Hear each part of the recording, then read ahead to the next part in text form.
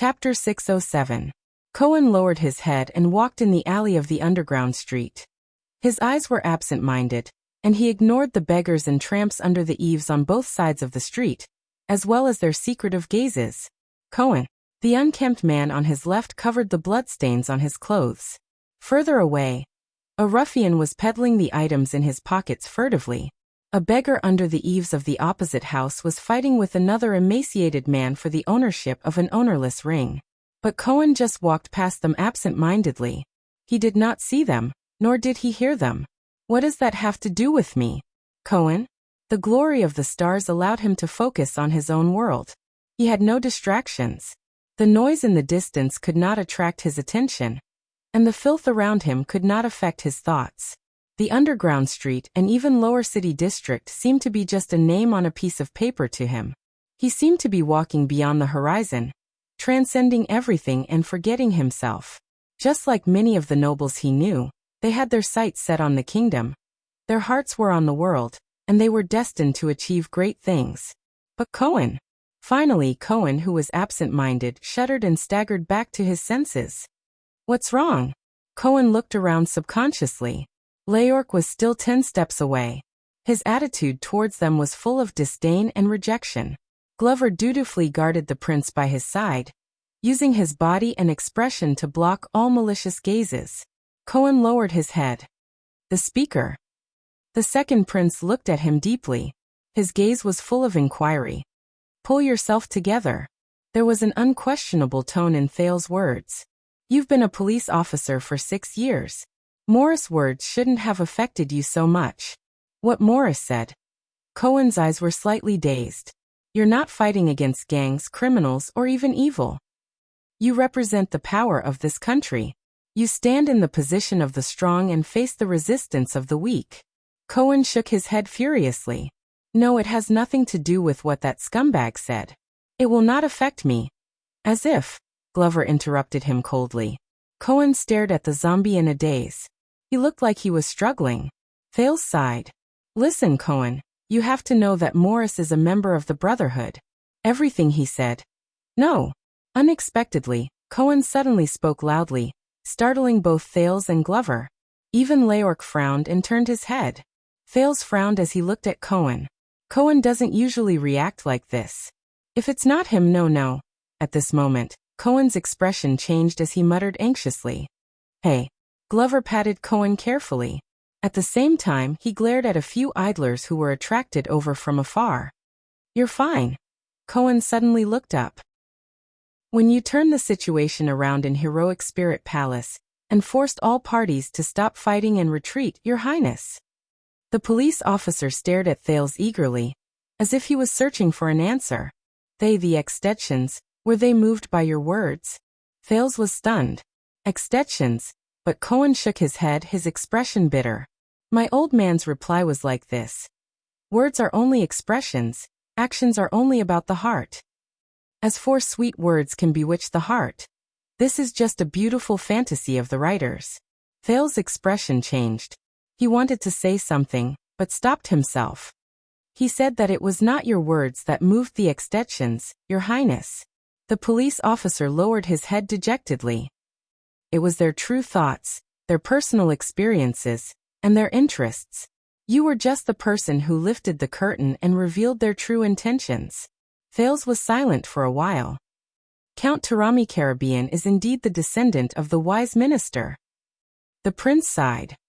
If there is a chance in the future, I will visit your father. Cohen's gaze was conflicted, as if he was going through a cruel struggle. At that time I was not convinced by the old man's words, but, it's the same, Your Highness. Cohen exhaled. That fat man is good with words, but he could not have swayed me with just a few words. Unless there was something else that swayed me. He stared at the narrow alley quietly, as if he could never see the end. Thales looked at him and sighed in his heart. I refused to admit it, but... Cohen hesitated for a moment, but in the end he gathered his courage and spoke decisively. Yes, my heart of the sword was swayed. My moves became more and more practiced, and the edge of my sword became sharper. Cohen gritted his teeth and said, but the person wielding the sword was rusty. This is the reason why I stagnated and did not improve in the past 6 years. Thales furrowed his eyebrows tightly. Maybe you should go back to the battlefield and roll in blood again. Glover snorted softly. He did not like Cohen's expression. Instead of going out on the streets to catch thieves every day. Callan. Thales gave Glover a warning glance, and the latter did not say anything else. I am serious. Cohen did not show any signs of anger, but his gaze was dejected. But what swayed me was not that stupid fat man's nonsense. It was me. It was my experiences in the past 6 years in this city. Experiences in this city. Thales paused for a moment, because of this sentence. The memories in the abandoned house were like a dream or fog, and they entangled around his feet again. Do you know, Your Highness, the little girl who stole your money just now? Cohen walked behind the prince and said absent-mindedly. She might not like to steal or extort money. When she grows up, she might not like to receive customers like her mother, or fool around like her father. But she had no choice. Thales and Glover froze at the same time. The former thought of the abandoned house, and the latter of Red Street Market. Cohen tripped over an irregular rock, but he didn't seem to notice it. He continued speaking. He continued, under the example of her mother and father, or perhaps just her mother's lover, she could only learn from them and become like most of the people on this street. Shrewd, vicious, shameless, and narrow-minded.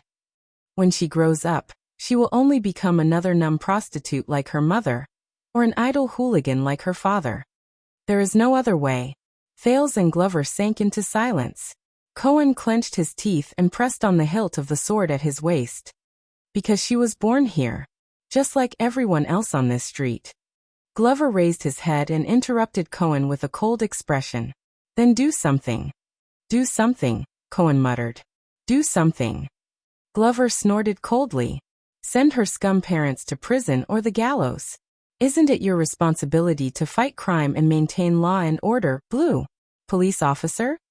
But Thales shook his head secretly. Cohen took a deep breath. Yes, but He paused and relaxed his chest. The words were at the tip of his tongue, but they did not have the strength to rush out. Cohen shook his head dejectedly. What happened? Thales asked in a low voice. Cohen was silent for a long time. It was so long that Glover was about to urge him, but he finally spoke. 6 years ago, Your Highness, when I first came here for a few months, I was full of confidence. I wanted to make some achievements and make some changes. At that time, I treated this place as a battlefield. I thought that my only opponents were the Brotherhood and Blood Bottle Gang. Only their filth and sins, only darkness and evil existed. But, Cohen's words came to a halt. What you fought was not even evil. Cohen clenched his teeth and shook his head. So I worked overtime to fight crime, maintain law and order, put an end to injustice and illegality, and brought security and law back here. But, the word appeared on the tip of his tongue again. In Lower City District, after arresting a batch of criminals, there will be another batch. After clearing out the nests, there will be another batch. Cohen's breathing became more and more erratic, and he spoke faster and faster. After arresting people, they will be released in a few days. After cleaning up the streets, illegal gangs will soon gather again. The sealed warehouses will soon become a cover for crimes. Every year, the number of corpses transported out for burial will be the same, or even more. Cohen's words were filled with bitterness and even a hint of helplessness. Strictly enforce the law and impartially punish people.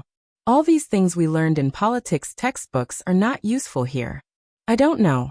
Maybe I didn't learn politics well. Maybe my methods of stopping crime are too inferior. Maybe I have to be like Cousin Derek and get full marks in politics every time. Then I will know what to do. Thales listened quietly. His mood was gloomy, but Glover was unmoved. It's useless to only catch small fries. Cohen raised his head and said hurriedly, I did it. He stared at Glover. I did it. I learned from some of my colleagues. I raised my eyes and started to target the big fish, like Morris just now. I took down a leader of the Brotherhood who was in charge of child beggars and cut off all the chains under him. But in less than 2 days, a newbie fought his way up from below and replaced him to fill in the gap. It was faster than the police officer's vacancy. Glover snorted in disdain. That means his level is not high enough. You have to find the source. Maybe you have to use that annoying black sword. The source. Cohen raised his voice again. Glover frowned. At that moment, the police officer stared at Glover in a daze. You're right. Zombies. Their level is not high enough. We have to find the source. The source. Cohen was like an ascetic who was pursuing his faith. He stared into the distance in a daze. As the police officer in charge of Lower City District, the area I can reach is too shallow. It's too close. I can't solve the root of the problem. So I thought, I have to do more. I have to push harder, go deeper and penetrate deeper. Cohen took a deep breath. So, I chased after them, to the source of those sins. But his determination suddenly fell. Just like the ascetic who was pursuing his faith, he eventually fell on the road. Then I met them. Glover and Thales were puzzled. Them. Cohen nodded expressionlessly. The one you met on the street just now, Your Highness, was just a little girl. The police officer's voice was barely discernible. But here, there, and in other places, I've met countless such children. Children. Thales opened his mouth subconsciously. The childhood of criminals. Is there a deeper source than this? Cohen gulped. Yes, zombie. Just like what you said, I took action, acted, and interfered, like the most competent police officer. That includes taking down the gangs behind them, punishing their scumbag parents, cleaning up their living environment, and threatening those scumbags who want to make use of them. I hate to say this, but thanks to my family name, a police officer of lower birth would have disappeared without a trace a long time ago.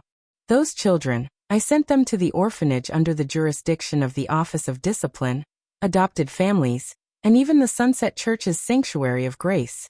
For this, I did not hesitate to face the hostility of the Brotherhood and Blood Bottle Gang, the internal punishment of the police station, and the disgust of my colleagues in the Office of Discipline. I even put down my pride and promised the old man to participate in the nobles' matchmaking ball. Only then could I get some money from his stingy hands to help some of the children who had no relatives, to satisfy their needs, and to prevent them from falling into depravity again. As they listened to Cohen's narration, Thales and Glover looked at him with increasingly different expressions. The more Cohen spoke, the more excited he became. Then his emotions suddenly changed. But the police officer seemed to be frozen in time. He was stunned for a few seconds before he spoke again. A few years ago, I rescued an orphan. At that time, he was a little over 10 years old. I asked the Office of Discipline to send him to the orphanage. Cohen's gaze moved slightly, and the colors in his eyes gradually disappeared. But a few years later, I caught a group of scumbags from the Brotherhood who collected debts. They tortured the debtor's son with red-hot tongs in front of him, just for God knows how many coppers. Glover's expression tensed. Cohen took a deep breath. That child, the child I rescued. He was among those scumbags. He was 14 or 15 years old. Cohen said in a daze, he was too old. He's too old. I can only send him to prison. Just like when I sent him to the orphanage. Thales closed his eyes, then opened them again. Cohen exhaled a pained breath. He wasn't the only one. I only found out a long time later that the children I thought I rescued, most of them will reappear on the streets. The children who originally had parents. After their scumbag parents became obedient for a while, they would basically revert to their old ways and continue to bring them up. Just like that little girl just now. As for the others, they could not stand it anymore. They escaped from the orphanage or the families who adopted them. Cohen lowered his head sadly. You idiot. Glover suddenly interrupted. He said a long string of words, which was rare for him. Most of the orphanages are no different from prisons, except that the prison guards are worse. Rather than letting them go there, they might as well go back to the streets to steal bread. Cohen shuddered slightly. As for adoption, it's like a bet before your eyes. Glover's tone was cold. If you're lucky, you might be able to eat some leftovers in the stable as proof that your family can receive orphanage compensation from the Office of Discipline. If you're unlucky, the zombie tightened his collar and did not continue speaking. Cohen frowned. How did you know?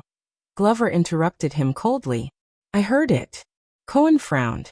From whom? No one. Glover seemed to be extremely wary of this topic. He raised his index finger and warned sternly, enough. The problem ends here. Thales sighed softly. Although Cohen was extremely puzzled, he did not pay too much attention to it. He only sighed helplessly. Yes, the orphanage and the families who adopted them. I know about their situation. I went to take a look later. These good governance measures from the era of the virtuous king have long since deteriorated. Cohen lowered his head. As for the Sunset Church's House of God's Grace, it's even more disgusting. A deep voice was heard. Cohen and Glover were both shocked. They turned their heads. The quiet killer, Leork, who had appeared beside them at some point of time, snorted softly. His gaze was vicious. I once had a friend who went in. Cohen and Glover looked at each other, but Leork ignored them and said coldly. He continued coldly. There was a very good old priest in the House of God's Grace. He patiently taught him how to read every day, recited the sunset scriptures, and learned etiquette and morality. My friend was young at that time, and had never received such care. He was very grateful. Until one day. Leork snorted softly. He seemed to be smiling, but he did not seem to be smiling. That kind priest told my friend that as a devout believer of the sunset goddess, the grace of the goddess had once descended upon him. It was hidden in his underwear under his thick robes.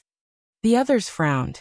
The old priest untied his belt and encouraged the child with gentle words. He asked him to break through all obstacles and find the carrier of the grace of the goddess. He then tried his best to grasp it. He cherished it devoutly and pondered it with all his heart. He never left his mouth until he said, "Let the mortal body produce miracles and spray out pure white divine rain." When he said this, Leork burst out laughing. Ha ha ha ha ha, pure white divine rain. Ha ha ha ha ha. On the altar of the House of God's Grace, in front of the goddess' sacred elephant. Ha ha ha ha ha.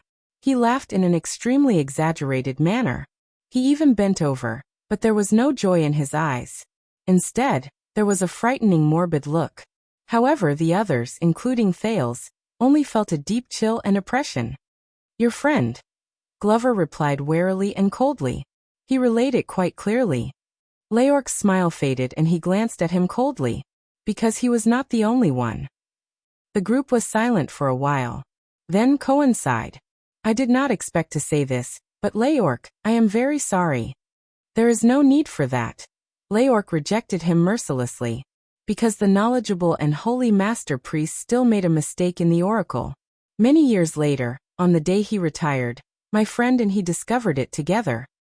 When he heard this, Thales, who knew the tranquil assassin's nature, had a change in his gaze. I see. The so-called grace of the goddess, the divine rain. Leork lowered his head, and gently pulled out the blade hidden at his waist. There was a fierce glint in his eyes. It is bright red. Cohen and Glover's expressions changed slightly. They were silent for a while. Then, when Leork sheathed his blade, he woke up from the silence. Cohen raised his head and looked gloomy. In short, when these children return to the streets, they either return to their old jobs, begging, stealing, swindling, or even following behind the scumbags to make a living. They imitate, assist, or even yearn to become them, because at least the latter can eat well. Or their lives are even worse. Without the organization and protection of the gangs, they are like weeds, and no one cares about them. I still remember that there was a child who spat at me. He said that rather than being rescued by the police station, he would rather return to the Brotherhood. Even if he was beaten up a lot, at least he had an organization and companions. He could survive, and if he was lucky, he could grow up to be as awe-inspiring as them and bully other bastards. Thales subconsciously clenched his molars. Because this is the only way to survive, Leork, who had unknowingly joined the conversation, said in disdain. It is the only way for them to find their own kind, find happiness, and find a reason to live. And not the so-called relief of you upper-class people. Cohen snorted. He was dispirited. And almost every criminal, gamblers, robbers, swindlers, prostitutes, thieves, gangsters, and thugs, has had a similar bad experience since they were young. Sometimes they had an irresponsible drunkard father, sometimes they had an immoral playmate, Sometimes, they had to live in poverty, sometimes they had to deal with the cold and heartless society, and sometimes they had to deal with this dirty street. Compared to these, even the Blackstreet Brotherhood and Blood Bottle Gang do not seem so ferocious and detestable. The police officer's words made the rest of them sink into deep thought. Pitiful, hateful, pathetic, and hilarious. In the end, I don't even know whether it was natural for them to become what they are today, whether it was their own choice or not. Whether it was their own choice or not, whether it was their own choice or not, whether they deserved it or were wronged. Yes. Leorc was the first to speak. He spat on the ground in disdain. As if we care about what you think, cop. But Cohen did not care about his offense at all. We just, over and over again, lock their scum parents in prison or send them to the gallows.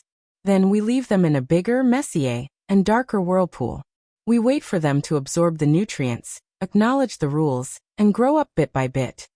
The police officer's face was gloomy. They will become the new scum. Then, we will capture them when they become scum. Then, we will wait for their newborn children to grow up in the same whirlpool and become the new scum. He raised his head again and looked into the distance of the dilapidated street, but he still could not see the end. That is their own choice. Glover spoke. There was a hint of indignation and anger in his words. They will bear the consequences. Choice. Choice. Leorc laughed in a morbid manner again. His laughter grew louder and louder, making everyone's skin crawl. Ha ha ha ha. Cohen did not answer. He only looked at Zombie bitterly, which made the latter even more unhappy. But they have no choice. Thales, who had not spoken for a long time, slowly opened his mouth and attracted the trio's attention. They have no chance. The prince walked up a few steps and headed towards the place he was once most familiar with. In this kind of community, the socio-economic status of their parents is limited. Sorry, I mean they can't go to school since they were young, can't acquire a skill, and can't see the wider world. Thales walked past a corner that he had passed countless times when he was young. They are bound here and can't find a normal and stable job. They can only wander between idleness and committing crimes. They have no time to care about morality and the law. They can only prioritize things that can support their survival. They can't understand ideals and dreams. They can only reproduce the selfishness, narrow-mindedness, viciousness, laziness, despicableness, and anger forced upon them by life in the mud of reality. They don't have the chance to feel morality, gratitude, selflessness, unity, and justice like us, who claim to be healthy people. They can only learn the true meaning of life from the ruthlessness of the streets and the cruelty and terror of their peers. Thales sighed. Their poverty will only be passed down from generation to generation. The same goes for crime. Cohen's expression became more and more unpleasant. Glover's expression did not change. Only his breathing quickened. Leorc crossed his arms and walked along the wall subconsciously. And when the kind-hearted people outside asked, "Why is it like this?" Thales said sadly, "People will pinch their noses and answer with condescension and disgust. Because they are scum, because they have a bad upbringing, because they do not learn well, or even because they were born that way. Selfish, narrow-mindedness, viciousness, laziness, despicableness, anger, ignorance, and even committing crimes. It's all their own choice." The teenager's words suddenly sped up. People will say, "We didn't force them not to be self-reliant, force them not to improve, force them to be immoral, force them to commit crimes and become criminals, right?" The prince's emotions shocked Glover. The zombie asked hesitantly, "Your Highness?" Thales said absent-mindedly, "Some of what they say is true, but it's not just that. Not just that. If we really want to change the situation and not comfort ourselves." Glover and Cohen looked at each other. Leorc still crossed his arms and said nothing. Thales slowly raised his head. "And when their existence and behavior, all nurtured in such a deviant environment, threaten the freedom and safety of people," Meng Chao said, "people will be filled with righteous indignation and will say, 'Criminals must be hanged because they deserve it.' People will say, as long as these scum die, they will not be able to harm others, and the future will become better." Cohen bit his lip. "Haha, if all the scum die," Leorc sneered. "Then, what else can people use to prove that they are good people?" Thales shook his head and ignored Leorc's extreme words. Just like what you said just now, in the desert, be it orcs or humans, they all believe that as long as they kill all their enemies and leave none alive, peace will come. Then peace will come. Glover and Cohen were both stunned. But the problem is, at that moment, Thales felt like he had returned to the prison of bones, Crassus of the disaster swords. Ricky's words echoed in his ears. How are we going to kill those? Thales said in a daze. Enemies that cannot be killed? Everyone was silent for a long time. So just like what that fatty said, the Brotherhood is everywhere and will never die. Cohen carelessly combed his hair and said in pain, even if I kill Black Sword, there will still be countless new Black Swords. They will pick up his weapon, speak his language, and even take on his appearance. This is our real enemy, an enemy that cannot be killed. Leorc chuckled and tightened the black silk on his arm. Punishment will not work, prohibition will not work, help will not work, and charity will be useless. There was a deep sense of helplessness in Cohen's tone. That was the first time I understood that my sword can kill. Cohen raised his head in a daze. But it cannot save lives. Not even one. Chapter 608. Glover snorted angrily. At the very least, you can stop others from killing. The zombie stared ahead. Then you can save lives. Cohen laughed bitterly and did not answer. No. The person who spoke was Thales. This made Glover's desire to refute fade away. Trust me, zombie. That's not it. Thales shook his head. Stop killing and save lives. They look very similar. Thales said faintly. There are also many people who say that as long as the murderer is killed before he kills, it is equivalent to saving the person he is about to kill, and the problem can be solved. But trust me, Callan. Those are two different things. There is still a long way to go between the two. Glover did not answer. He was still deep in thought. At this moment, Leorc's cold laughter traveled into their ears. You don't have to be so kind, young masters. There is no one in this world who deserves or expects you to save them. The assassin from the Brotherhood raised his hand and pointed at the dilapidated houses around him. Look, this is our life. It has always been like this. There is no need to change it, let alone save it. Upper-class people like you who are so arrogant can't save anyone. Cohen's frown deepened. You know, I have a friend, a very good friend. She also grew up in a similar environment. When I asked her, she also sneered and told me to give up. Cohen said gloomily to Leorc. This is how the world is. It is self-contained and has its own rules. It's good enough that I can take care of myself. Acknowledge the rules, accept the rules, adapt to the rules, use the rules and control the rules. Only by doing so can we rewrite the rules in the future. Thales clenched his fists. At that moment he actually thought of the two people saying the same thing despite their differences. Hold on to your sword. Don't lose it. What you need to do is not to make up for it, but to control it. Not to stand on this high wall and sigh, but to lean on this high wall and ride the wind and waves.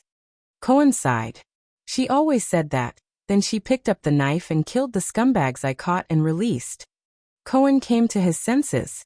He knew that he had made a slip of the tongue, so he shook his head. Sorry.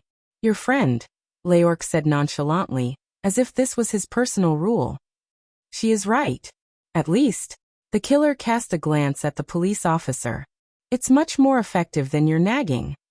Cohen shook his head. But the same, he said bitterly. She can kill. But I can't save anyone. She and I, we often quarrel about this.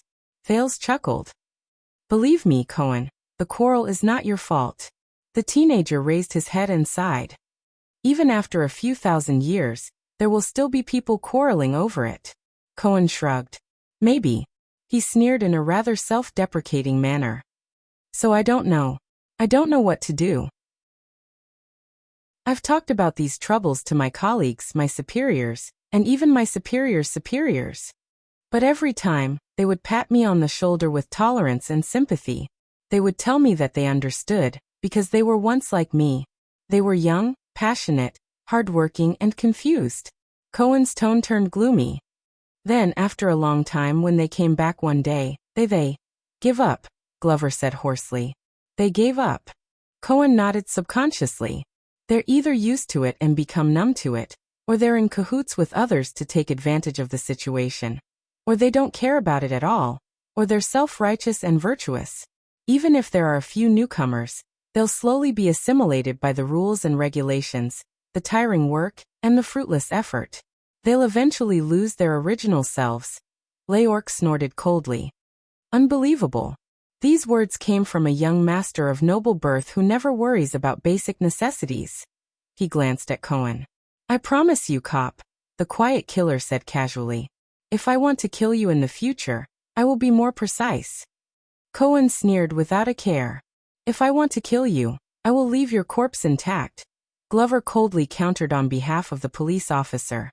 For your tour guide this time. Leork looked at him coldly. It doesn't matter what I think, Cohen sighed.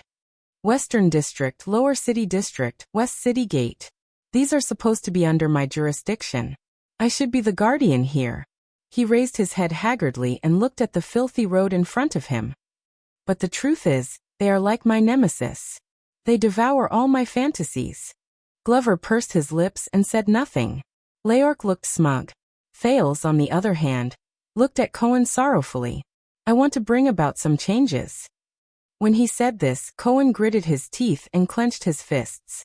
But his fists suddenly loosened, and he seemed to have lost his soul. That Fatty Morris and you, your highness, you made me understand that what I am fighting against is not just crime. Cohen said in a daze, I don't know. I don't know if what I'm doing is useful. Sometimes, I wonder if I'm really like what they say. An idiot who does useless work, a stupid police officer. Thales looked at him, unable to bear it, but he did not know how to comfort him. Even changing the position of a flower pot in the police station. Cohen smiled. His smile was a little sad. I can't do anything about it. Glover could not help but say. You are the young master of the Caribbean family. If even you can't. You are right. Cohen looked at him and shook his head with a bitter smile. It is precisely because I am the heir of the Caribbean family. But Cohen lowered his head slowly. I only have one sword, and I am alone. The police officer looked at his family heirloom sword and sighed. But I have to face the wound that it has cut itself. It is too difficult. Thales sighed as well. Do you remember the girl in the pharmacy? The prince said softly. Yanni. The three of them turned their heads. She only has a pair of hands. Thales lowered his head and looked at the increasingly uneven road under his feet. He was focused on counting the pits. Just like you only have one sword. Who do you think is more difficult? Cohen was stunned. But Thales did not speak again. He just stared at the road under his feet. This material, this feeling of his feet, this direction. They are getting closer. A sense of familiarity and panic attacked him at the same time, making him unwilling to raise his head.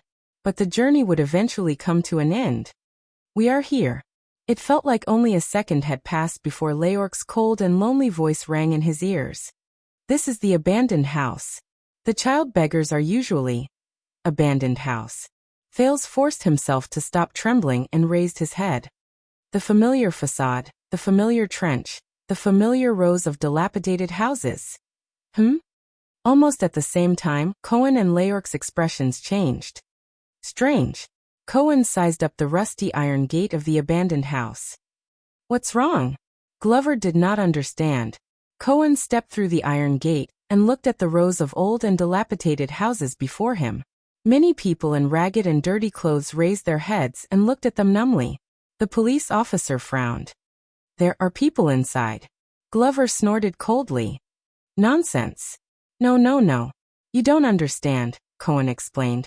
A few years ago, I followed the police station's team to sweep the place. The abandoned house was always empty. The scumbags could always move ahead of time, including the countless street children under their control. They couldn't catch anything. Cohen walked forward, puzzled. It's just that I've never seen anyone living in it. Thales caught up with him and frowned. They walked on the terrible muddy road, and passed by rows of stone houses that had not been repaired for a long time. They are all old, weak, sick, and disabled. Glover walked past a house and glanced inside. There are also tramps. There are also child beggars. But Thales still frowned. They turned a corner and walked on the road that the teenager was very familiar with. The 8th house, the 14th house, the 2nd house. Thales tried hard to regulate his breathing.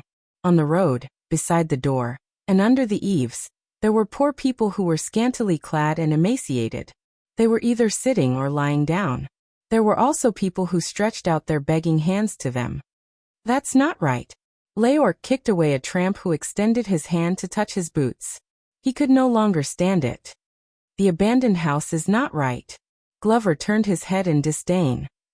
What's wrong with you? Leork shook his head. I haven't been here for the past few years, but he looked around vigilantly. The management of the abandoned house should not be so lax, and, according to the usual practice, there should only be child beggars and thugs here. And there should not be so many tramps. Some of them are not from the Brotherhood at all. Glover still could not understand, but Cohen narrowed his eyes. Thales was the only one who did not speak as he looked at the abandoned house that was filled to the brim by the poor people. At this moment, a lazy voice came from a broken recliner beside him.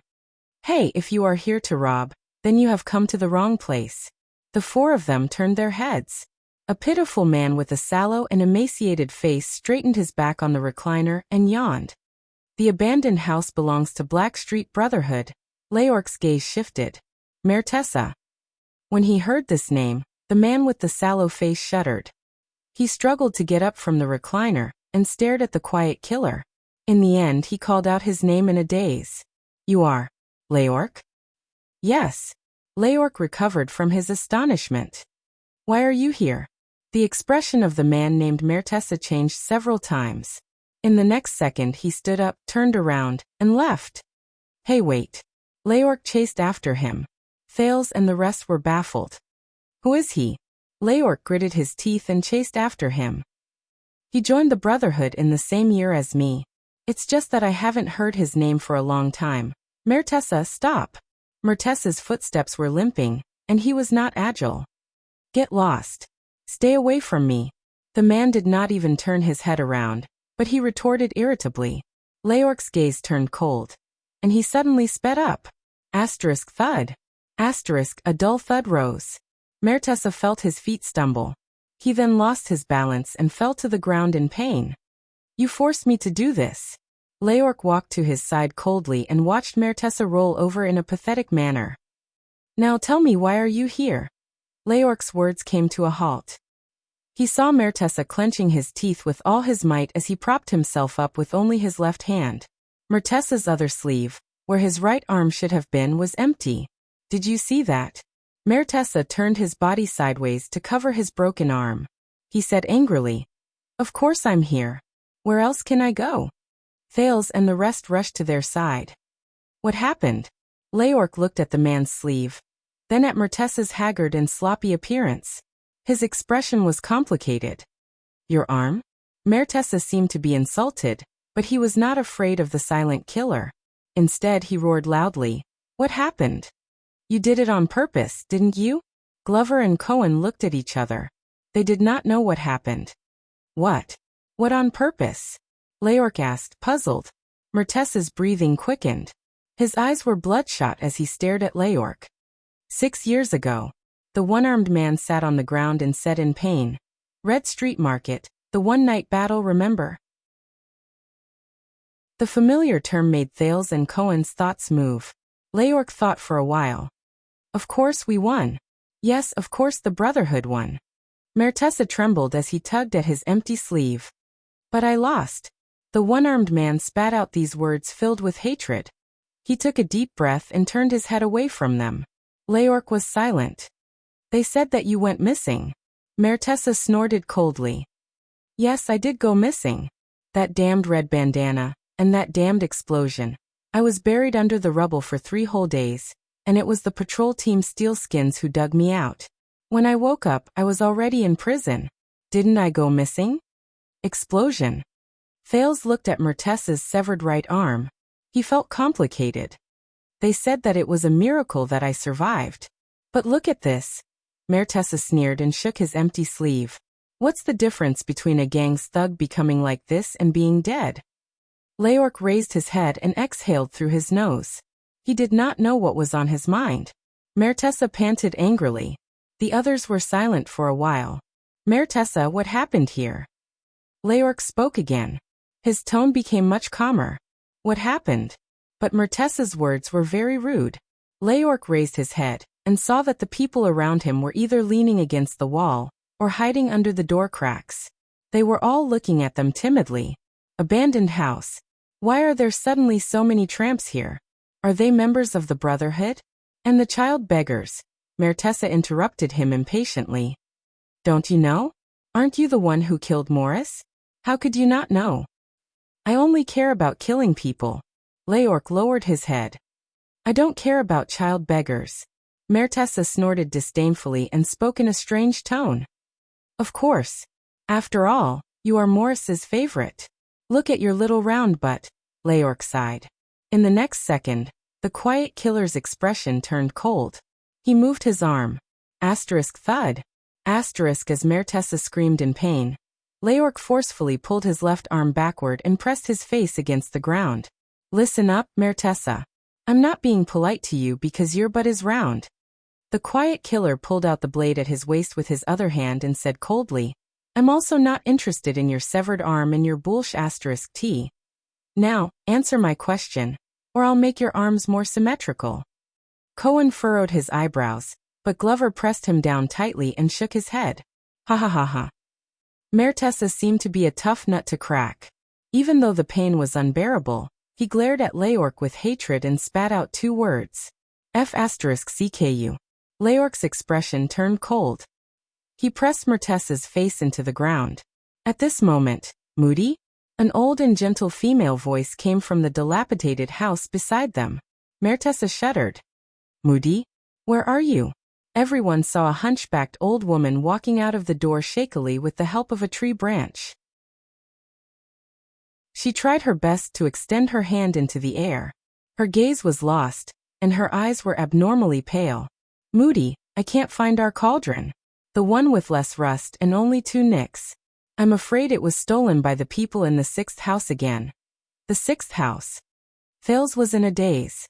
Then, the sound of the old woman's branch tapping on the ground brought him back to reality.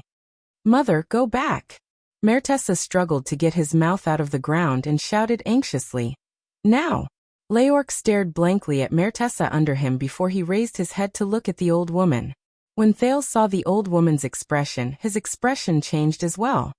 But we still need to fill our bowls with water for cooking. We don't have a container. The old woman with white eyes extended her hand in puzzlement. She turned her head and listened carefully. Moody, what are you doing? Who's with you? The old woman's words came to a halt. Damn it. She turned her pale eyes in Leorc's direction and put on a cold expression. No matter who you are. At that moment, the old woman appeared calm and collected. We don't have money. Mertessa struggled even more, but he could not resist Leorc since he had lost an arm. Leorc just stared at the old woman in front of him in puzzlement. Look at Moody. Not only did he lose his right arm, even the right side of his body is not very agile. The old woman sighed. How else can we earn money? You won't be able to get anything. Leorc was silent. But the old woman's words seemed to have angered her son. Damn it, mother. Mertessa's face was filled with humiliation. Shut up and go back into the house. But the old woman turned a deaf ear to Mertessa's words. Instead, she calmly spoke in Leorc's direction. If this doesn't make you stop. This old woman has a little friendship with the people in the Brotherhood. Moody is also a member of the Brotherhood. If blood is spilled, it won't look good. A few seconds later, Leorc quietly put away his weapon and let go of Mertessa. He looked at the old woman, and his tone became much better. Mother Bess, your eyes, are they blind? Blind? Ah. The old woman widened her eyes as if she had heard a big joke. My ears are good enough to hear that there are 4 of you, 3 of whom are armed. The old woman's words came to a halt. Wait, you know my name. So, you're one of the brats in the Brotherhood? Leorc sighed. Don't worry, I'm just passing by. Leorc stared at the blind old woman, Bess, and lowered his head in disappointment. I'm just visiting an old friend. But the old woman named Beth ignored him. Instead, she asked her son, What's wrong? Instead, she asked her son, Moody. I'm fine, mother. Mertessa, who had escaped, sat on the ground and panted angrily. I said just King, hurry up and go back. The old woman sneered. Maybe I'm not your real mother, Moody. Maybe I still need you to remind me so that I won't trip over the stairs. In the next second, Bess slammed her branch on the ground. She raised her voice abruptly. But at least I didn't let you freeze to death on the road or suffocate to death in the sewers when you were still a little kid who only knew how to cry. So King brat, King son of AB Tsich, show some respect. The old woman's swift and fierce roar caused everyone to tremble involuntarily. Mertessa rubbed his forehead in pain. He felt helpless and uncomfortable. Mertessa gave up on talking back to his mother and sighed. All right, I'll talk to the 6th house about that stupid pot. Now I beg you, go back to the house. Thales and the others looked at each other. That's good, that's good. Bess regained the old woman's weakness. She hunched her body and muttered as she turned around. The Brotherhood, ha! How much more do we owe them? That devil's black sword. Mother! Mertessa began to roar angrily again. Bess snorted softly and stretched out her branch to explore the way. Then you guys have a good chat. After all, this may be the last time you see each other. The last time? What's wrong? Leorc glanced at Mertessa's injured body. Is he terminally ill? Bess trembled as she touched the mud wall. No, I'm talking about you guys. Once you join the Brotherhood, you won't live long. Leorc stared at Bess fixedly. Mother! This was the umpteenth time Mertessa had shouted angrily. But at the same time, there was another voice. Granny! Bess's figure froze. The old woman slowly turned around with an amused expression. A young voice. It's crisp, powerful and changing. 15 years old at most. Thales walked forward and stared at the old woman. You said that your name is Bess? The blind old woman turned her head and sniffed a few times in Thales' direction. The smell of nobility, but it's somewhat familiar. There's also a hint of cosmetics. Why, did you just come back from Red Street Market? But Thales ignored her words. You said that you're a member of the Brotherhood. Thales stared at Bess's face. Why have I never heard of you? Bess opened her mouth and laughed hoarsely. Maybe it's because you haven't grown hair down there? Glover and Cohen had strange expressions on their faces. The old woman's expression immediately became stern. She raised her voice in Thales' direction. And your little chick is still as soft as a caterpillar and can't get hard on its own? Impolite little brat? Mertessa said in pain. Mother! Enough! Bess snorted coldly. Her white eyes were lifeless, but they sent chills down people's spines. Little brat, go find Morris in this neighborhood and ask him if he's heard of the black-hearted widow Bess. And ask the other ungrateful brats in the Brotherhood how many of them have not been spanked by me. Thales was silent. I see. He looked at Bess's face quietly, searching for a memory that flashed through his mind when he was young. He grinned. Thank you. I'll keep that in mind. Mother Bess. Thales repeated Leorc's name. It's best not to, the old woman said coldly, unappreciative. This old woman would rather have some peace and quiet. She slowly but skillfully stepped over the pit on the ground and disappeared behind the wall, leaving behind only her swift and fierce voice. Moody, don't forget that pot.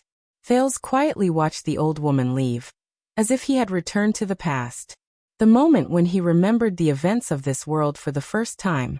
Look at you, brat. Cry. Damn it, why don't you cry? Don't be an idiot. No, it's better if you're an idiot. I'll be less worried. At that time, her voice was not so old, but it was as rough and ear-piercing as it was now. You have to call me Mother Bess. Mother, do you understand? Even if you become successful in the future, I'll still be the one who raised you. Little brat, may the god of the underworld take care of you as soon as possible, so that you don't cause any trouble. At that time, Mother Bess's face was full of disgust, but there was also a hint of reverence. All right, Thales, this is your name. Don't mind it. I know it's not nice, but I didn't give it. It's okay. I'll raise you until you're old enough, and I'll be free. I won't have nightmares all day. At that time, the Brotherhood's nursery nest was dark, narrow, damp and simple. All right. Hurry up and take him away. I don't want to see him again in this life. Why? Haha. You won't believe me even if I tell you, but he's destined to cause a lot of trouble. A monster born to a monster. At that moment, Thales opened his eyes and buried all the clear and blurry fragments deep in his heart. There was still one more chapter. He would finish writing it around 12:30. End of this chapter. Chapter 609. Seeing that his mother had left, Murtisa heaved a sigh of relief and collapsed to the ground. Leorc looked in the direction where Bess had disappeared. His expression was complicated. You and Granny Beth have been living here for the past few years? Murtisa snorted in disdain. Leorc frowned. You know Boss Morris can help. This is what Mommy wants. Murtisa interrupted him rudely. She said that the Brotherhood has changed. It's getting bigger and more chaotic. She doesn't want to stay any longer. We might not live well like this, but we can survive. He straightened his body and stared at Leorc with jealousy and hatred. Not like you. Leorc was silent for a while. I remember that you were by Luoda's side back then. Murtisa laughed. His laughter was filled with resentment. Of course. Rhoda. Ironheart Luoda. But hey, look at me. Murtisa turned around laboriously and showed his broken arm. He was filled with indignation. He doesn't need trash. And after so many years, how many of us, the so-called 13 generals, do you think are still alive other than you, Steel All and Thunder Axe? How much? Leorc didn't respond to his question. He only gazed deeply at Murtisa's broken arm. Count your days, silent killer. Murtisa snorted coldly and shook his head. In any case, it won't be long. The two old friends of the Brotherhood looked at each other in silence for a long time. Murtisa, right? Thales stepped forward in a low voice. What happened to the abandoned house in the past few years? Murtisa glanced at Thales. What kind of battle array is this? The man looked at Leorc in disdain. Who are these three? Your new lover? Leorc's expression turned cold. His hand once again touched the hilt of his blade. But Thales coughed. Look, Murtisa, people are watching us. The prince smiled and gestured to the curious faces around him. So the longer you stay with us, the more those who stole your pot, the sixth house, right? Will be curious about what we talked to you about, or... Thales stopped smiling. How much money did we give you? Murtisa's expression changed. Bah, Murtisa said hatefully. You must be Morris's little bastard. You're as cunning as him. But Thales did not care. He just stared at him quietly. Now, do you want to answer the question? What's wrong with the abandoned house? Murtisa snorted twice. He looked at Leorc and the other two big men before he spoke in an unconvinced manner. If you still remember Leorc 6 years ago, on the day of the one-night battle. At this point, Murtisa glanced at her severed arm and spat fiercely. F***ck, no one else said anything. In short, when we were killing people in Red Street Market that day, something happened to abandoned house. Luoda's son was in charge of looking after this place. In the end, that trash drank too much and killed a bunch of child beggars. The rest ran away. He drank too much and killed a bunch of child beggars. Thales listened to the story quietly with an expressionless face. It was as if it was someone else's story. Leorc narrowed his eyes. Quiet. I remember that trash, and I also remember this. Murtisa nodded gloomily. Someone said that it was a conspiracy of the Blood Bottle Gang. In the end, that trash was killed by a few child beggars. Thales subconsciously raised his hand and pressed on the scar on his chest. But the worst thing was that the guy's father was my former boss. Luoda destroyed Sunset Pub because of the child beggars. I heard that he even skinned the assistant who was in charge of abandoned house along with his son to go with his drink. Thales furrowed his brows. Murtisa shrugged. I know Luoda, believe me, this is something he would do. Leorc's expression did not change. I know. Boss Morris talked to Ironheart, and they solved this matter. Murtisa spat in disdain. Solved my foot. He looked at Leorc in displeasure. After this happened, who in the Brotherhood would dare to take care of the mess that is abandoned house? Murtisa turned around and looked at the tramps around him. With this precedent, If something happens to the child beggars again, it will be a slap in Morris' face. He will definitely settle the score with you. Even if you manage the child beggars well, it will be worse. Luoda is concerned about his son. If he knows that you are in charge of the child beggars, he will definitely find you an eyesore. Who knows, some of the child beggars will become restless. Just like what happened to Quide, they will slit your throat when you are drunk. Mertessa laughed mockingly. He sounded like he had given up on himself. With this, the only people who are willing to come to abandoned house will be the old, weak, sick, and disabled. Mertessa. Leorc hesitated for a moment. You, Mertessa spat in disdain. His tone was filled with pain and disdain. Do you know what is even more interesting? Luoda has always believed that his son's murderer has not been caught, so he asked me to guard here and wait for the child beggar to walk into the trap. Look, this is a good reason. It is a good excuse to throw away trash. The last sentence was almost shouted out by him. Walk into the trap. Thales subconsciously raised his head and looked at Mertessa again. But Mertessa did not care how his words related to the person in front of him. He only laughed self-deprecatingly. You see, people like us. Heh, we are sloppy and do nothing. We open the door at dawn and lock the door at night.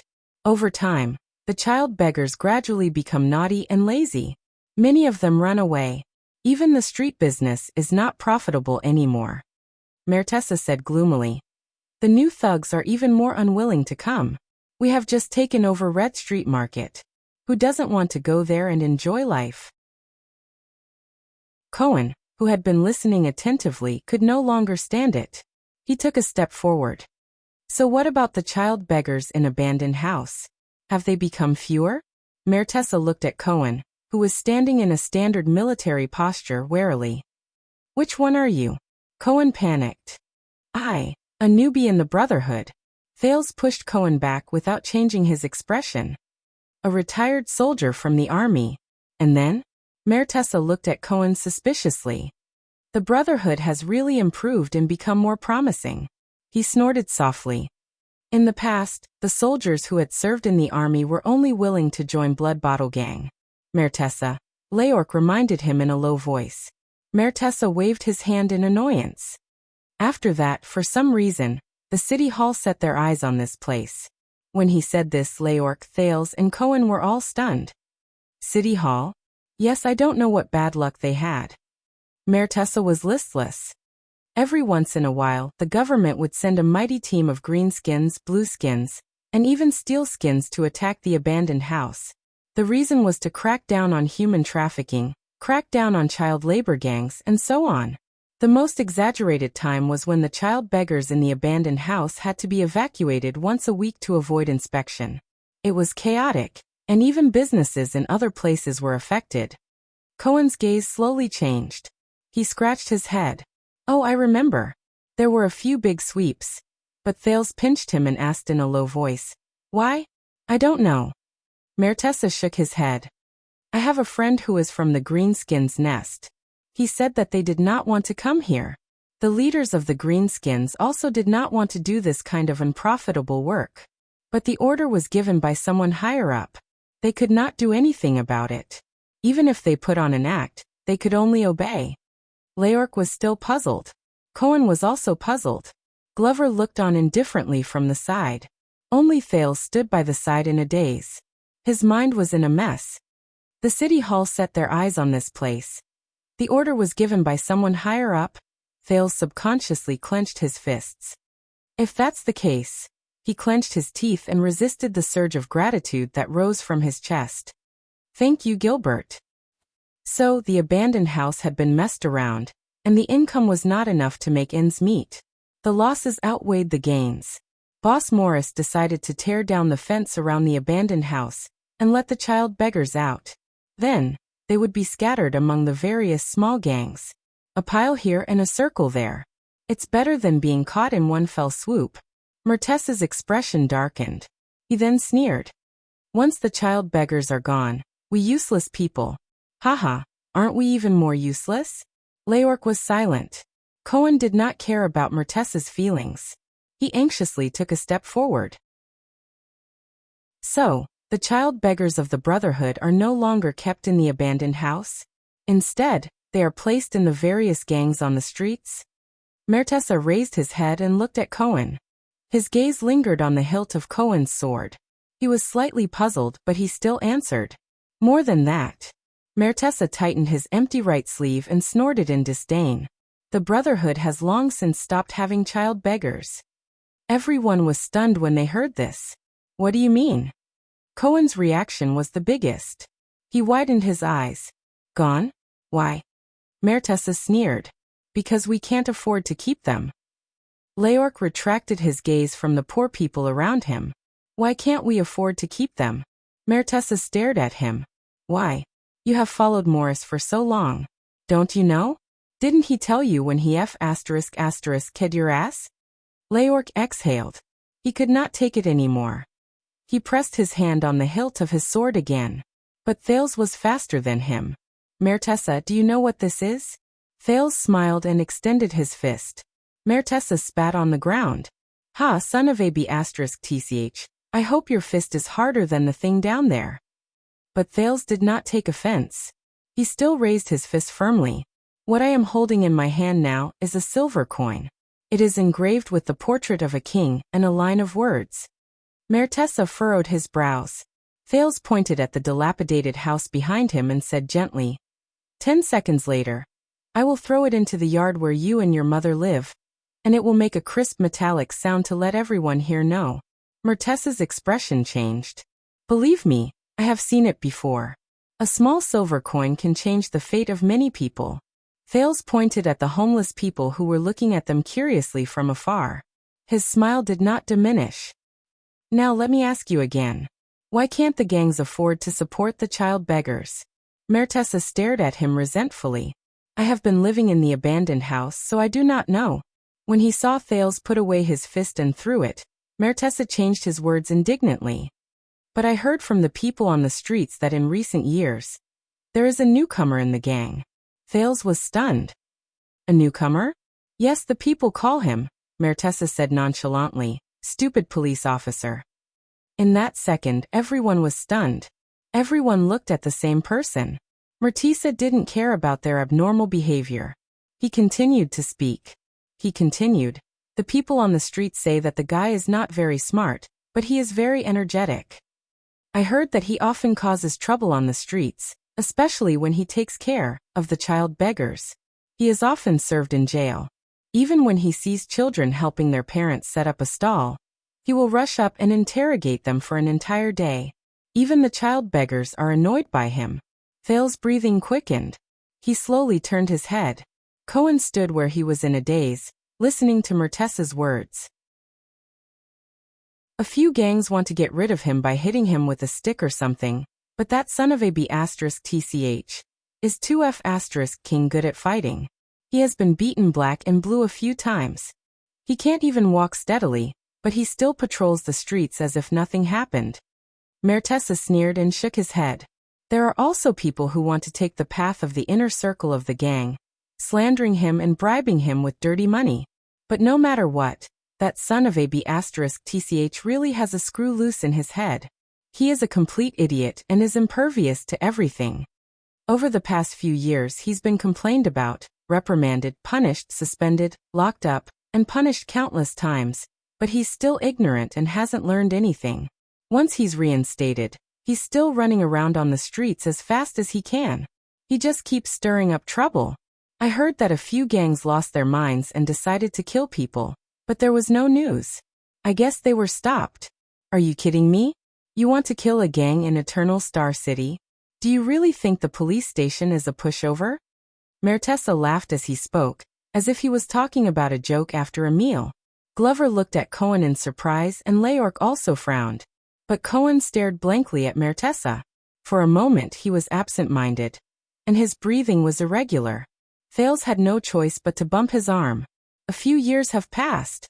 The subordinates of the Brotherhood, the small gangs responsible for looking after the child beggars, are almost in tears. Every one of them is miserable. It's difficult for them to even do business on the streets, let alone earn any income. Cohen swallowed hard.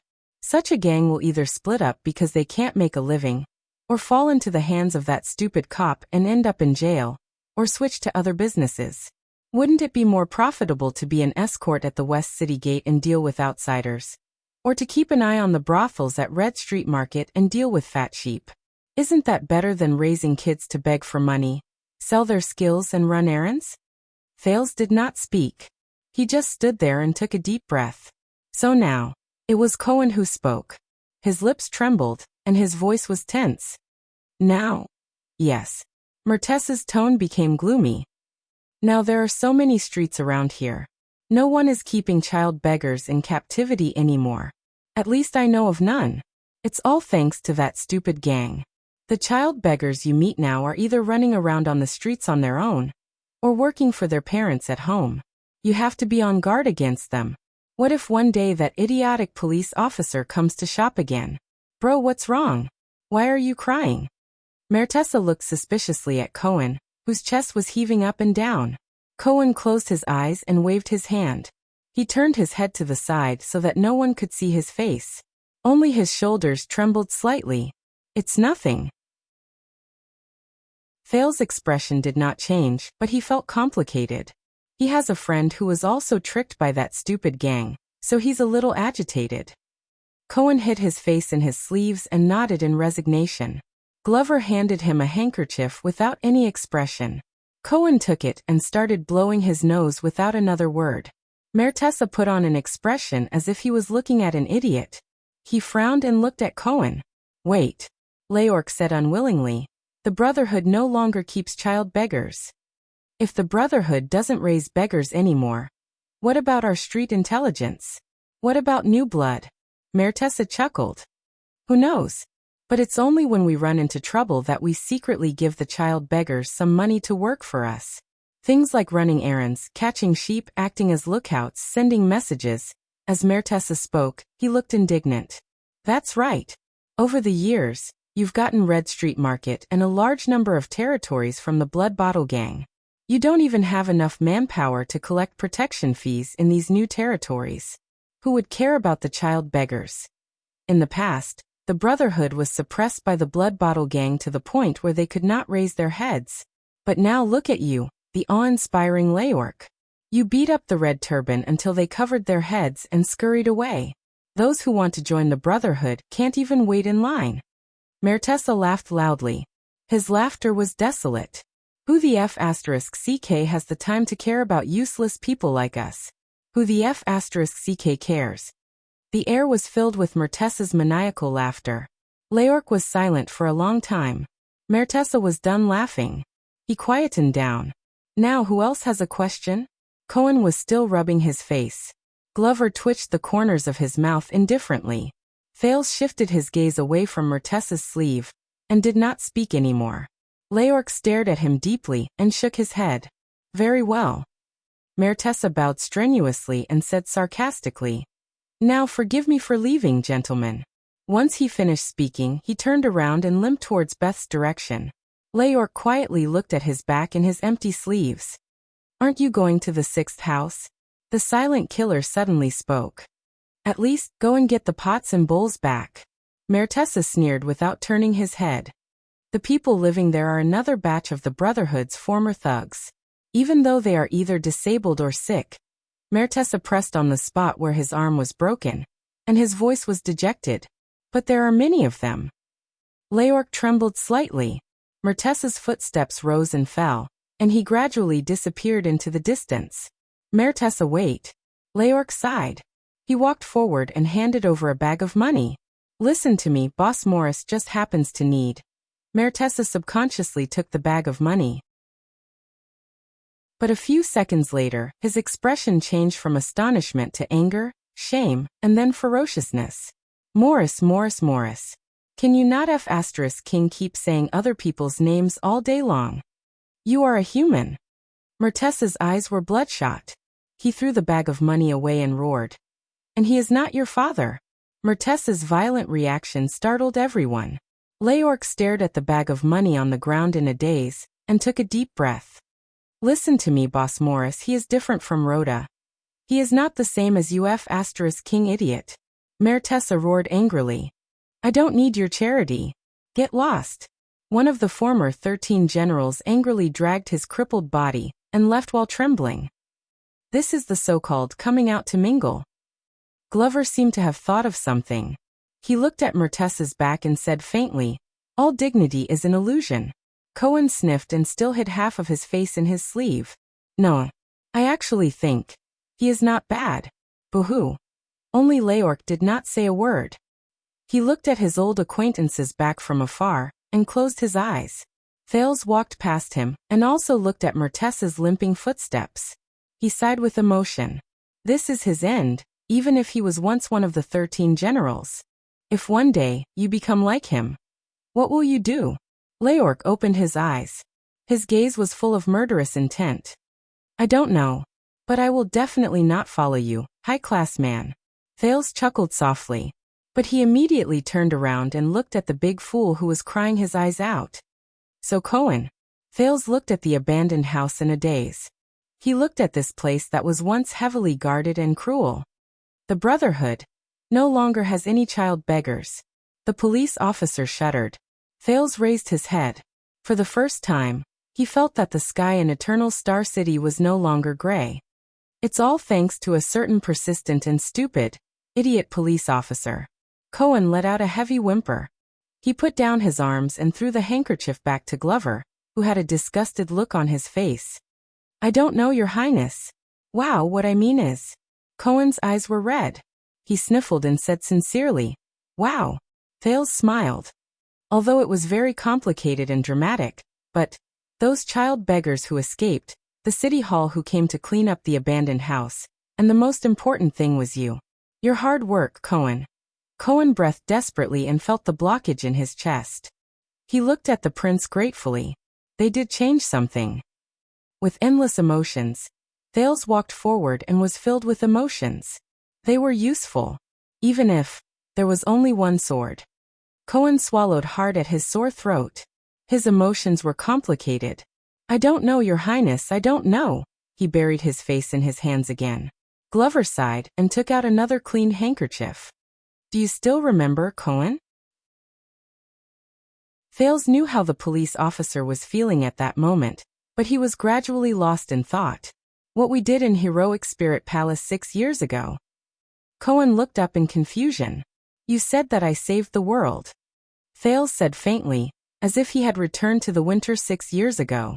I didn't understand at that time, but just like what you said, our desperate efforts in Heroic Spirit Palace may seem insignificant. Thales took a deep breath, turned back to the way he came, and walked forward. But for those who might be affected by the war in the future, our efforts, indeed, saved the world. Thales walked past everyone and curled up the corners of his lips at an angle that no one could see. Thank you, Cohen. Glover followed Thales and bumped into Cohen, who was still in a daze. No, I didn't do anything at all.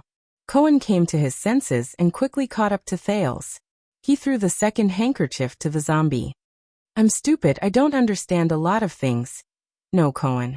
Thales took the lead and walked towards the exit of the abandoned house, which was no longer blocked by iron locks. Only slow idiots can become heroes. Cohen paused for a moment. At that moment, shameless boasting. Leorc straightened his back and picked up the money bag that Mertessa threw away. He said coldly, even if the Brotherhood doesn't care, do you think that these child beggars will learn by themselves on the streets?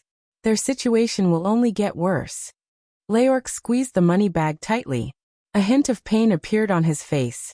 In the end, they will still end up like us. You are still far from success. Cohen frowned. Glover snorted and gestured in Mertessa's direction with his chin. Why don't you worry more about yourself? How can you not become the next him? In that second, the veins on Leorc's arms popped up. You are right. Thales suddenly took over the topic. We are still far from success. The lower city area is still chaotic. The kingdom is still in darkness. Society is still unfair. And we are still fighting against those enemies that cannot be killed. Glover looked at the prince. He did not understand why he said that. Thales' expression darkened. In fact, we will never succeed. Even if we do our best and spend our entire lives. Even after a few thousand years, Our descendants and our descendants' descendants will not succeed. Leork smiled coldly, but Cohen was the one who replied. But so what? Everyone turned their heads and looked strangely at the police officer who spoke. We will not succeed. That is the meaning of this matter, is it not? Glover froze. Leork frowned. It is precisely because we cannot do it. Cohen breathed absent-mindedly and clenched his fists. It is more meaningful to persist in doing it. He came to his senses and raised his head in embarrassment. He looked at the others carefully. Am I right? Leork's frown deepened, but Thales laughed. It was a very carefree laugh. Well said, Cohen. Thales sighed. Do you know who is the greatest knight in the world? Ha! When he heard the cultural studies question, Cohen's expression instantly turned bitter. He scratched his head. When I was young, the old man and my teacher always taught me about the 10 great knights in the history of the empire. But I seem to remember a knight named Needham. Thales shook his head. No. The greatest knight in the world, Thales said faintly. His name is... Glover and Cohen were completely focused. Even Leork was staring at him. Thales closed his eyes and took a deep breath. Then he slowly opened his eyes and extracted the great name from his distant memory. Don Quixote. At that moment, everyone was stunned. Everyone had a confused look on their faces. Only Thales was still smiling. I was not good at school when I was young. May I ask who he is? Cohen asked carefully. Thales was silent for a moment. He is a knight. A knight who is determined to charge towards the most impossible goal. Glover and Cohen were both stunned. The prince raised his head. His eyes were filled with confusion. But he is still charging. Even if he never succeeds. In the next second, Leork suddenly took a deep breath. He turned around abruptly and threw the money bag in his hand towards the place with the most vagrants. Thales and the others were all stunned. I still have something to do. Leork parted ways with them without turning his head back while the coins fell to the ground, and the sounds of people snatching the money. Walk around on your own. The Brotherhood has spoken to them. No one will dare to make things difficult for you. Thales frowned. That is not the way out. I know. Leork answered coldly. They only saw his back as he walked away. But Thales smiled. He knew that it was the direction of the 6th house. Is he angry? Cohen asked carefully as he wiped the last tear from the corner of his eye. No. Thales shook his head. He is lost. Ha. Cohen looked at Leork in the distance. He scratched the back of his head in confusion. Should we follow him, Your Highness? It will be safer with him. Glover looked around cautiously. No. Thales suddenly felt extremely carefree. He looked at the road that he was once most familiar with. We are not going back. Glover suddenly had a bad premonition. Then where are we going? Cohen asked dumbly. I recommend the Western City Police Station. Thales shook his head. His gaze was firm. Renaissance Palace. Glover frowned. What for? Thales stopped in his tracks. He turned around and stared at the horizon. Glover felt a chill in his heart. He knew that it was the direction of Renaissance Palace. Thales took a deep breath and exhaled slowly. Charge. Chapter 610. Eternal Star City, Twilight Star District. Your Highness, Waya, please wait. Glover avoided a cart that was pulling goods and hurriedly caught up to Thales, who did not stop walking. Forgive me, but have you thought about what you want to do? Cohen followed closely behind him. Perhaps because he knew that his work was meaningful, the police officer was in a good mood. Don't worry, that's Ty. Waya. Just like in Extet, he has his own ideas. We just need to obediently do as he says. I haven't thought about it yet, Thales suddenly said. Cohen instantly choked. Thales did not even turn his head. He only cared about moving forward. By the way, I haven't thought about it yet when I was in Extet either. Cohen blinked and watched the prince's back in a daze. Glover sighed. Your Highness, forgive me for being blunt. He caught up to the teenager. No matter what we want to do, we might as well follow Lord Mallow's suggestion and inform Madame Gines first. Mallow's. Thales remembered something and stopped walking. Glover and Cohen stopped. Thankfully, they did not bump into the teenager's back. They then realized that they were standing at the crossroads at the corner of the street. They were facing Renaissance Avenue, which ran from the north to the south of the kingdom. Turning right was the way back to Mindy's Hall. As for turning left, zombies, Thales said. Commodore said that Mallows made arrangements before we entered the palace to find a reason to send you out of Mindy's Hall and fetch me outside the palace? Cohen looked up in confusion. Mallows? Oh, the big brother we met in Mindy's Hall last time? Glover ignored him and nodded without hesitation. His Grace said that the matter at the banquet is not a trivial matter. After you enter the palace, any accidents can happen. He must consider the worst-case scenario and leave some useful manpower for you, so that you will not be alone and helpless, and we will be at a loss without a leader. Thales was stunned at first, then he smiled. That guy, although he goes against me every day, he still has some redeeming qualities, right? Glover nodded cautiously. Before he became the watchman, His Grace was the herald of the command division. He was in charge of delivering Guard Captain Adrian's orders to each division.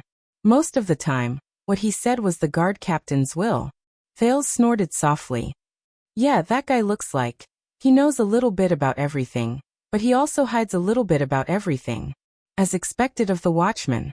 Thales sighed in his heart. Zombie, how long have you been in the Royal Guard? Glover was stunned, but he instinctively replied. I'm still inexperienced, Your Highness. Not even 6 years. With complicated emotions in his heart, Thales' gaze pierced through the passing carriages and pedestrians. Through the gaps between their figures, he looked towards the end of the road. Under the setting sun, the towering and heavy dark pyramid stood silently.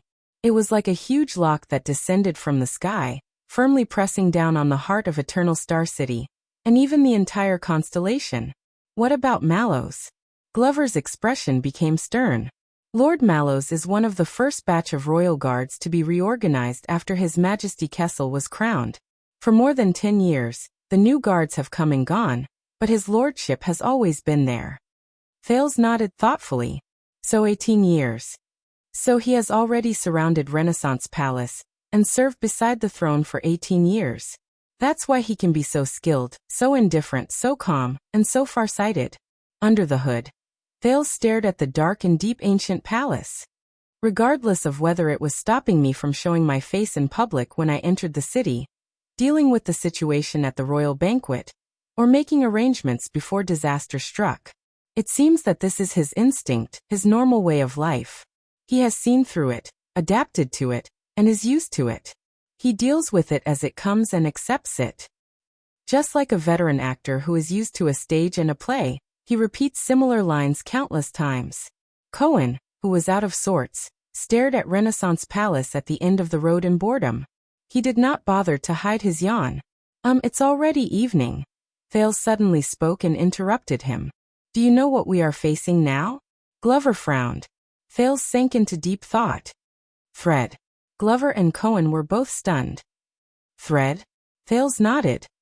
Yes, just like in puppet shows, the strings on the idol's body have 2 ends.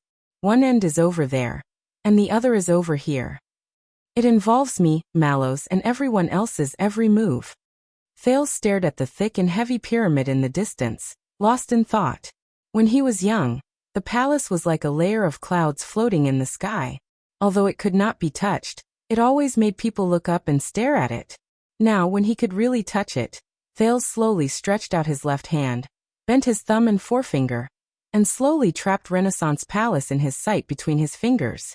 At that moment, it looked exquisite and delicate, as if everything was under his control.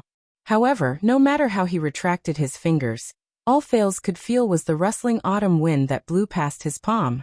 It left no trace behind, only a chill. Just like in Dragon Cloud City, Blade Fang's camp, and the Prison of Bones. The teenager frowned. In everything that happened, there was always a thread that pulled everything together, and in the end, it gathered into a torrent that surged forward. Cohen listened in a daze until he caught hold of a term he could understand. What?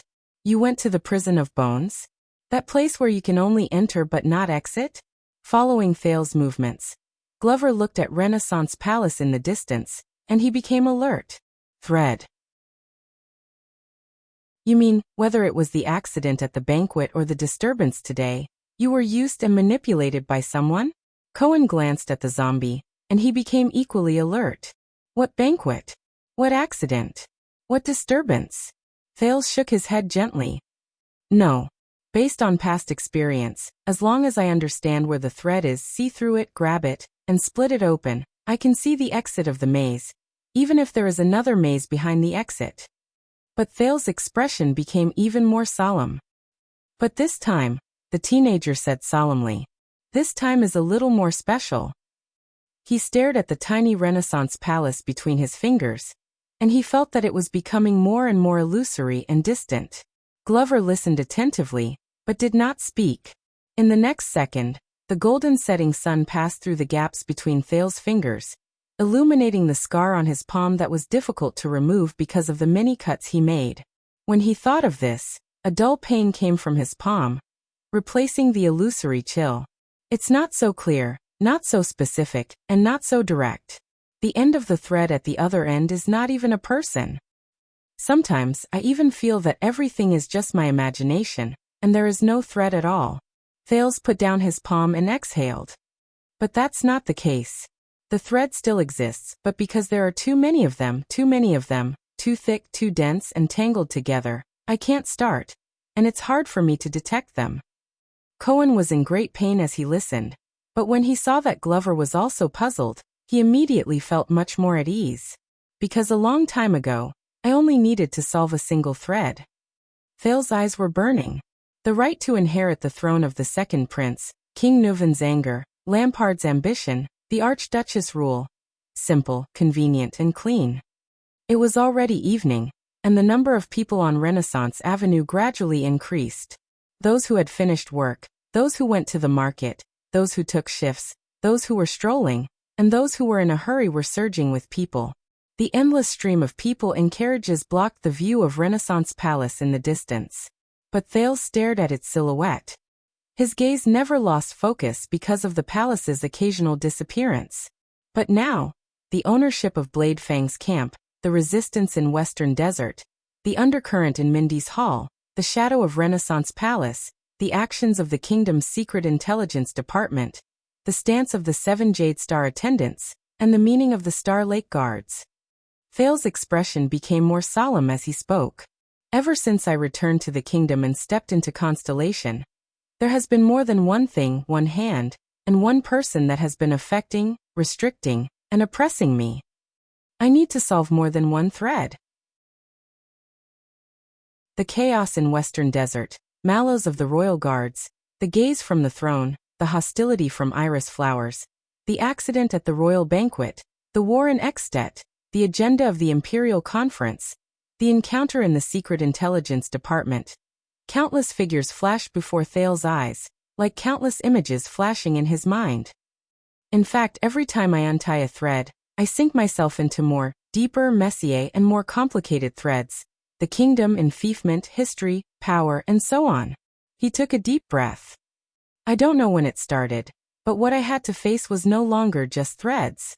Instead, it was an entire net formed by countless threads. The moment he finished speaking, Thales suddenly felt that the illusory silhouette of Renaissance Palace in the distance began to change. It was as if it had walked out of a painting. The edges and corners were so distinct that they seemed tangible. Glover tried hard to understand the prince's words. Cohen was drowsy from listening, so he decided to let his mind wander. That's why it's ethereal and mysterious. It's empty and formless, and its form can't be seen even in the clouds and fog. But it's also more oppressive and suffocating. The worst thing is that it's closely following my every move, word, and thought. Thales stared at Renaissance Palace in front of him. He felt that the oppressive and tangible feeling became clearer, as if it had a sharp blade, and it made him feel uncomfortable. Under its shadow, I'm no longer the me I know, and I'm no longer the Thales Jade Star who survived in the northern wastes. Every move I make is tightly controlled by it. I can no longer freely make decisions without any worries. Thales touched his heart. But when I draw my sword and look around, I'm at a loss and confused. I don't know where I should slash. Thales exhaled, but his gaze became more determined. Net. Forgive me for being slow, Your Highness. Glover shook his head. I don't quite understand. How you don't understand? Cohen snapped out of his daze and was instantly overjoyed. Thales gave him a sidelong glance. You understand? Cohen was stared at, and his tone instantly became awkward. I am very good. Thales raised his eyebrows. I knew you understood. Cohen's expression froze on his face. What a pity, Thales sighed and said. Others don't understand. Glover looked at this and that. He was completely at a loss. It's okay. We understand, and that's enough. Thales patted Cohen's shoulder with a gratified expression.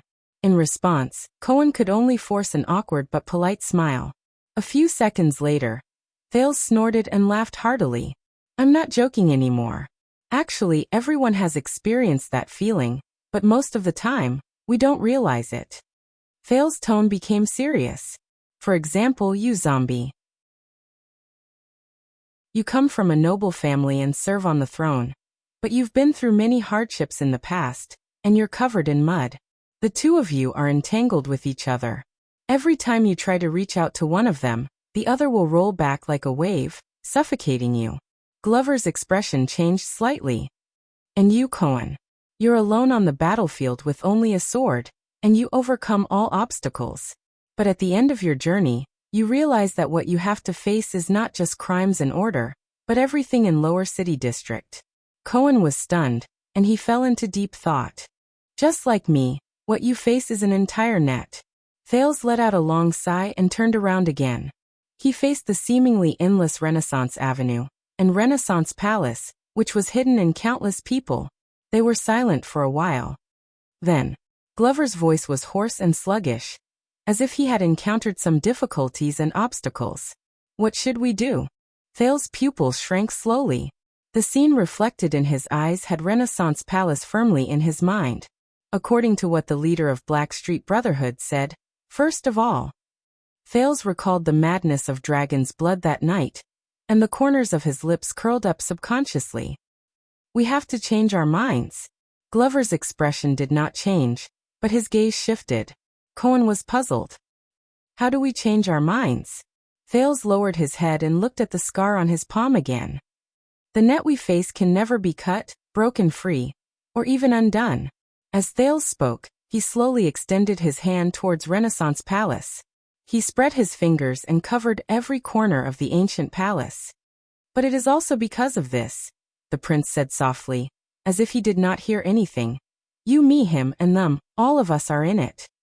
The teenager's tone was cold, and his gaze was indifferent.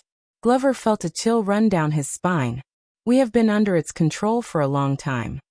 Thales clenched his fist tightly, and Renaissance Palace was completely in his palm. We are powerless to escape. In the next moment, Thales resolutely stepped out of the corner of the street and walked onto Renaissance Avenue. Glover and Cohen looked at each other.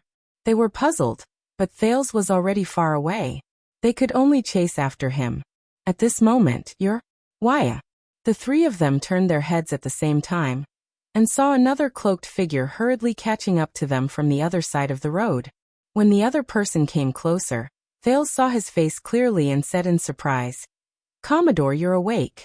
Gianluca Commodore, the second-class protector of the Royal Guards who was taken down by Cohen and Glover in Laurel Club, panted and trembled in excitement.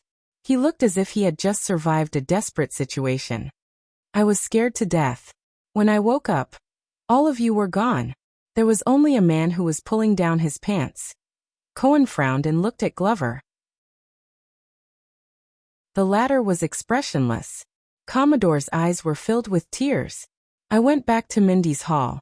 All of you were not there, so I went to Renaissance Palace. The guards also said that all of you did not come, so I could only run to Eastern City District to call for help. Commodore suddenly saw Cohen's figure, and he instantly gritted his teeth.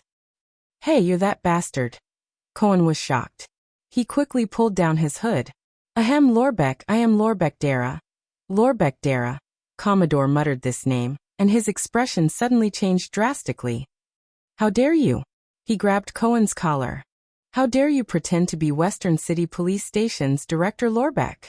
Cohen, who was at a loss for what to do after his identity was exposed, lowered his head and leaned forward. Let me tell you, I am an inner-city police officer. I know the internal affairs of the police station very well. Thales felt a headache coming on. He coughed. Caribbean. This man is the heir of Walla Hill and Sword of the Twin Towers, Cohen Caribbean. He is now a police officer in the capital. Commodore was stunned. He spent a few seconds thinking about the meaning of this name. Oh, so it's young Master Caribbean.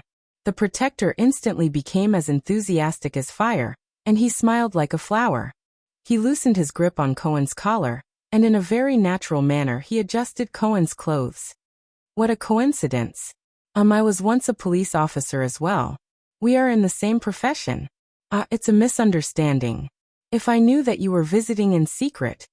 Cohen stared at him in a daze. He could not react to the situation. However, in the next second, another sobbing voice traveled into their ears from afar. Your Highness. The few of them were shocked. Another man in civilian clothes moved stiffly towards them with a limp. The passers-by looked at him. Glover saw the man's face clearly, and he covered his forehead in pain. Thales frowned. Aren't you recuperating? The first-grade protector beside Thales, Danny Doyle, pounced on the teenager with sparkling eyes. Yes, Your Highness. But Commodore came to my house to look for me. I heard about what happened in Mindy's hall. Silence. Glover pulled Doyle up rudely and dragged him to the corner of the street. At the same time, he looked around vigilantly and whispered, Waya. His Highness' current alias is Waya. Doyle was stunned for a moment before he reacted. Oh, okay, Waya. Commodore didn't make it clear. He said that all of you went to look for a woman, but you found an androgynous one. Then a strong and tough man came. Then he fainted from the pain and all of you disappeared. Hey, Doyle. It's been a long time. Cohen happily appeared beside Doyle and slapped his back. Arg. Doyle screamed in pain and pounced into Glover's arms. Huh? What's wrong with you? Cohen stretched out his hand in confusion. He looked puzzled. Why do you walk like a duck and explode with just one slap? Doyle endured the pain in his back and laid on Glover's body. He turned around to take a look. What's going on? Doyle's face was contorted. He pointed at Cohen with his thumb angrily and asked Glover in a low voice, Why this guy? Glover pulled Doyle off him without batting an eyelid. You know, His Highness. The fool beside Waya has applied for leave. We couldn't find another fool, so we could only use him as a substitute. Doyle groaned weakly and immediately became puzzled. Oh, the fool's substitute. Wait, who's the fool who applied for leave?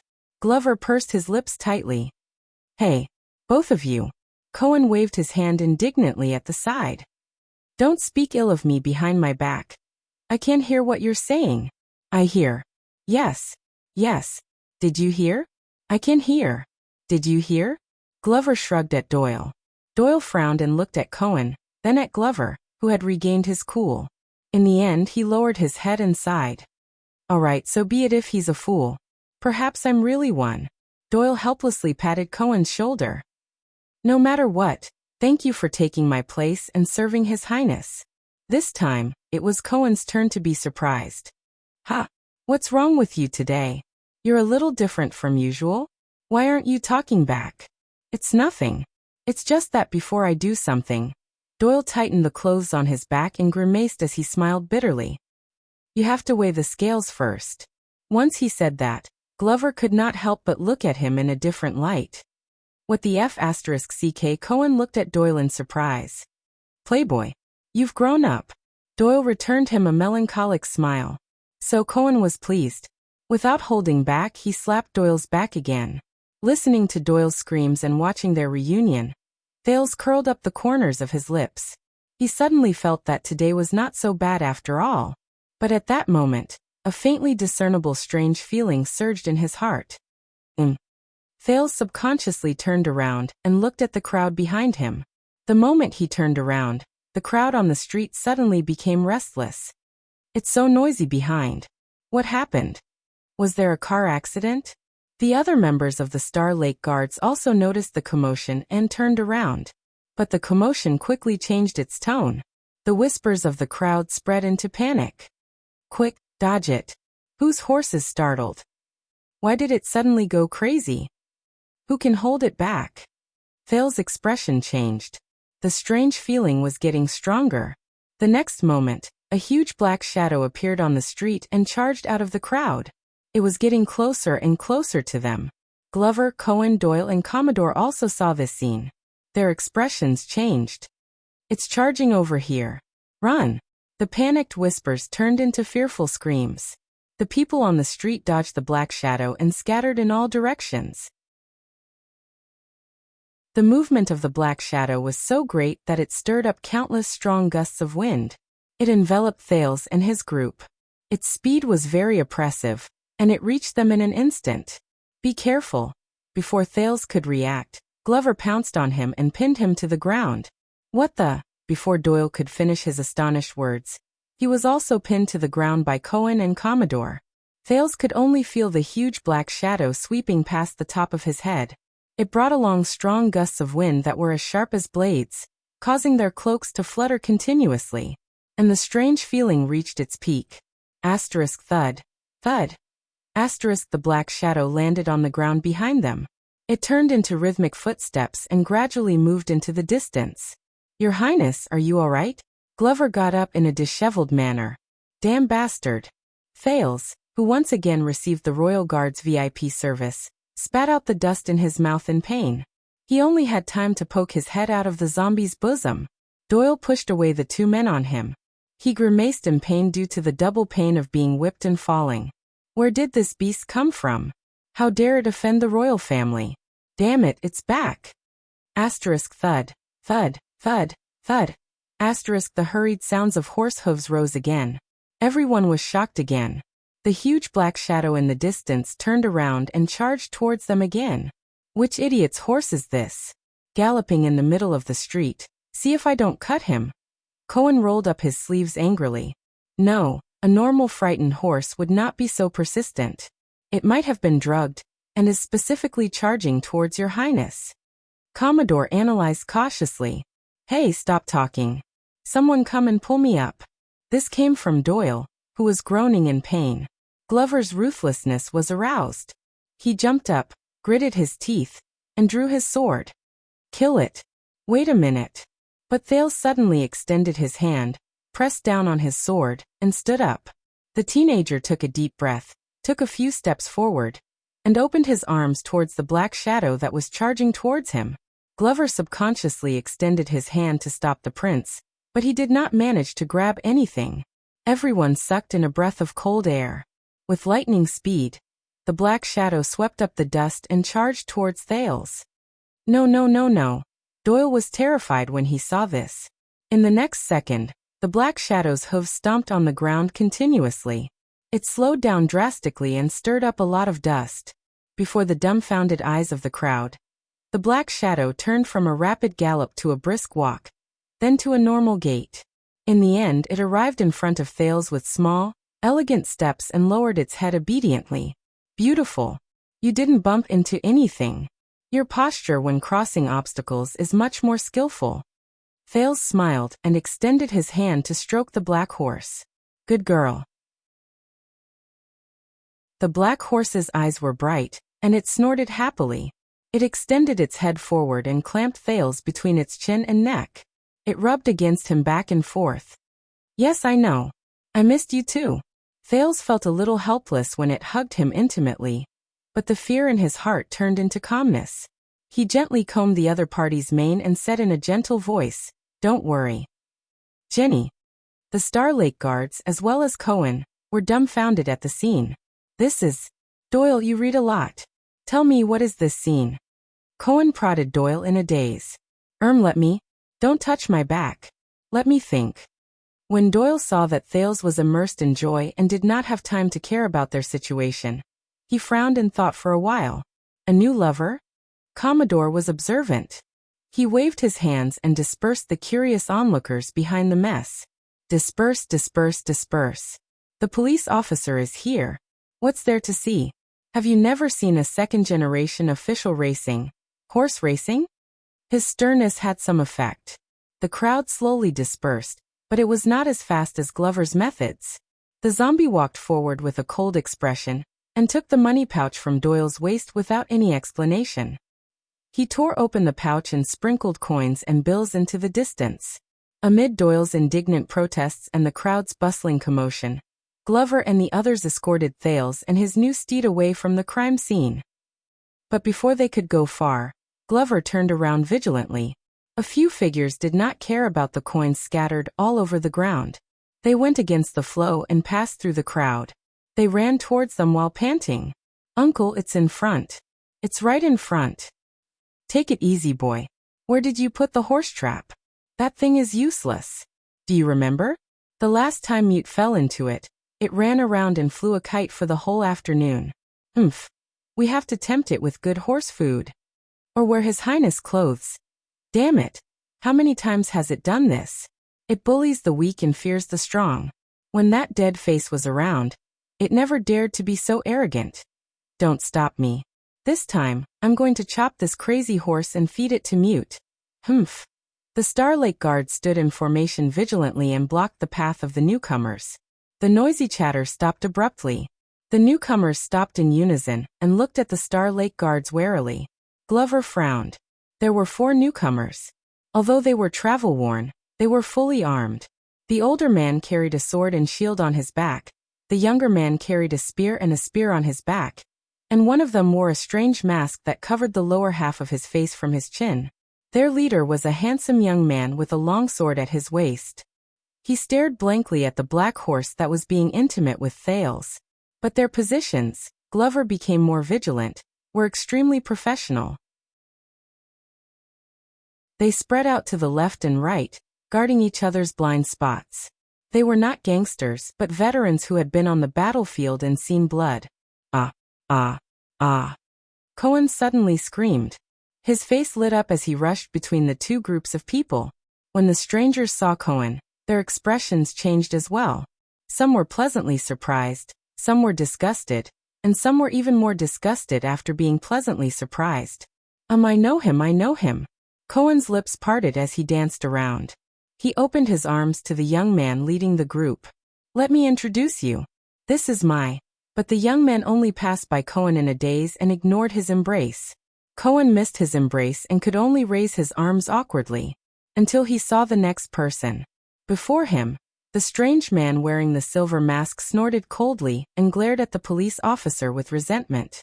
"My..." Cohen's smile became extremely ugly. His arms went limp, and his voice trembled. "Friend." On the other side, the handsome young man's breathing quickened. His chest rose and fell as he walked towards Thales step by step. His face was filled with disbelief. Your Highness?" Thales, who was holding Jenny's hand, looked back at him and flashed a faint smile. "Waya." The handsome young man, Waya, who had not been seen for a long time, took a deep breath. His expression changed from disbelief to ecstasy. He quickly caught up to Thales and said, "Your Highness, it's you, it's really you." But Glover raised his arm coldly and stood between Waya and Thales. Waya snapped out of his daze and stopped in front of Thales. He glanced at Glover and forced himself to recall Constellation's etiquette. He embarrassedly tidied up his messy and casual expression due to the many days of traveling, and bowed in a respectful and old-fashioned manner. Thales opened his mouth, but could only say a few words. "Yes, it's me." Waya blinked hard and adjusted his breathing. He turned around in surprise. "I was just talking to the Mute." The strange man wearing the mask snorted coldly and hoarsely and turned his head away. Waya ignored him. He only sized up Thales excitedly and spoke incoherently. "You don't know, when you were kidnapped in Dragon Cloud City, Uncle Jenned said that it was all your plan, but I couldn't believe it." The elderly man with the sword and shield on his back revealed a faint smile. "The Star Killer checked every single one of us from head to toe, until he returned to Dragon Cloud City covered in injuries." Waya was so excited that he spoke incoherently. "Until the news of your return to the kingdom came, but Thales smiled. He smiled in relief. In the next second, he stepped over Glover and the distance between the prince and the attendant. He extended his arms in a carefree manner, and under the attendant's surprised gaze, he hugged Waya tightly. Everyone's expressions changed at the same time. "Thank you, Waya." Thales pressed his chin against Waya's shoulder and tried hard to stop his voice from trembling. Thank you for coming back. Waya was also stunned. He looked at the prince's unseemly and sincere action, and he did not know where to place his hands. Your Highness? Thales took a deep breath. He suddenly felt that the net he was in was no longer as thick and heavy as it used to be. You don't know what this means to me. Waya hesitated for a few seconds, but he still smiled in the end. He hugged the teenager in a natural manner and patted his back lightly. I know, Your Highness, I know, just like before. Yes. Thales closed his eyes. Just like before. What the F***CK this time? It was Doyle's turn to be dumbfounded. He stared at the newcomer who was being hugged by the prince. What's going on now? Cohen sighed. When he remembered his military career, he sighed and said, unfinished business.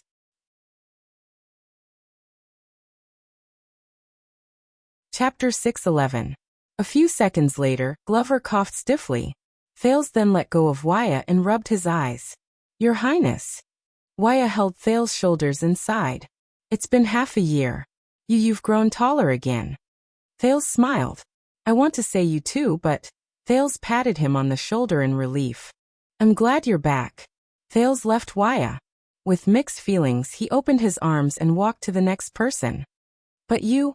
When Ralph saw this, he quickly retreated while his hand gestures did not stop. No. There was a hint of fear in his eyes. Don't. I won't. Thales, who knew the man's personality very well, smiled in a bashful manner. He lowered his spread arms again. All right, you can forget about it. Not bad, at least he knows his place, Doyle, who was watching from the side, said gloomily. Thales then turned around and hugged the others one by one. Jennet, how are you? And you, Willow, who uses 2 guns? Your Highness. Jennet the veteran was very calm. I'm just changing my shift. Your Highness. The former recruit, Willow, looked around excitedly. So Uncle didn't lie to me. We're really in the capital. It's much better than that big village in Dragon Cloud City. After Thales finished exchanging greetings with the old subordinates he was most familiar with, Cohen seized the opportunity to approach him. You're back, Brother Waya. The police officer hugged Waya excitedly, almost lifting him off the ground. Big brother? What kind of address is that? Waya had a suspicious look on his face. He was obviously not as enthusiastic towards him as he was towards Thales. Wait, why did you say real? But Cohen didn't care. He lifted him off the ground and spun him around 3.5 times. I missed you so much. Amidst Waya's complaints and curses, Cohen generously hugged everyone. Until he saw Rolf. The Phantom Wind follower's eyes were cold, but under Waya's warning gaze, he only let out a beast-like growl at Cohen before turning around and leaving. All right. The police officer scratched his head awkwardly and shrugged at Ralph's back. Yes, I'm fine. I'm happy to see you two. Let's have a drink sometime. Hey.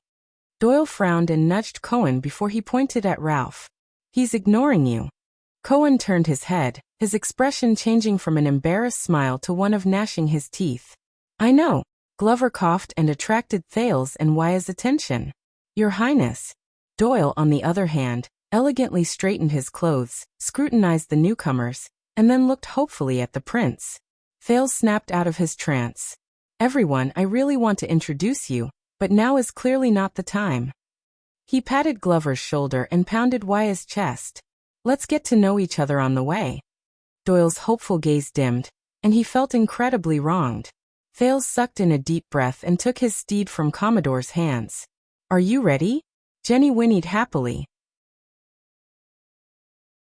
Thales chuckled softly and rejected Commodore's kind offer to crouch down and help him up the horse. He recalled Nicholas' equestrian lessons, and the Sin of Hell's River was activated at will. He stepped on the saddle in a straightforward manner and flipped himself up the horse. Let's go. Hence, the group of people who were excited, agitated, curious, and puzzled followed Jenny's footsteps and stepped onto Renaissance Avenue. As a protector, Doyle took stiff steps and was about to catch up to Thales' right side, but another figure had already taken a step ahead of him. Thank you, but I am His Highness' attendant. Waya walked beside Thales' horse and extended his hand to reject Doyle. His words were polite, but there was no room for refusal. It is my duty to serve by his side. Doyle's eyes widened. You are the prince's attendant? Doyle landed beside Waya and whispered in displeasure. What's your name? Waya. Doyle narrowed his eyes. Waya what? Waya. Casso, the attendant said coldly. Casso. I was wondering which. Doyle snorted softly. Then he remembered something, and his expression instantly changed. Casso.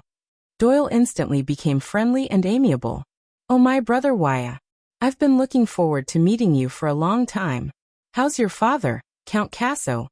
Waya was not good at dealing with such enthusiasm. He could only show an ugly smile. On the other side, Ralph sneered. Waya's gaze turned cold. He turned to Doyle and said, This is Madeira Ralph. This is Madeira Ralph. In fact, he followed His Highness even earlier than I did. Ralph choked on his smile. Doyle turned his head. His eyes lit up again. Brother, you are Ralph? Wow, good name. Your parents are really talented. Hey, your mask is so cool. Where did you buy it? I know you don't like to talk. It's okay. I like people who cherish their words the most. Because I know people like you. You don't usually speak, but when it comes to critical moments, you say wise words. Speaking of which, I am untalented. My name is Danny Doyle. I am the protector of His Highness' personal guards. Let's go to Red Street Market together when you are free? It's okay, you are welcome. I am very familiar with that place. Even Blood Bottle Gang has to give me face. Brother, you don't have to say anything. I know. Behind them, Cohen could not hold it in anymore. He convulsed with laughter. Ha ha ha ha, you don't know? He is a mute. He can't speak. Doyle, who was disrupted, turned around angrily. So what if he's a mute? Can't a mute speak? You are a... Doyle's words came to a halt. He turned around pitifully and looked at the gloomy Ralph with a fawning and aggrieved look. That he. I am sorry, brother. Cohen took pleasure in Doyle's misfortune and mouthed, idiot. But Doyle quickly thought of a way to remedy the situation. It's okay. You don't have to say anything. I understand. Doyle stuck out his thumb and patted Ralph's shoulder.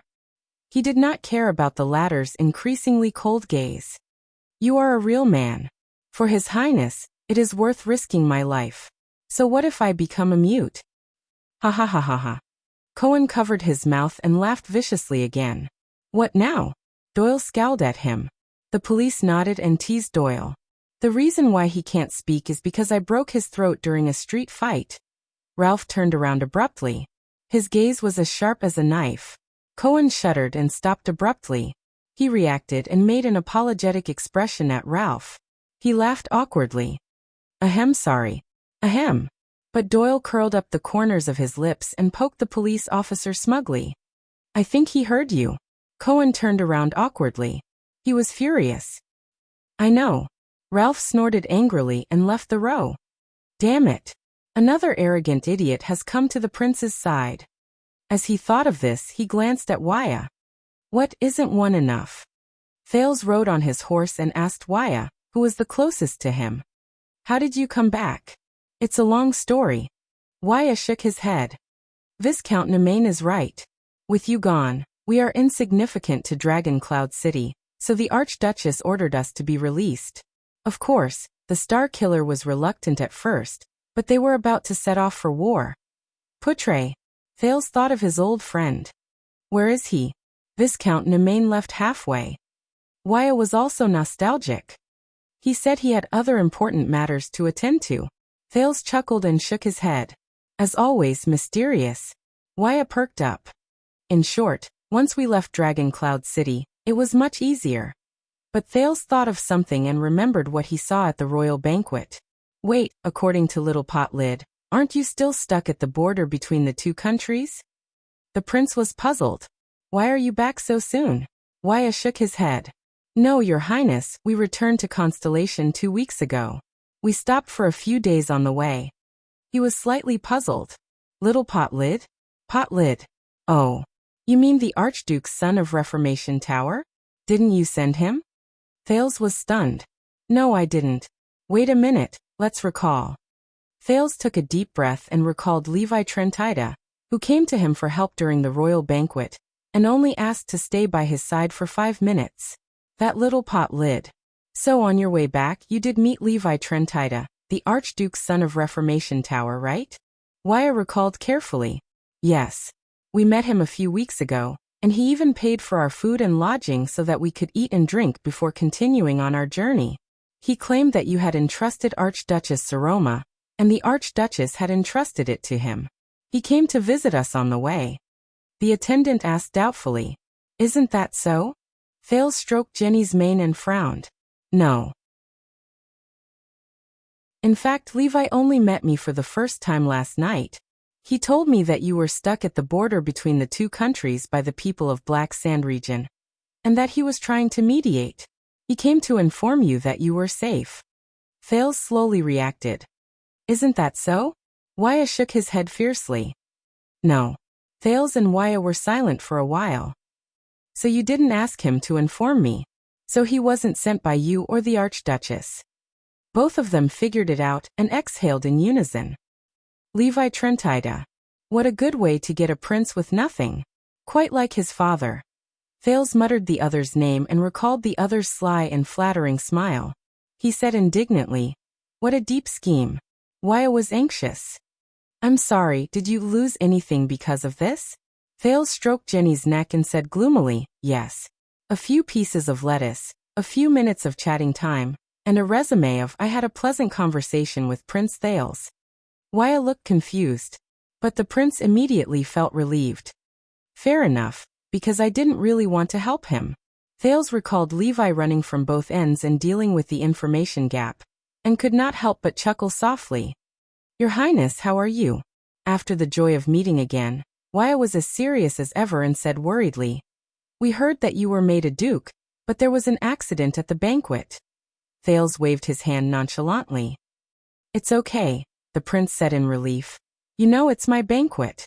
If nothing happens, he shrugged his shoulders and spoke his next words in his mind. Then should I still be called Thales? Wyatt lowered his head slowly. Your Highness, the attendant said sadly, I'm very sorry. I couldn't stay by your side and protect you. Thales looked at him and curled up the corners of his lips. No, in fact, you helped me a lot. The prince bent down and patted his shoulder, winking with his left eye. Especially your name. Wyatt looked up with a puzzled expression. Thales did not explain further, intending to leave the meaning of his words for Wyatt to ponder on. The prince raised his eyebrows and remembered something. By the way, Ida, where is she? Wyatt shook his head. I don't know. The moment we stepped into Eternal Star City, she disappeared. Uncle Janet told us not to be nervous. Instead of worrying about her, we should worry about ourselves. In fact, with Lady Aida's personality, even I find it strange that she could follow us safely all the way. As expected, it's Ida. Thales sighed. That's because without all of you, she would have lost her way. Wyatt thought for a while, then came to a realization. It's okay. Thales gestured at Glover and the others with his chin. Without her, we can still get things done. I saw that your guards have been upgraded. Wyatt looked at Glover, who was still vigilant, and there was a hint of loneliness in his eyes. Especially this man. I can feel that he's very powerful. Yes. Thales turned his head around and looked at Doyle, Commodore, and the others. He sighed and said, I have my own royal guards. Even though there are a lot of problems and I'm in a state of disunity, even though the leader likes to go against me, even though he can't even protect himself now, but without my attendant by my side, there's always something missing. Thales patted Wyatt's shoulder, and the latter's eyes burned with fighting spirit again. Of course they are just guards, and I am an attendant. We are different. Wyatt was full of confidence. Ah. Thales held the reins again. He looked at Renaissance Palace, which was getting closer and closer. Of course you are. Glover, who was moving forward quietly, suddenly felt that something was wrong. He turned his head and saw the young man who had just hugged the prince staring at him with a burning gaze. The valiant young man extended his hand in a friendly manner. I am Wyatt, His Highness' attendant. Glover stared at the young man's hand warily. 2 seconds later, He tentatively extended his hand and shook hands with Waya. Caleb Glover. Royal Guard, Star Lake Guard's first-class vanguard. Waya smiled. Thank you. Glover responded with a puzzled gaze. The prince's return to the kingdom seems to have settled down, and he has boundless prospects. However, those of us who have been by His Highness' side for years know that there are countless undercurrents and dangers lurking behind the scenes. Waya looked at Thales, who was deep in thought on his steed. He needs more help. But he looked at Doyle's side and said, but today when we meet again, among the people around him, only you seem a little more reliable. Glover's expression became slightly better. It seems that there are still normal people around His Highness. But he paused for a moment. Wait, you said that your name is Waya? Waya's voice was solemn. Yes. Glover's expression was a little strange. Just Waya? No other names? My name is Waya Casso, if that's what you mean. Glover looked like he had a sudden realization. Oh, so you are the real Waya. Waya was stunned. Sorry? It's nothing, it's just that. Glover glanced at Thales' back. His Highness often talks about you. Waya glanced at Thales, who was on the horse, and a special feeling welled up in him. We were supposed to serve by His Highness' side and protect him. But not only did we fail to fulfill our duties, we even got ourselves into trouble and almost became a burden. But not only did His Highness not blame us, he was even concerned about our safety. Waya sighed. How can we repay this kindness? But after he said this, Waya vaguely felt that Glover's expression when he looked at him seemed to be even weirder. You actually have already repaid him. Waya was puzzled. Why? Because your name is Waya, Zombie replied briefly. Waya was stunned again. That's strange. The attendant could not figure it out. His Highness seemed to have said that before. Does my name have any meaning? Glover coughed. It's nothing, but you better not go to Red Street Market. Why? Because your name is Waya. Waya was even more puzzled. Until Doyle's voice cut in.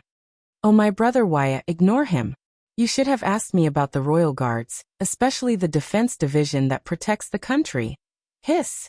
Waya turned his head around in shock and saw Doyle approach him with tears in his eyes. Didn't you?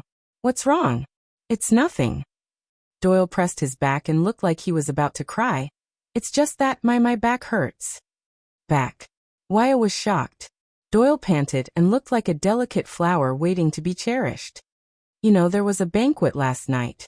This work injury, professional risk. Banquet, work injury, back pain? Waya's expression became more and more puzzled. But Doyle looked desolately at Glover, whose expression was already very unpleasant. By the way, Glover, your back hurts a lot too, right? The zombie turned his head around coldly. No, I can handle it. Actually, you don't have to force yourself. Doyle sighed weakly.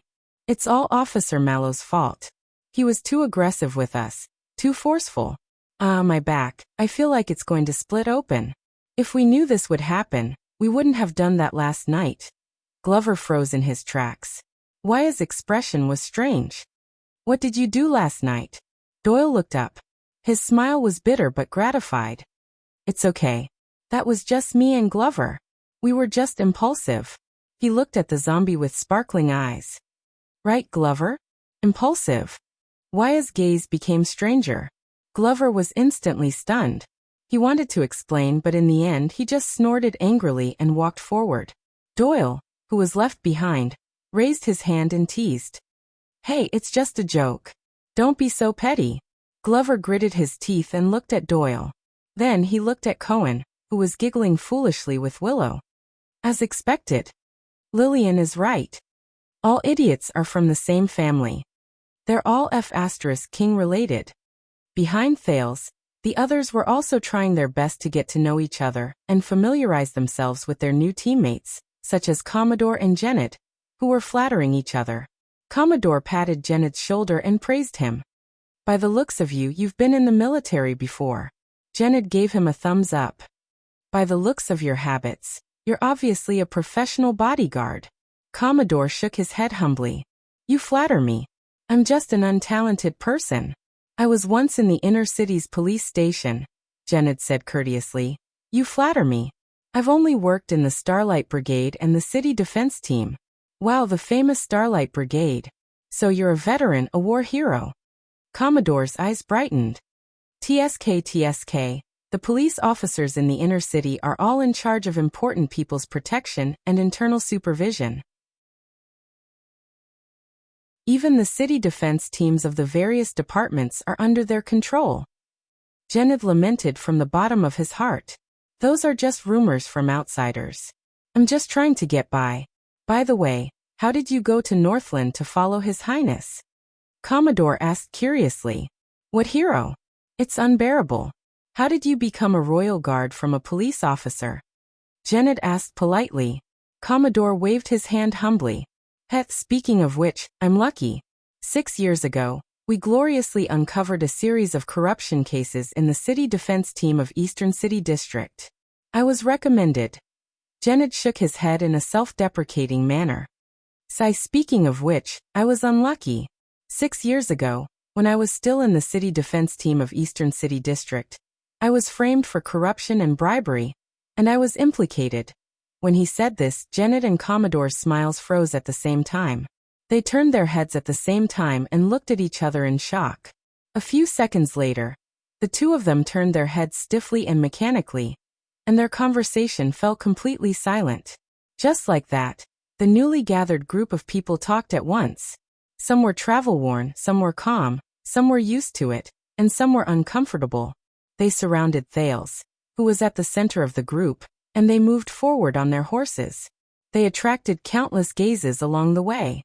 They looked like a group of disbanded soldiers. Thales swayed as he rode on his horse, but he had a vague feeling that he was hallucinating.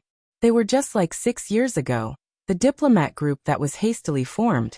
They did not even know each other, and they all set off in a hurry. They trod on the snow and headed north to an unknown path. But now Thales stared at Renaissance Avenue and Renaissance Palace at the end of it. He did not know what to think. Your Highness, Waya said with a sigh. Perhaps you don't know what returning to Constellation, returning to Eternal Star City, and reuniting with you means to us. Thales turned his head around. Oh. Waya stared at the familiar streets and sky, and his tone became lighter. It feels like the journey has ended, and we no longer have to work hard. And we can rest now. Thales was silent for a while before he spoke awkwardly. About that, Waya. Right now we might not be able to rest yet. We can't rest. Waya's expression froze for a moment. Your Highness, I'm sorry.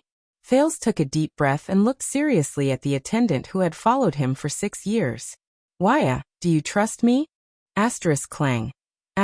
Waya subconsciously wanted to nod, but he stopped when he raised his head halfway. No, Your Highness, I've learned. I have a bad feeling. The last time you asked me this. Waya recalled Thales' glorious deeds in Northland. He was first terrified, then suspicious. You asked me to find Chapman Lampard. This name attracted the attention of his companions. Most of them turned their heads and looked at the prince. Thales' smile froze slightly. Just say it, Your Highness, you. Waya hesitantly looked at the smiling prince. What do you want now? Thales exhaled and laughed bitterly. Yes, I am very sorry. You went through so much to return to Eternal Star City.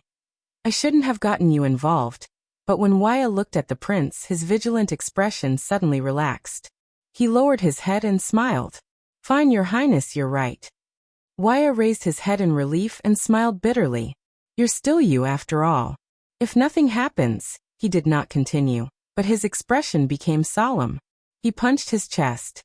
No matter what you want to do, this life and this body are yours to command. I will not hesitate to die for you. This made Thales a little embarrassed. He twitched the corner of his mouth. Well, it's not that bad. Besides, Waya unclenched his fist as if he had let go of a huge rock. We are people who have followed you through mountains of blades and seas of fire in Dragoncloud City. Waya's smile was bright. There is nothing in this world that can scare us anymore. At that moment, Thales sank into silence. All sorts of feelings welled up in his heart. The teenager looked up. Really? Waya looked at Ralph and gestured with his chin. The Phantom Wind follower's gaze was cold. He gestured for them to move forward. Thales smiled in tacit understanding and looked at the others. We will follow you wherever you go. Genid bowed deeply. Willow, who was beside him, also bowed nervously. The royal guards will naturally go through fire and water for you. Commodore's face was filled with loyalty. Thales nodded. Doyle looked to the left and right before he cleared his throat. You are your highness. We should listen to you. That is true. Doyle's emotions were initially stirred up, but they slowly calmed down. But you also saved my family.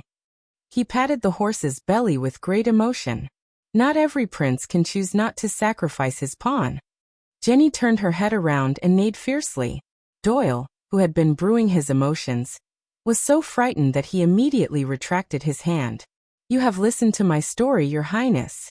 While everyone laughed, Glover was silent for a while before he spoke slowly. I will listen to you as well. Thales stared at him deeply. Thank you. When Cohen saw that everyone's gazes were directed at him, he was extremely nervous. He struggled for a long time before he came up with a strange word. Don Quixote? Charge.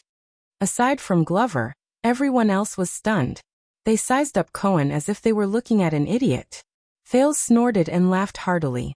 But yes. The teenager took a deep breath and sat up straight. Don Quixote.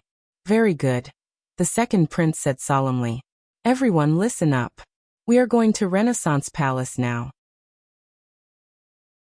Wyatt tightened his grip on his single-edged sword and answered calmly. Of course, what do you want us to do? Thales did not answer immediately. He looked straight ahead and walked forward along Renaissance Avenue until he ran into the dark and deep Great Pyramid. That was Renaissance Palace. It was a net. It was also his windmill. At that second, Thales curled up the corners of his lips and spoke softly. Rebellion. In an instant the group, including Cohen, who had been talking and laughing, suddenly became quiet. The street was still bustling with activity. People came and went, and it was filled with the smoke of a citizen's life. It was a stark contrast to the dead silence of this small group. It felt like a century had passed. Conspiracy, conspiracy. Wyatt's hoarse voice came out with great difficulty, but he could not form a sentence. In this atmosphere where everyone was as silent as cicadas in winter, Thales raised his head and turned his head around. Tell me. The setting sun was golden. With Renaissance Palace as a backdrop, the young duke's smile was clear, and his attitude was calm. What does it feel like to be a king? No one answered him. Only the black horse Jenny, who did not know much about the world, neighed excitedly. She continued to take small steps in response to her master's caress. Happy and excited. A journey into the unknown. End of this chapter.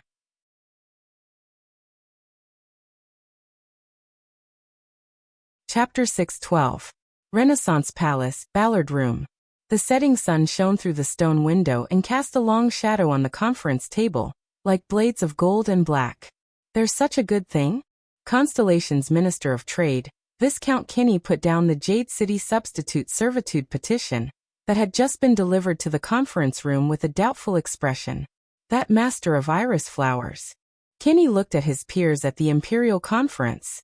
Duke Covendier actually volunteered to pay taxes to substitute servitude, reduce the number of recruits in Jade City, and even support the royal family's expansion of the regular army to fill in the important national defense positions left behind by the recruits. The ministers at the Imperial Conference looked at each other. Only the scarred man from the kingdom's secret intelligence department, who had returned with this petition, stood quietly by the side without saying a word. Setting aside his position, doesn't he know the risks of doing so? Viscount Kinney narrowed his eyes, his expression subtle. If Jadeite City really does as they say in the letter, challenging tradition and shaking their interests, when every conscripted person in every level of fief refuses to serve the Lord because of this reason, Covendier will become a vassal, no, the target of the entire kingdom's noble system. Not the entire system. Military advisor Soderrider was in high spirits, excited by the arrival of the letter. Only those aristocratic suzerains who are conservative, old-fashioned and backward, stubbornly clinging to the conscription of militia, and unwilling to accept taxes in lieu of servitude. Viscount Kinney put down the letter and said slyly, "That's pretty much Everyone except the king's partisans? As soon as he said that, the imperial conference burst into laughter. This letter came at the right time. It speaks up for us and shifts the pressure, Sauter said with a smile. Whether it's the reduction of the Jadestar private army or the expansion of the regular army, we have strong political support and foreign ministers, as well as the substitute servitude tax paid by Jade City. Kirkuk, the budget issue you mentioned. But the chief of finance rolled his eyes and did not comment. On the other side, Gilbert took the letter with Iris Flower's wax seal from Kenny's hands and studied it carefully, refusing to miss a single word, even though this was the third time. Finally, someone realized that the Foreign Affairs Minister's expression was extremely unpleasant, which was incompatible with the relaxed atmosphere of the conference. This letter, Gilbert mumbled. What exactly is it, old friend? Sauter noticed Gilbert's state and looked worried. Is there any problem? The silence of the few people in the meeting affected the atmosphere just now, and Ballard Room gradually quietened down. Gilbert did not answer. He only took a deep breath and slowly raised his head to look at the end of the long table.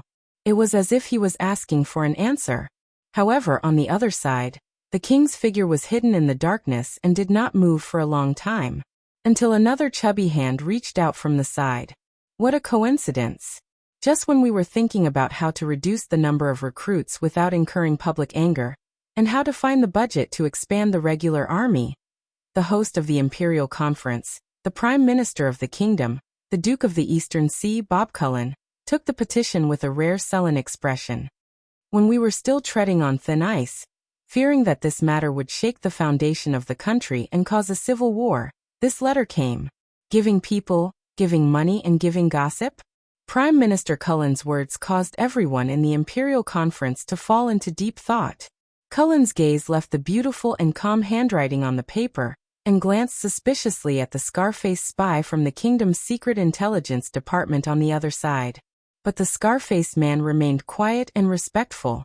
He turned a deaf ear and did not say a word. The Duke shifted his fat belly, waved the letter in his hand, and snorted softly. That's right. Where's Zane himself? The scar-faced man seemed to have just returned to his senses and replied respectfully. It is reported that the Duke of South Coast has left the capital and returned to Jade City to deal with urgent matters. Urgent matters? Cullen re-examined Zane's letter, occasionally looking at the end of the long table, and let out an unsettling laugh. Indeed, it's too urgent, too urgent. It was obviously good news, but the unusual attitudes of the Prime Minister and the Foreign Affairs Minister left the elites of the Imperial Conference bewildered. They all looked at the owner of the room. But King Kessel remained seated in his seat, not moving an inch. Only the setting sun behind him shone countless golden pillars of light through the window and enveloped him. From afar, he looked like a blade guarding the throne. Or a prison pen. Prime Minister, Your Grace? Viscount Kenny asked tentatively. But Cullen only raised his finger slightly with an amused expression. Sauter, I thought at first. Prime Minister Cullen's words were like the evening bell of a monastery, gloomy and meaningful. Your meticulous report on the war situation in the north today, and your extreme praise of Ekstedt's lesson, was just to show goodwill to Prince Thales and praise his little lover from Dragon Cloud City. Military advisor, Sauter Rider was momentarily stunned, and your exaggerated exaggeration of the accident at Bladefang's camp, blindly belittling the recruits, and strongly advocating for the expansion of the regular army, was just a pretense. At most, you're asking for an exorbitant price, and you'll pay the price accordingly. Chief of Finance, Kirkuk Man curled his lips. But now looking at this letter. Prime Minister Cullen glanced at the iris emblem on the letter, then turned to the king and shook his head. Your Majesty, you came prepared for today's meeting. Kessel V's eyebrows twitched slightly. The Prime Minister closed the petition and smiled leisurely. Just like before, when the regular army of the royal family went to Western Desert to clean up the Great Desert and welcome His Highness, they also came prepared? The ministers frowned at the implication of these words. Among the crowd, Gilbert trembled slightly. He stared at the king from afar with a bitter gaze. But the Prime Minister's next words were baffling. Is it Sand King? Or whispers? Or both in one? Sand King? Whispers. At that moment, the ministers of the Imperial Conference looked at each other, confused. Beyond the long table, the sleeve of the scar-faced man moved without anyone noticing. But the ministers quickly noticed that at the end of the long table, the king's gaze was fixed on Duke Cullen, and he paid no attention to anyone else. No need to be surprised, Your Majesty. Midia even asked for my opinion back then. Prime Minister Cullen did not seem to care if anyone answered. He just sighed and muttered to himself. At that time, although I was already plump, I was at least a fat man in the prime of his life. The old Duke's words were filled with emotion and desolation. Now, when I lower my head, I can no longer see my toes. Duke Cullen looked up. What about you? Amidst the confusion, everyone subconsciously looked at the end of the long table, at the silent and majestic figure that was as still as a statue. Bob. After a few seconds of silence, the Iron Hand King spoke expressionlessly. You're not just fat. At that moment, the rays of the setting sun converged into countless golden blades, lying between the two of them. But the Prime Minister did not seem to notice and remained calm. I'm old. The Iron Hand King's voice was no longer thick and powerful. It actually had the sharpness of a knife cutting through ice. And tired. King Kessel and Duke Cullen's gazes crossed the long table and met in the air. The ministers all frowned. Yes, I'm tired. A few seconds later, Cullen avoided King Kessel's gaze and said slowly, not like the kingdom's prosperity, where the wheels roll forward. The Duke of Easternsea slowly lowered his head and snorted indifferently, looking like an ordinary old man who had no regrets in his old age. If it's not this horse, then it's that one. Anyway, we have to pick a horse to pull the carriage, right? King Kessel's gaze was cold and he did not answer. But you're not him. Cullen said the last sentence and closed his eyes wearily. Not him. King Kessel still did not speak. At that moment, the atmosphere in Ballard Room was no longer relaxed. In the face of the obscure confrontation between the king and the duke, everyone was very puzzled, but dared not speak. Except for one person. Your Majesty. Gilbert looked up with a complicated gaze, and became the next person to break the silence. Please forgive me for overstepping my authority. He raised Zayn's handwritten letter steadily, and showed the iris emblem on it. But when was this petition written? Last night? In the wee hours of the morning? Gilbert's gaze shot straight at the throne. At that moment, the usually gentle cunning fox of Constellation's gaze was sharp, even a little aggressive. Prime Minister Cullen snorted and added, intentionally or unintentionally. Or just now. Low whispers could be heard among the officials. A few seconds later, the king slowly turned his head and shifted the focus of his gaze to his once most trusted foreign minister. His gaze pierced through the setting sun like ice, instantly dispersing the warmth. King Kessel stared at Gilbert, but did not say a word. The atmosphere of the Imperial Conference became increasingly heavy and suffocating, until someone could not take it anymore and interrupted. Is it because of the royal banquet? On the other side, the kingdom's chief of finance, Kirkman, gulped and asked cautiously. He knew that the matter was of great importance, and no longer acted like a rascal. I left early at the banquet, but I later heard that the Duke of Star Lake and the Duke of South Coast had a little discord during the banquet. The Duke of Star Lake, the Duke of South Coast royal banquet. As soon as these words were spoken, whispers once again arose around the conference table. Discord. Yes, if one brought a sword to the banquet, assisted an assassin, kidnapped a guest and threatened the prince, it could also be considered a little discord. The king snorted coldly, and interrupted the whispers in the Imperial Conference. A little misunderstanding. King Kessel's words were like the final word, sonorous and forceful. It has been resolved. Resolved. Gilbert's heart sank when he heard this. No one at the conference table was stupid enough to ask, how was it resolved? Viscount Kenny and the Minister of Agriculture, Lord Croppen, looked at each other and interrupted the current awkwardness. Very well, then the Duke of South Coast still wishes to mend his relationship with us, unlike the one-eyed dragon from the land of cliffs. That's it. But Gilbert's voice rang out again and disrupted their efforts. Just because he acted against Prince Thales behind the scenes, And you held on to him as a bargaining chip? Uncharacteristically, Gilbert was relentless in his questioning. His tone was stern and urgent. That's why there's this letter.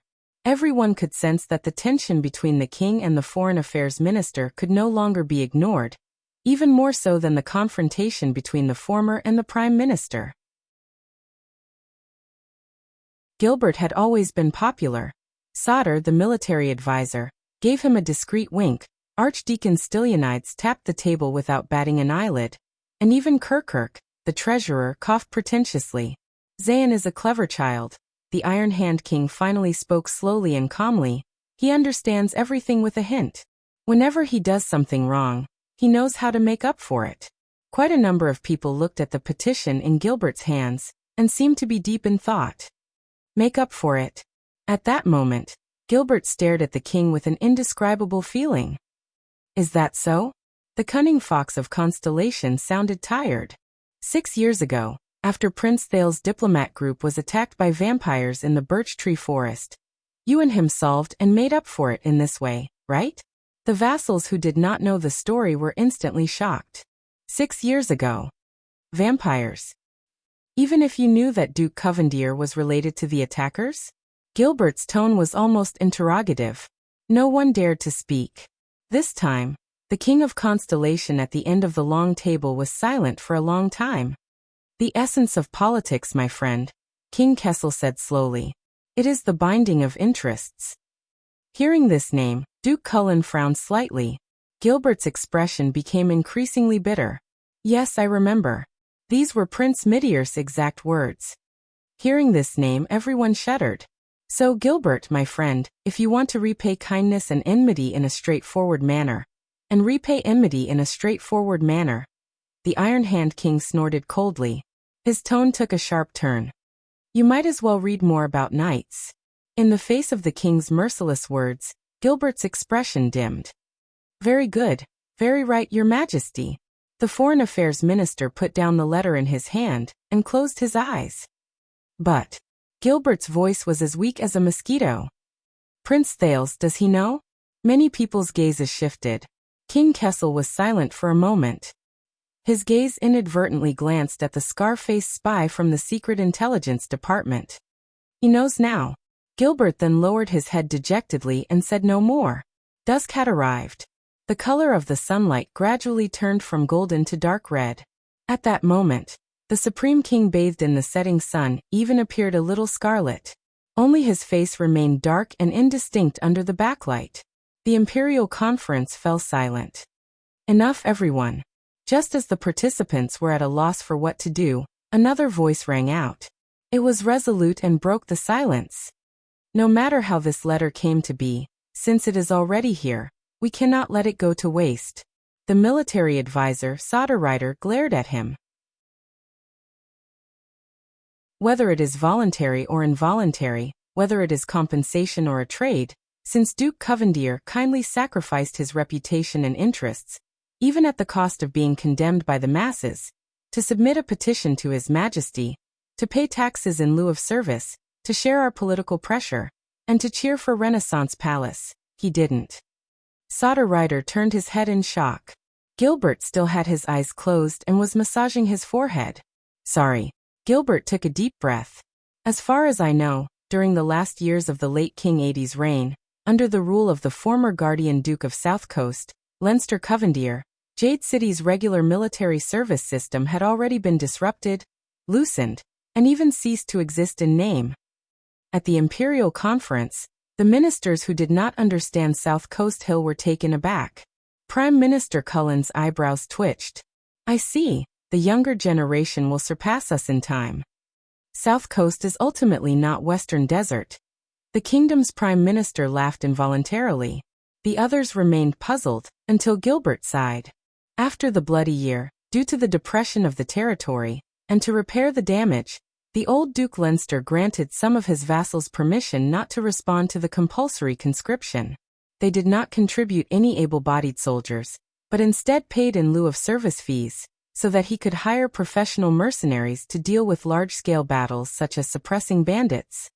Gilbert explained patiently, slowly returning to his role as the king's advisor. To this day, the military service system under Jade City's jurisdiction is no longer complete and sound. Exceptions have gradually become the norm, and it has been extended layer by layer. When the conscription order comes, every family can be exempted from service as long as they bribe enough. Instead, the conscription system has become a legal loophole for the recruitment officers to plunder the people and stuff their own pockets with the conscription books. The military advisor, Soderreiter, was deep in thought. Everyone's expression slowly changed. King Kessel listened quietly to the foreign affairs minister's explanation, his thoughts unknown.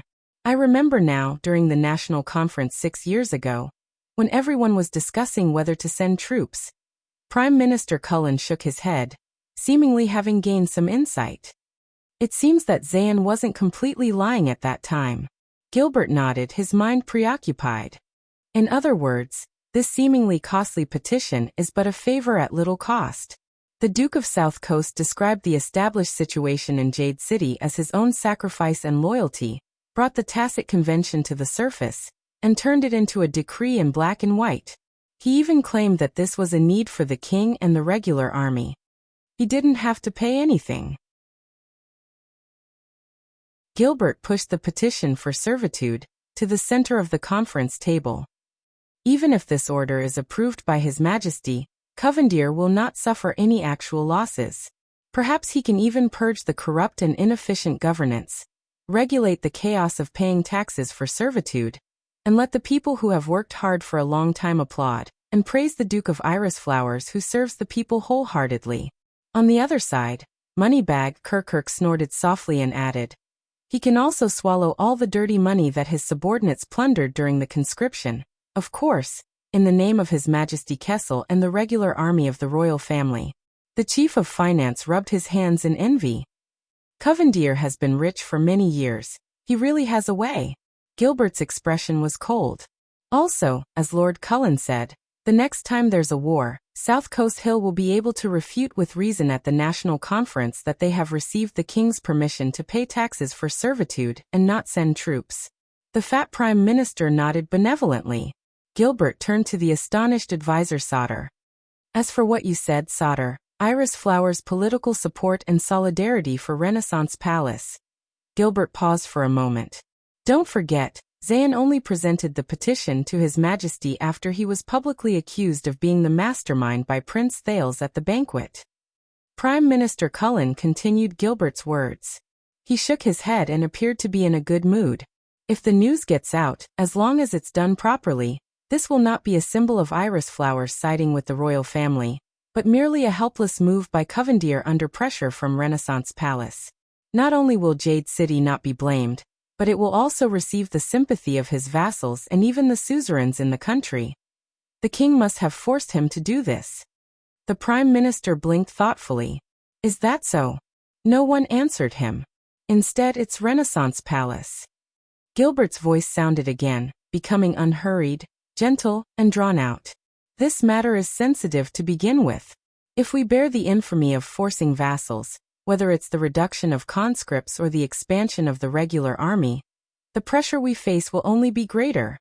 He did not continue, but the atmosphere in the Imperial Conference grew heavier. What a pity! Chief of Finance Kirkirk slapped his thigh in frustration. If only Prince Thales had not howled at Covendier after finding out the truth, but had instead suppressed his temper and quietly reported to His Majesty. So, Cullen looked at the end of the long table, intentionally or unintentionally. Young man, you can't be too hasty. Gilbert's analysis completely chased away the excitement that the Imperial Conference had because of this letter, leaving not a single trace of it behind. Everyone was already exhausted, and now they were even more disappointed. But everyone. The military advisor took a deep breath, pulled himself together, and raised his hand to attract the attention of the Imperial Conference. Perhaps Iris Flowers has its own plans, but this will not affect our choice. Sodder tried his best to convince everyone. Most importantly, if this letter comes to fruition, we will have the surrogate labor tax that Covendier will pay, and expand the regular army. But he was interrupted. I'm not trying to pour cold water on you, soldier. The chief of finance's familiar sarcastic tone sounded again, causing Sauter to frown. But relieving every suzerain of the obligation to recruit soldiers to assist in battle, replacing it with a special tax item, using the collected money to expand the regular army, and in turn filling up the defense and maintaining law and order of the disbanded conscripts. Sounds like a good idea. Steward Kirkirk cocked his cheek with a smile that did not reach his eyes. However, I have to deal with those profiteering suzerains of Jade City every season. Believe me, they can't do anything else, but every time they collect taxes. Sauter scoffed angrily. They dare to evade taxes? Worse. Kirkirk narrowed his eyes. They know how to keep accounts. Sauter was taken aback. What? Many people frowned. Prime Minister Cullen glanced at Gilbert and revealed an expression that said, "I knew it." Kirkirk shook his head disdainfully. I say their accountants are no less skilled than the Camions. The tax accounts are crystal clear, without a single concealment. But whether it's the calculation of tax rates, the choice of tax items, or the flow of tax, it's all extremely complicated. Can you believe it? Jade City is obviously rich. Their land and sea trade has been growing year after year, and their total cash flow is enough to buy several small dukedoms. But their books are still in the red. And our tax collectors can't find a single mistake in their books. Not only do they have nowhere to scrape money from, they might even have to give back their taxes. The chief of finance flipped open the petition, stared at it in disgust, then threw it down again. As for the surrogate labor tax mentioned here, tell me, Sauter, do you think they'll find their conscience and give you a large sum of money out of thin air? Sauter's eyes widened, as if in disbelief that such a thing could happen. Kirkirk turned to the king, and his tone became much more respectful. If this is the budget you've been waiting for, Your Majesty, Sauter, with all due respect, it didn't succeed. As for the expansion of the regular army, let's wait until next quarter's revenue. The king said nothing. Sauter, on the other hand, clenched his fists tightly. The words of the chief of finance brought the entire imperial conference back to reality and plunged it into a disappointed silence. So Jade City's letter is just empty talk. I mean, if our proposal really passes, they won't have lost anything, and they'll appear reasonable and even make a fortune. The Minister of Agriculture, Lord Croppen, spoke shakily. But we, on the other hand, look like we've gotten the short end of the stick, but end up being the bad guys and losing our underwear? Cunning Southerners. Viscount Kinney threw the petition on the table and cursed unhappily. Say, do you think Iris Flowers is going to react to every move that comes their way? Or have they been preparing for this for a long time? And have been waiting for this moment? The ministers looked at each other. They had no answer. Until the king spoke. Of course this is not the best solution. King Kessel's tone was calm as he steered the conversation back in the direction he wanted. But this is already the greatest concession Jade City can make. The Iron Hand King looked at the letter gloomily. That sword from the banquet isn't enough. Gilbert could only sigh inwardly. Damn it, that young master from the western desert at the banquet. Why did he only kidnap the guests? The military advisor slammed the table. If only he had committed a bigger crime, such as assassinating a prince. Gilbert reacted and rebuked angrily. Sauter. But Sauter just waved his hand nonchalantly. It's all right, you know that's not what I meant. Sauter turned around and looked at the letter on the table. He sighed and said, Gilbert, think again. Is there really no other way? This letter has finally solved our political and budgetary problems at the same time. Without waiting for the Foreign Affairs Minister to speak, Kirkirk stabbed him coldly from the side. Didn't you listen in class, soldier? It can't solve anything. Gilbert nodded tiredly. If His Majesty approves the proposal of this petition and starts reforming the military system from Jade City, taking this first step that is fraught with controversy. He glanced in the king's direction with mixed emotions. Then, Renaissance Palace will have to swallow all the bitter consequences I've mentioned. Aside from the Duke of South Coast's hypocritical support, and the taxes that we don't know where they'll come from, the benefits are really limited. It's not even up to us to approve of it. Duke Cullen seemed to be in a good mood. This is different from a small matter like reorganizing the Jadestar private army. As long as this petition is made public in the form of an official document or warrant, the reform of the military system will definitely cause a huge uproar in the kingdom. We will be at the heart of the storm, and we will not be able to retreat. In the dark corner of the long table, the king's pupils gradually shrank. After all, asking for a sky-high price is just a tactic, Cullen said as he looked at the dejected Sauter. Just return the money on the ground. You can't really hope to sell it for a sky-high price. These words made the military advisor even more depressed. Major Domo Kirkirk yawned discreetly, looked around, and said tentatively in a tone that concluded the meeting. Then this letter. Just ignore it. Gilbert's tone was both resigned and resolute. Bury it among the countless official documents and letters in Renaissance Palace every day. Drown it out without causing a ripple. In the Imperial Conference, he was answered with an awkward silence, until the king's voice sounded again. So, King Kessel chuckled softly, but without the slightest hint of a smile, making everyone shudder. We've been sitting here for a day, and my son was attacked by an assassin at a banquet and almost died in a duel. At that moment, the Iron Hand King's face was revealed under the setting sun. There was an inexplicable strangeness about it. And all we got in exchange for this? All the officials in the Imperial Conference lowered their heads. No one dared to answer the question. Only Cullen calmly took a sip of tea, and cast his gaze at the end of the meeting table. It's a pity, Your Majesty, but this letter cannot give you what you want. That's right, the wheels roll forward. The Duke of Eastern Sea put down his teacup and adjusted his crooked belt, satisfied. But not by brute force. At the end of the long table, King Kessel was silent under the setting sun. Only his eyes flickered slightly in the darkness.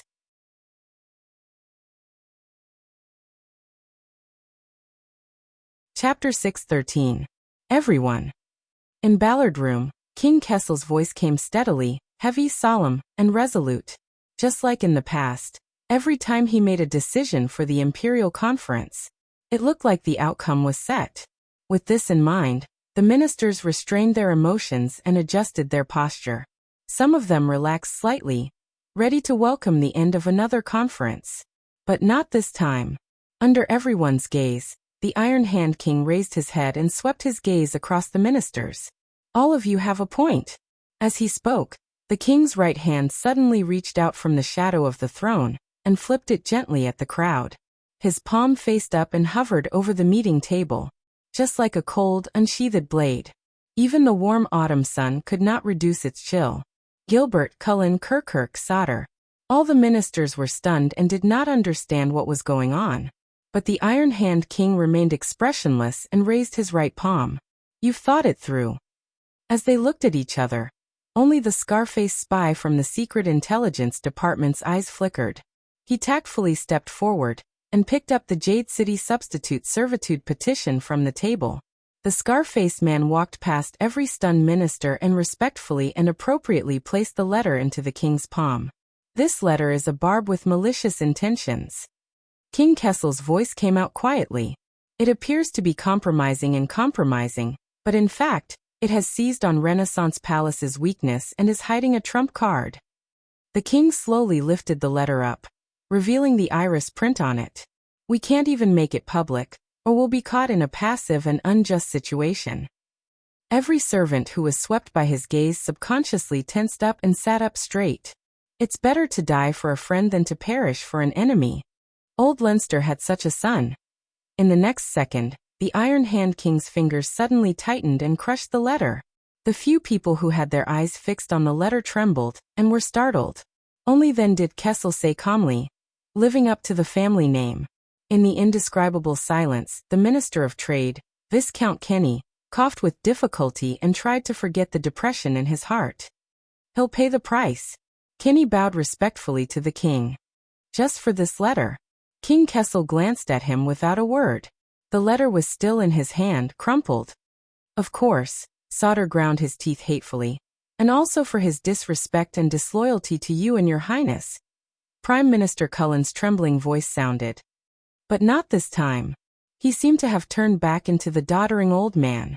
He coughed and concluded the meeting.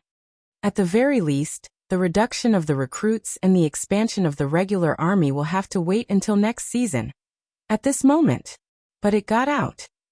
The king's words came out of nowhere, as if he was mumbling to himself. No one could react in time. Past what? Chioka looked confused. Mine, your majesty? Sada probed. I'll talk. At that moment, the king of the Iron Hand raised his eyes, which were particularly oppressive in the narrow Ballard room.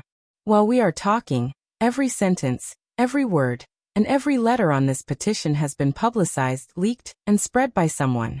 Rumors are spreading everywhere. The conference room was silent for a moment. Gilbert was in disbelief. What? Viscount Kenny's surprised gaze kept darting back and forth. You mean this letter has been leaked? Prime Minister Cullen sat up straight and looked extremely serious. When? Why? However, the king only shook his head calmly and answered the truth. The Secret Intelligence Department is still handling it, but if it's unsatisfactory, I think it won't be long before everyone in the kingdom knows that Renaissance Palace is going to start with Jade City, change the traditional rules, strip the suzerains of their military power, reduce the recruits, and expand the regular army. All the way to the whole of Constellation. Renaissance Palace, Jade City, tradition, suzerains, with every word the Iron Hand King said. The chill in his tone intensified. The Prime Minister was the first to understand. His eyes widened slightly. That means, as you said just now, Bob. The king spoke in his calmest tone, not mincing words from the other party's mind. From the top to the bottom of Constellation, a huge uproar is about to break out. From this moment onwards, we are standing at the heart of the struggle. There's no retreat. The ministers quickly understood the meaning of this matter. The atmosphere suddenly became tense. What's going on? Who did it? Has the culprit been caught? What do we do now? Investigate the mastermind behind this. Amidst everyone's varying opinions and the same panic, the king leaned back thoughtfully and melted into the darkness. How could such an important exchange of letters be leaked?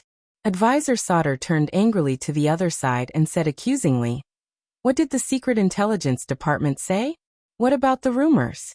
What's the situation now?" Beside the conference table, the scar-faced spy from the Secret Intelligence Department bowed steadily. "We're still tracking down the source, encircling and intercepting it in an attempt to reduce the impact of the rumors." His tone was calm, as if what they were about to face was not a monstrous wave that could shake the country.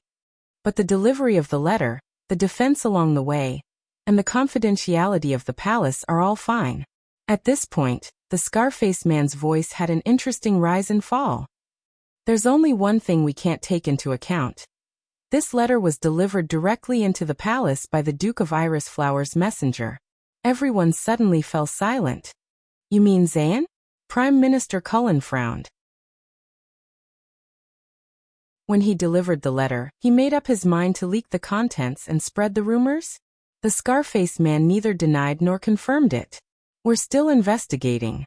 With a target in mind, the anger of the Imperial Conference erupted like a tidal wave. "Covendier, how dare he? Damn it. He's more cunning than his father. Did he fly into a rage out of humiliation and overturn the chessboard?" Among the officials, Gilbert only observed quietly at first, but at the end he sighed softly. Perhaps after the banquet, when His Majesty questions him for his crimes, the Foreign Affairs Minister put away his dazed expression and said tiredly, "Jade City saw our weakness from the terms of the negotiations." But Prime Minister Cullen scratched his chin and looked solemn. "Something's not right. Zayn is not a good person, but he's not a lunatic either. The fact that he wrote this letter is enough to prove his slyness and self-preservation." The Prime Minister pondered. He's not stupid enough to force Renaissance Palace and himself into a dead end. That's even worse. It's done by someone else.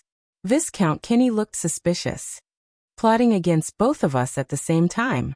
Someone is looking forward to chaos in the kingdom, just like back then." Amidst the chatter, the voice at the end of the long table rang out again. "It doesn't matter anymore." Everyone fell silent and looked at the king. Whether he did it or not, it doesn't matter anymore. A cold glint flashed in the king's eyes. The kingdom never lacks enemies. What's important is, how should we deal with it? After King Kessel said this, he let the petition slip from his fingers and fall between the sunset and the shadows. The wrinkled iris insignia faced the ceiling alone. A few seconds later, like a pride of lions awakened by a crisis, the Imperial Conference was no longer languid and slow, and everyone became shrewd and capable. Let the Secret Intelligence Department work overtime. At the same time, we will send a letter to clarify and put an end to such rumors. We might be able to find some clues from the feudal nobles who have expressed their dissatisfaction recently. We have to be careful with the wording of the announcement. There may still be room for maneuver. We need to make contingency plans immediately for the reaction of the nobles, especially the feudal vassals. Send special envoys to appease the feudal lords of the grain-producing areas, and explain to them. I'm afraid the preparations for the military reform will have to be delayed. We cannot leave any clues that could lead to misunderstandings. Amid the intense discussion, only Prime Minister Cullen and Gilbert remained silent. The former gazed at Covendier's letter quietly, while the latter quietly tidied up the documents beside him, both deep in thought. Meanwhile, Kessel V sat quietly in his seat, expressionless, indifferent, as if he was the only outsider. Bang. There was a muffled sound. It was military advisor Sauter striking the table with his palm, attracting the attention of the Imperial Conference. Everyone. Saldus' expression was solemn. His gaze was slightly hesitant, but it quickly became focused and determined. I think at this point things are unavoidable. Our next choice is actually simpler. Gilbert frowned and turned his head, as if he had expected something.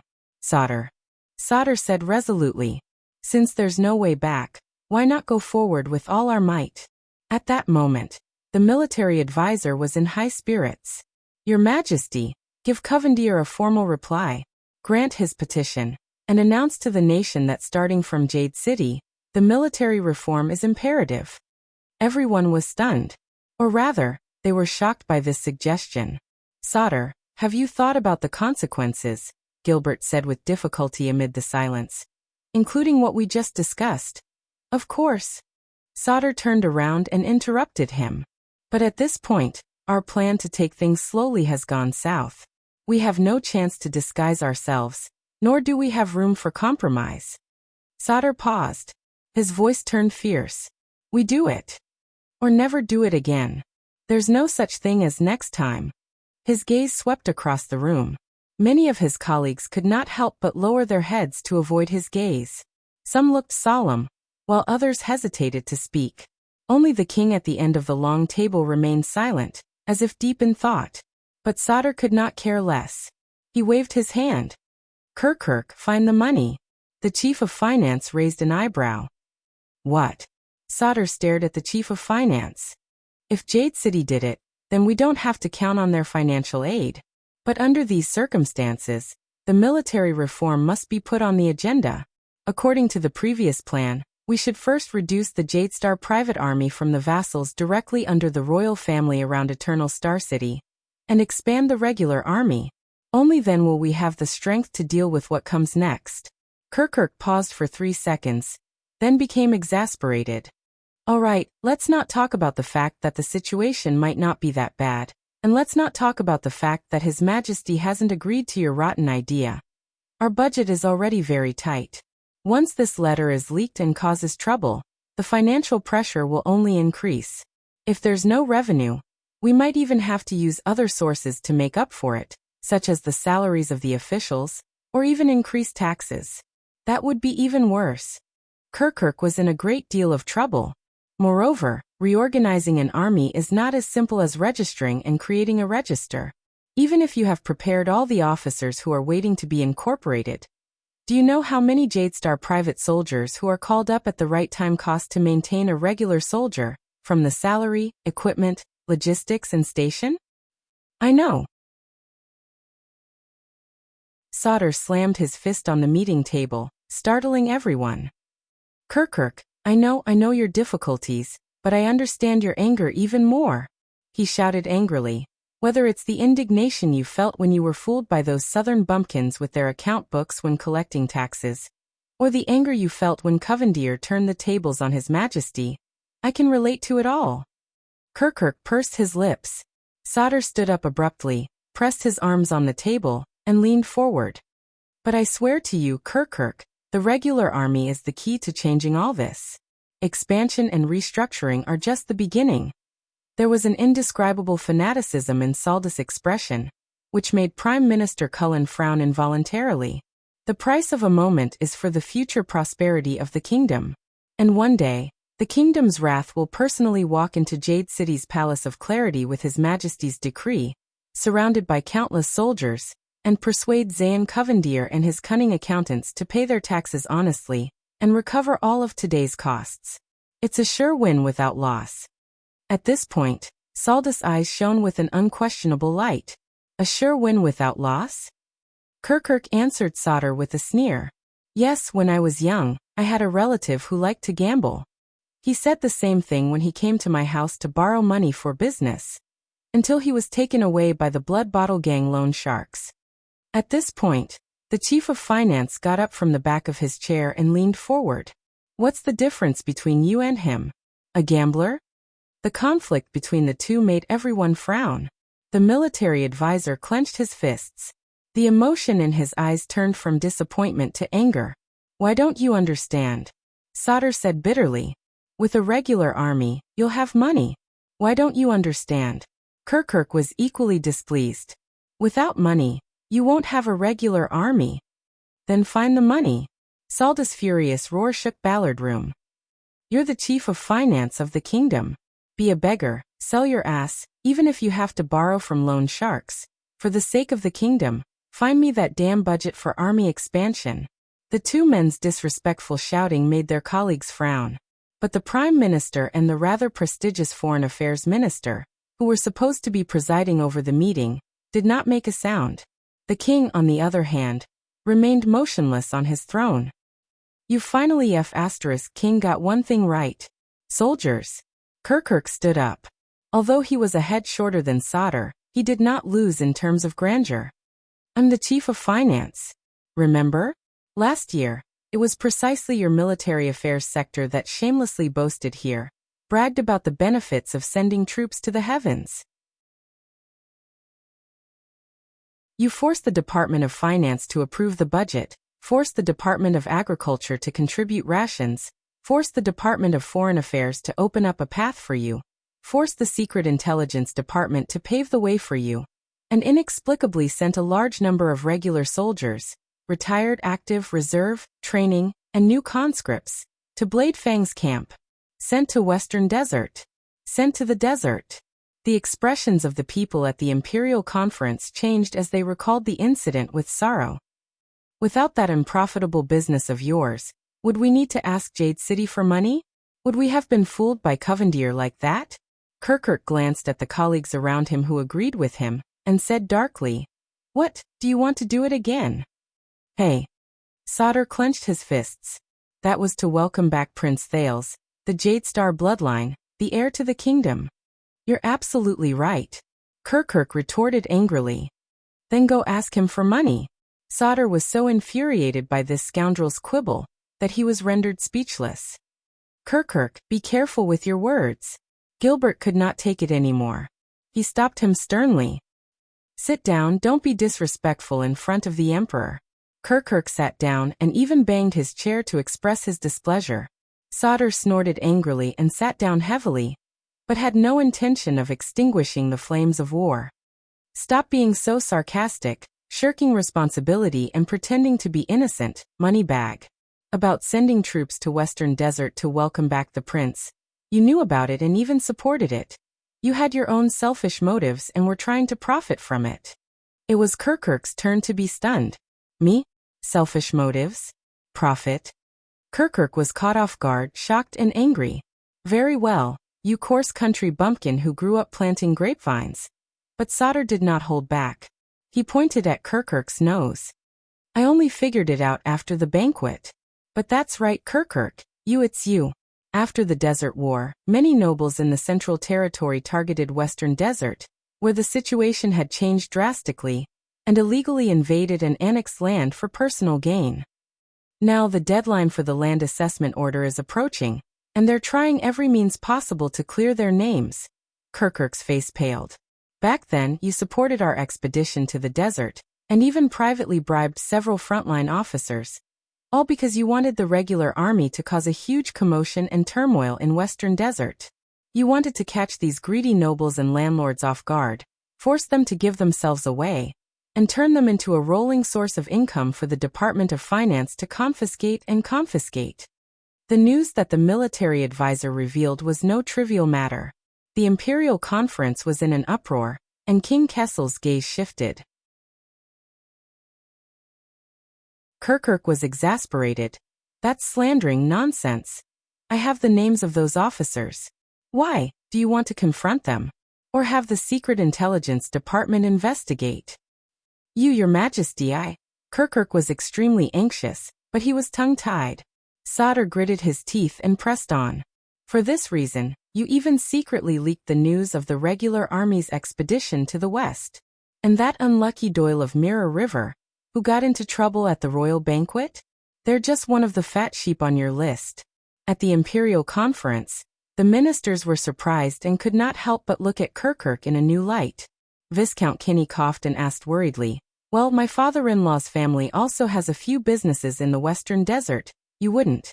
How could I, Lord Kinney? Kirkuk smiled obsequiously, but he immediately turned to the king and put on a mournful face. Your Majesty, I was just that. King Kessel just stared at him with narrowed eyes. Kirkuk, you're indeed moneybag.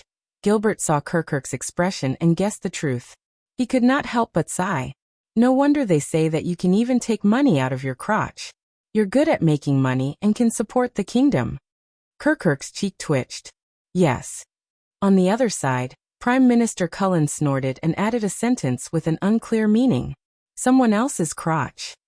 Sauter snorted angrily, his attitude self-evident. Under everyone's gaze, Kirkuk swallowed hard and hurriedly raised his hand. All right, Your Majesty, listen to me. That's right. We originally had a few extra fines and forfeitures from this expedition, which can be included in the next quarter's budget. The Doyle family? Gilbert said in a low voice. Kirkuk froze. Sensing the suspicion in everyone's eyes, his voice immediately weakened. He took a deep breath. That's right. But the Doyle family deserved it. Over the years, they've crossed the border to occupy land, illegally rented tenancies, smuggled taxes, concealed the population, and violated tradition. All these crimes should have been dealt with long ago. Our Department of Finance is dedicated to the kingdom and does things impartially. Cut the crap. Where's the money? Sauter ignored his excuses and went straight to the point. Now, it's been several months since the prince's return, and our mission is complete. Your Department of Finance should be full by now, right? The military advisor was aggressive. Why did you make all sorts of excuses during the Imperial Conference about being poor? When South Coast Hill forced us into a corner, you still held on to your wallet tightly and obstructed His Majesty's military reform. Kirkuk was both shocked and angry at the same time at this accusation. He looked around, but none of his colleagues dared to interrupt. Saldus' gaze was sharp and threatening. Kirkuk felt dizzy. He had to take a deep breath and yelled at the top of his lungs, Prince Thales. As soon as these words came out, everyone was stunned again. What? Sauter asked, puzzled. Kirkuk panted a few times and said angrily, I'm sorry, I didn't want to say what I'm about to say here after all. He calmed his breathing and said in resignation, That's right. Sauter, based on the standard of the regular army, Doyle's case is enough for you to expand the staffing of 800 to 1,000 heavy cavalry, plus their squires, equipment, logistics, and perhaps more. Sauter slammed the table and mouthed, I knew it. But Kirkuk changed the topic. But, after Prince Thales, the incident at the banquet, Doyle's case was exposed to the public. From a simple case, it became a hot potato that attracted the attention of the entire nation. Even the case files were taken away by the Kingdom's Secret Intelligence Department overnight. Someone could not help but turn around. The scar-faced man from the Kingdom's Secret Intelligence Department was expressionless, as if he had not heard anything. Sauter frowned. Western Desert is vast. Your sources of income are definitely not limited to just them. Kirkuk sighed pitifully. Yes. But don't forget, Prince Thales stood up for the Doyle family last night in the name of His Majesty. Now everyone thinks that Doyle is backed by the Duke of Star Lake, the heir to the kingdom. This has implicated our other cases. Now no one dares to touch anything that involves land annexation or the old and new nobles, let alone handle it. Saldus' expression changed slightly. Kirkuk said angrily. So when I said ask Prince Thales for money, that's true. Gilbert rebuked him angrily. Kirkuk. Kirkuk reacted and waved his hands regretfully. I know. That's why I said sorry. I didn't want to say that either. No one dared to speak rashly when the matter involved the royal family. Many stole glances at the king at the end of the long table. But King Kessel remained unmoved, as if what Kirkuk had just complained about was not his son and heir.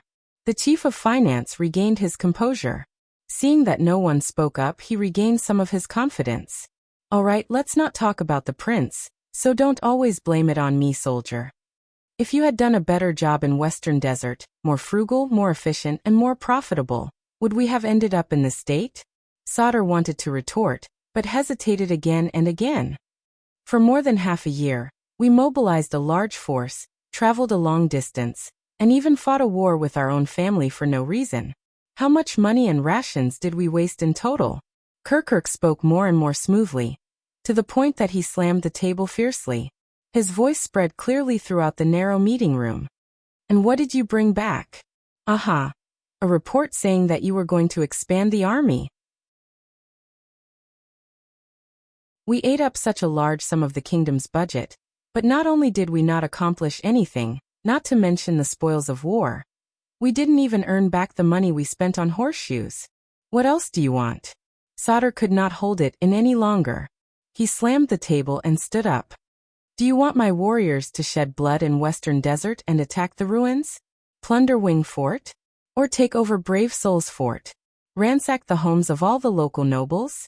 Do you want to burn the entire Western Desert to the ground and send all the spoils of war to the Department of Finance, so that you won't have to complain so much when you're sitting here leisurely counting your copper coins? Kirkuk scoffed. Then why don't you do it? And the result? It turns out that you were just there for a vacation. Even the prince himself was sent back by the Western Desert nobles. The military advisor said angrily. Do it. His Royal Highness' whereabouts are uncertain in Western Desert, and you even took a sword and a flag from them.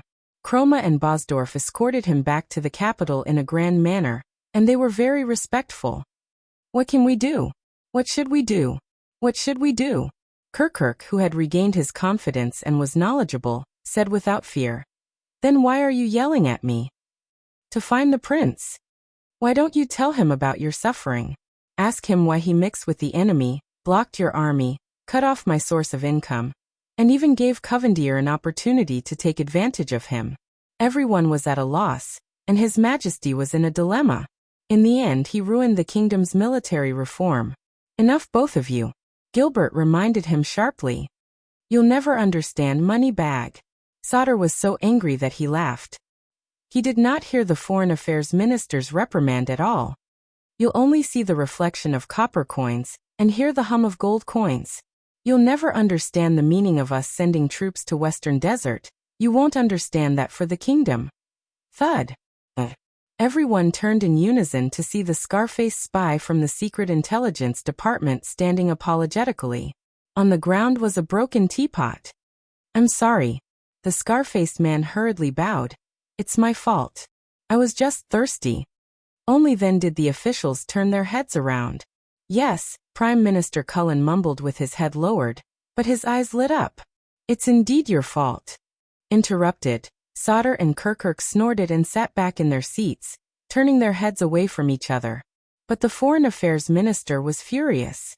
Sauter, Kirkuk, watch your language. This has nothing to do with His Highness Thales. Gilbert's words were harsh. His Highness's body is priceless. His safe return to the capital is the greatest contribution to the kingdom. Nothing else. And don't forget, we are here to discuss countermeasures to deal with the predicament brought about by the leak of this letter. This is a kingdom's official business. Don't turn this into a personal grudge. Sauter and Kirkirk's expressions softened a little, but the Prime Minister coughed at that moment. Don't blame them, Count Casso. Sauter and Sir Kirkirk had no choice either. Duke Cullen shook his head. Whether it's the expedition to Western Desert or the royal banquet, it's His Highness's fault for appearing at such a coincidental time. Just like this letter. The Prime Minister shook his head at the king, implying something. He's forced us into a tight spot. There's no other way.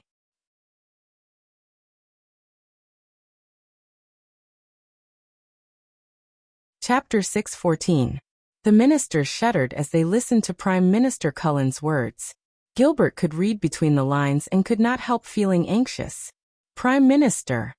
At that moment, a third voice joined the discussion. In fact, if the kingdom has no other choice but to bite the bullet, perhaps. The unfamiliar voice attracted the attention of most of the people. The ministers turned to the interlocutor, the only participant in the imperial conference who did not speak. The Archdeacon of the Sunset Church, Stylia Nysides. Stylia Nysides nodded slightly. I can try to persuade the Sunset Church to invest in solving the problem of expanding the regular army? Many people frowned. What? You? Sauter asked suspiciously.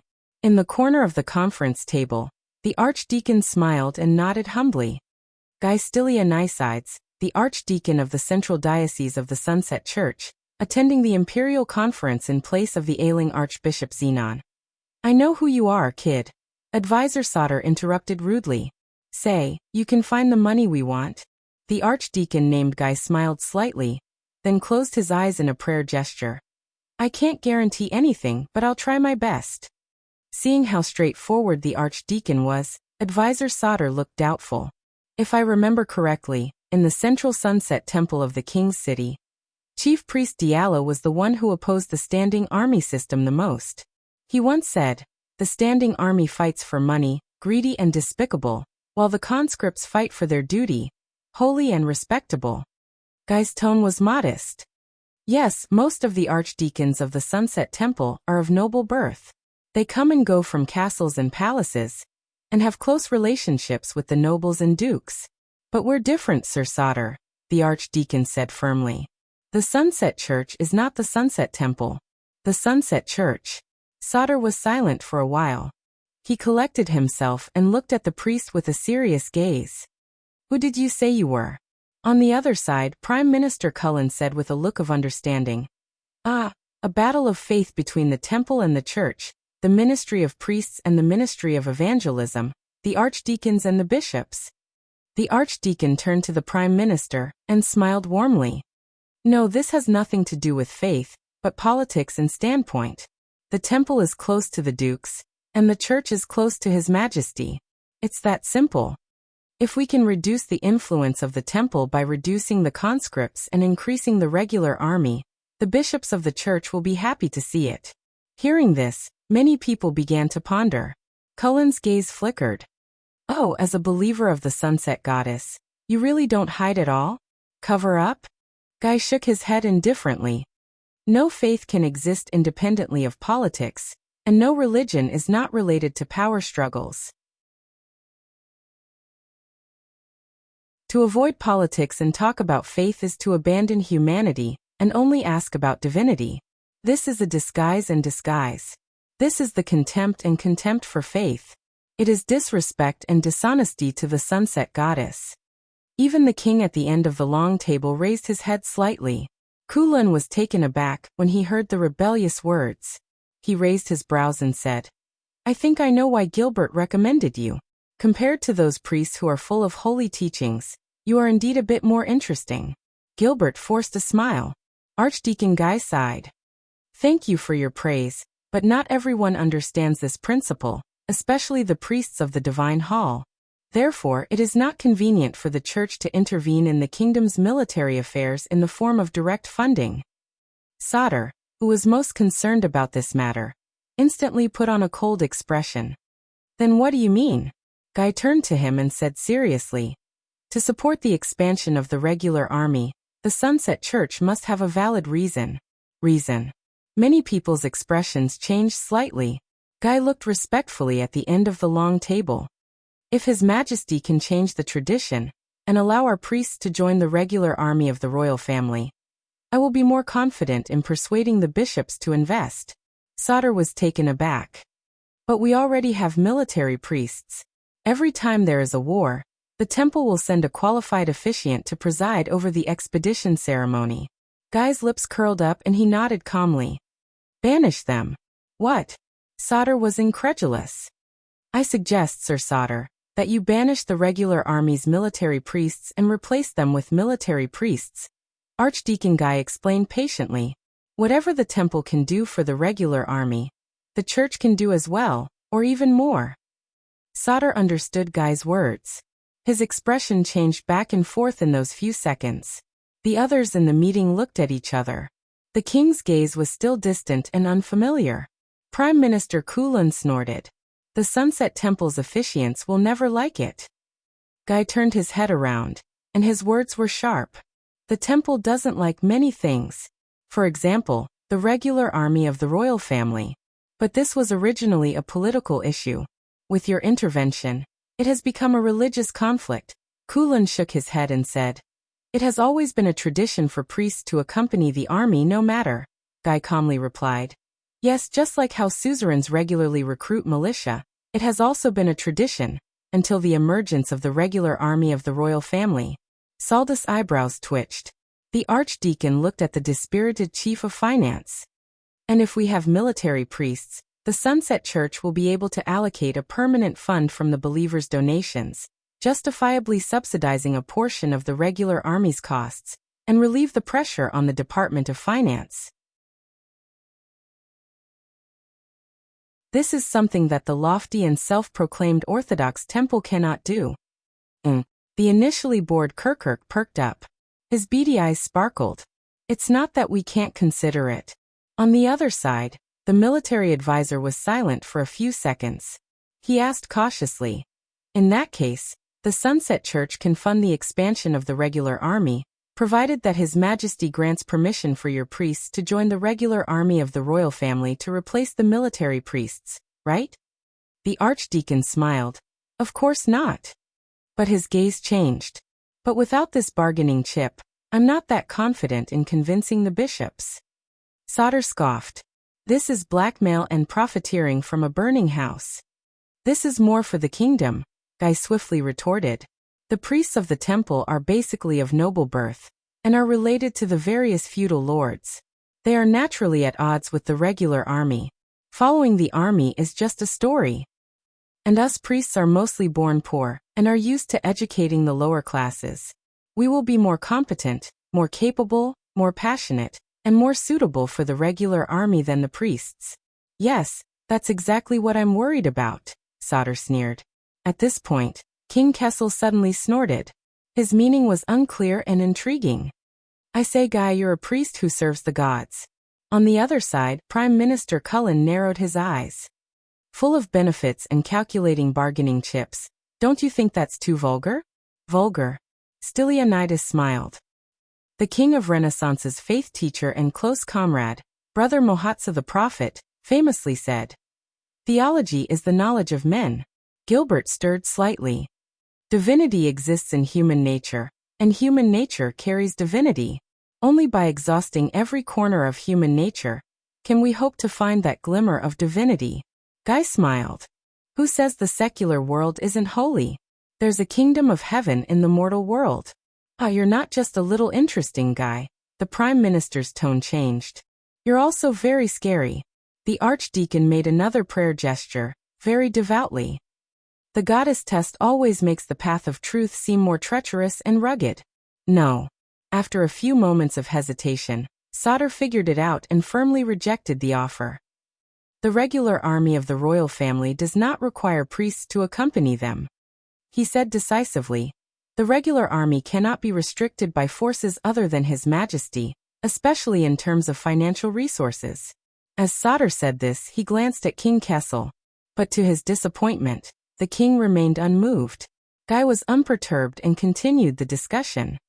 If it's limited by the form of payment, we can discuss it.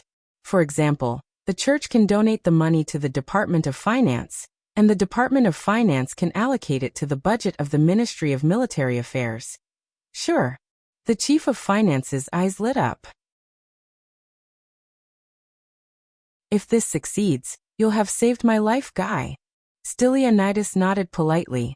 Thanks to the goddess. I dare not claim credit. But Saldus' attitude remained the same. What's the difference? Constellation spent 500 years, with endless sacrifices and bloodshed, to drive religion and theocracy back to the temple. As long as I'm in charge of the Ministry of Military Affairs, history will not regress. Sauter spoke with certainty and uncompromising. That's not necessarily the case, Kirkuk muttered. Based on your stance just now, you're probably willing to make anyone prime minister if they can help you expand the regular army. Saldus' expression stiffened. Then I'll thank the heavens. Prime Minister Cullen sighed and shifted his large buttocks that covered the entire chair. Please do, Archdeacon Guy. Archdeacon Guy smiled humbly at them. I understand your concerns, Sir Sauter, but what you've said is a lesson learned long ago.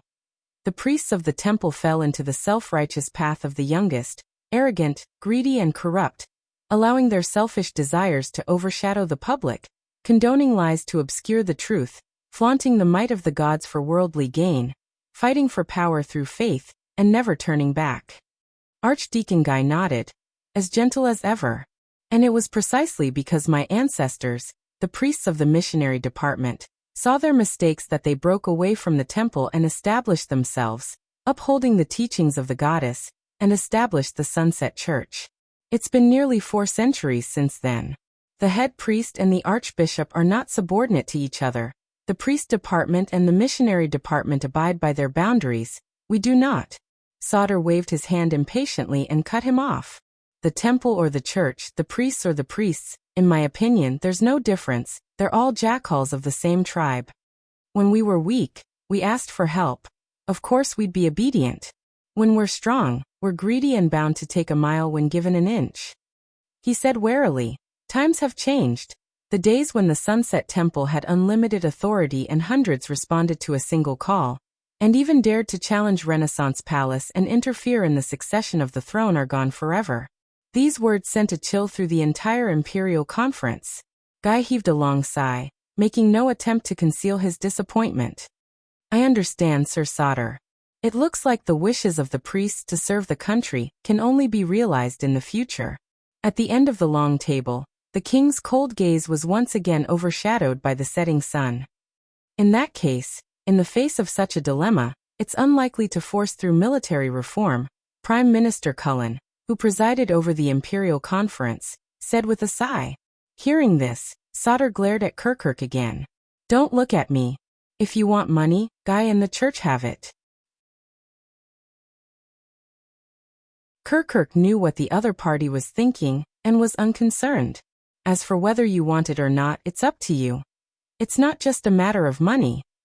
Unexpectedly, Prime Minister Cullen spoke up again, interrupting the dispute over military wealth that was about to erupt once again. This caught the attention of all the officials. In fact, speaking of the prince's banquet, I thought of something else. Duke Cullen's eyes burned. Last night, that minor Western Desert noble made a scene at the royal banquet, but was saved by Duke Thales. Gilbert furrowed his brows. This inevitably reminds people that His Highness returned to the country under the protection of the Western Desert Army. And that sort of fakin' has. This could easily give people false expectations, or even be interpreted as the royal family's stance. Things will be troublesome, especially at this juncture. Cullen shook his head as he spoke, seemingly extremely regretful. Prime Minister. Gilbert reminded him sternly. Cullen shuddered slightly, as if he had just understood, and smiled apologetically. But after hearing the Prime Minister's words, many people nodded thoughtfully. Right, the Doyle family in question. The Minister of Agriculture, Lord Croppen, who had not spoken much all day, spoke up. Their Mirror Lake district has been a major grain-producing region for the past few years, and also an important source of soldiers for the Jadestar Private Army and the Central Regular Army. Moreover, they are part of the 7 Jadestar attendants, which may affect the attitudes of the other families. This will also affect the process of military reform. He looked at everyone cautiously. I think we need to determine the nature of the case as soon as possible, sort out the clues and make a judgment. Indeed, the incident at the royal banquet has brought us a lot of trouble, whether it is the upcoming military reform or this letter. King Kessel's figure moved slightly on the throne. Viscount Kinney glanced in the direction of the king. Seeing that he did not react, he cleared his throat. Forgive me for being blunt, but I heard that Mindy's Hall has become the new place that everyone in the capital flocks to. Look at the Doyle family. They made a huge mess, but His Highness still risked his life to protect them. I do not want to criticize Duke Thales, but his attitude at the banquet is sometimes easy to misunderstand. Kinney. Gilbert sensed the direction of the meeting, and he was shocked and angry. There is no problem with His Highness's handling of the matter at the royal banquet. He is merciful, magnanimous, and impartial. Governor Kirkirk shrugged his shoulders. But now, looking at this letter, what we need the most is merciful and magnanimous. Viscount Kinney nodded in agreement and added, and impartiality. Gilbert was incredibly anxious. Regardless of the consequences, His Highness has saved 2 lives and 2 families with his superb skills, preventing a worse situation. But it is a barbaric method of a bloody duel, another voice said. May the setting sun forgive him. Gilbert turned his head around in disbelief and stared at his best friend. Guy. Archdeacon Stylianides nodded apologetically. Before I entered the palace, the bishops were discussing this matter. The officials exchanged glances and understood each other's intentions. The archdeacon made a penitential salute. With the setting sun as witness, the Duke of Star Lake dueling in person and resorting to the ancient rites of barbarism and heresy. That's a terrible signal and demonstration. No, that happened at night. Prime Minister Cullen scoffed sarcastically. It should be, witness of the North Star. All the officials in front of the Emperor lowered their heads. Gilbert sucked in a deep breath and explained to his good friend. Guy, my friend, as far as I know, the duel was unreasonably proposed by the other party, and Prince Thales agreed to the duel out of pity.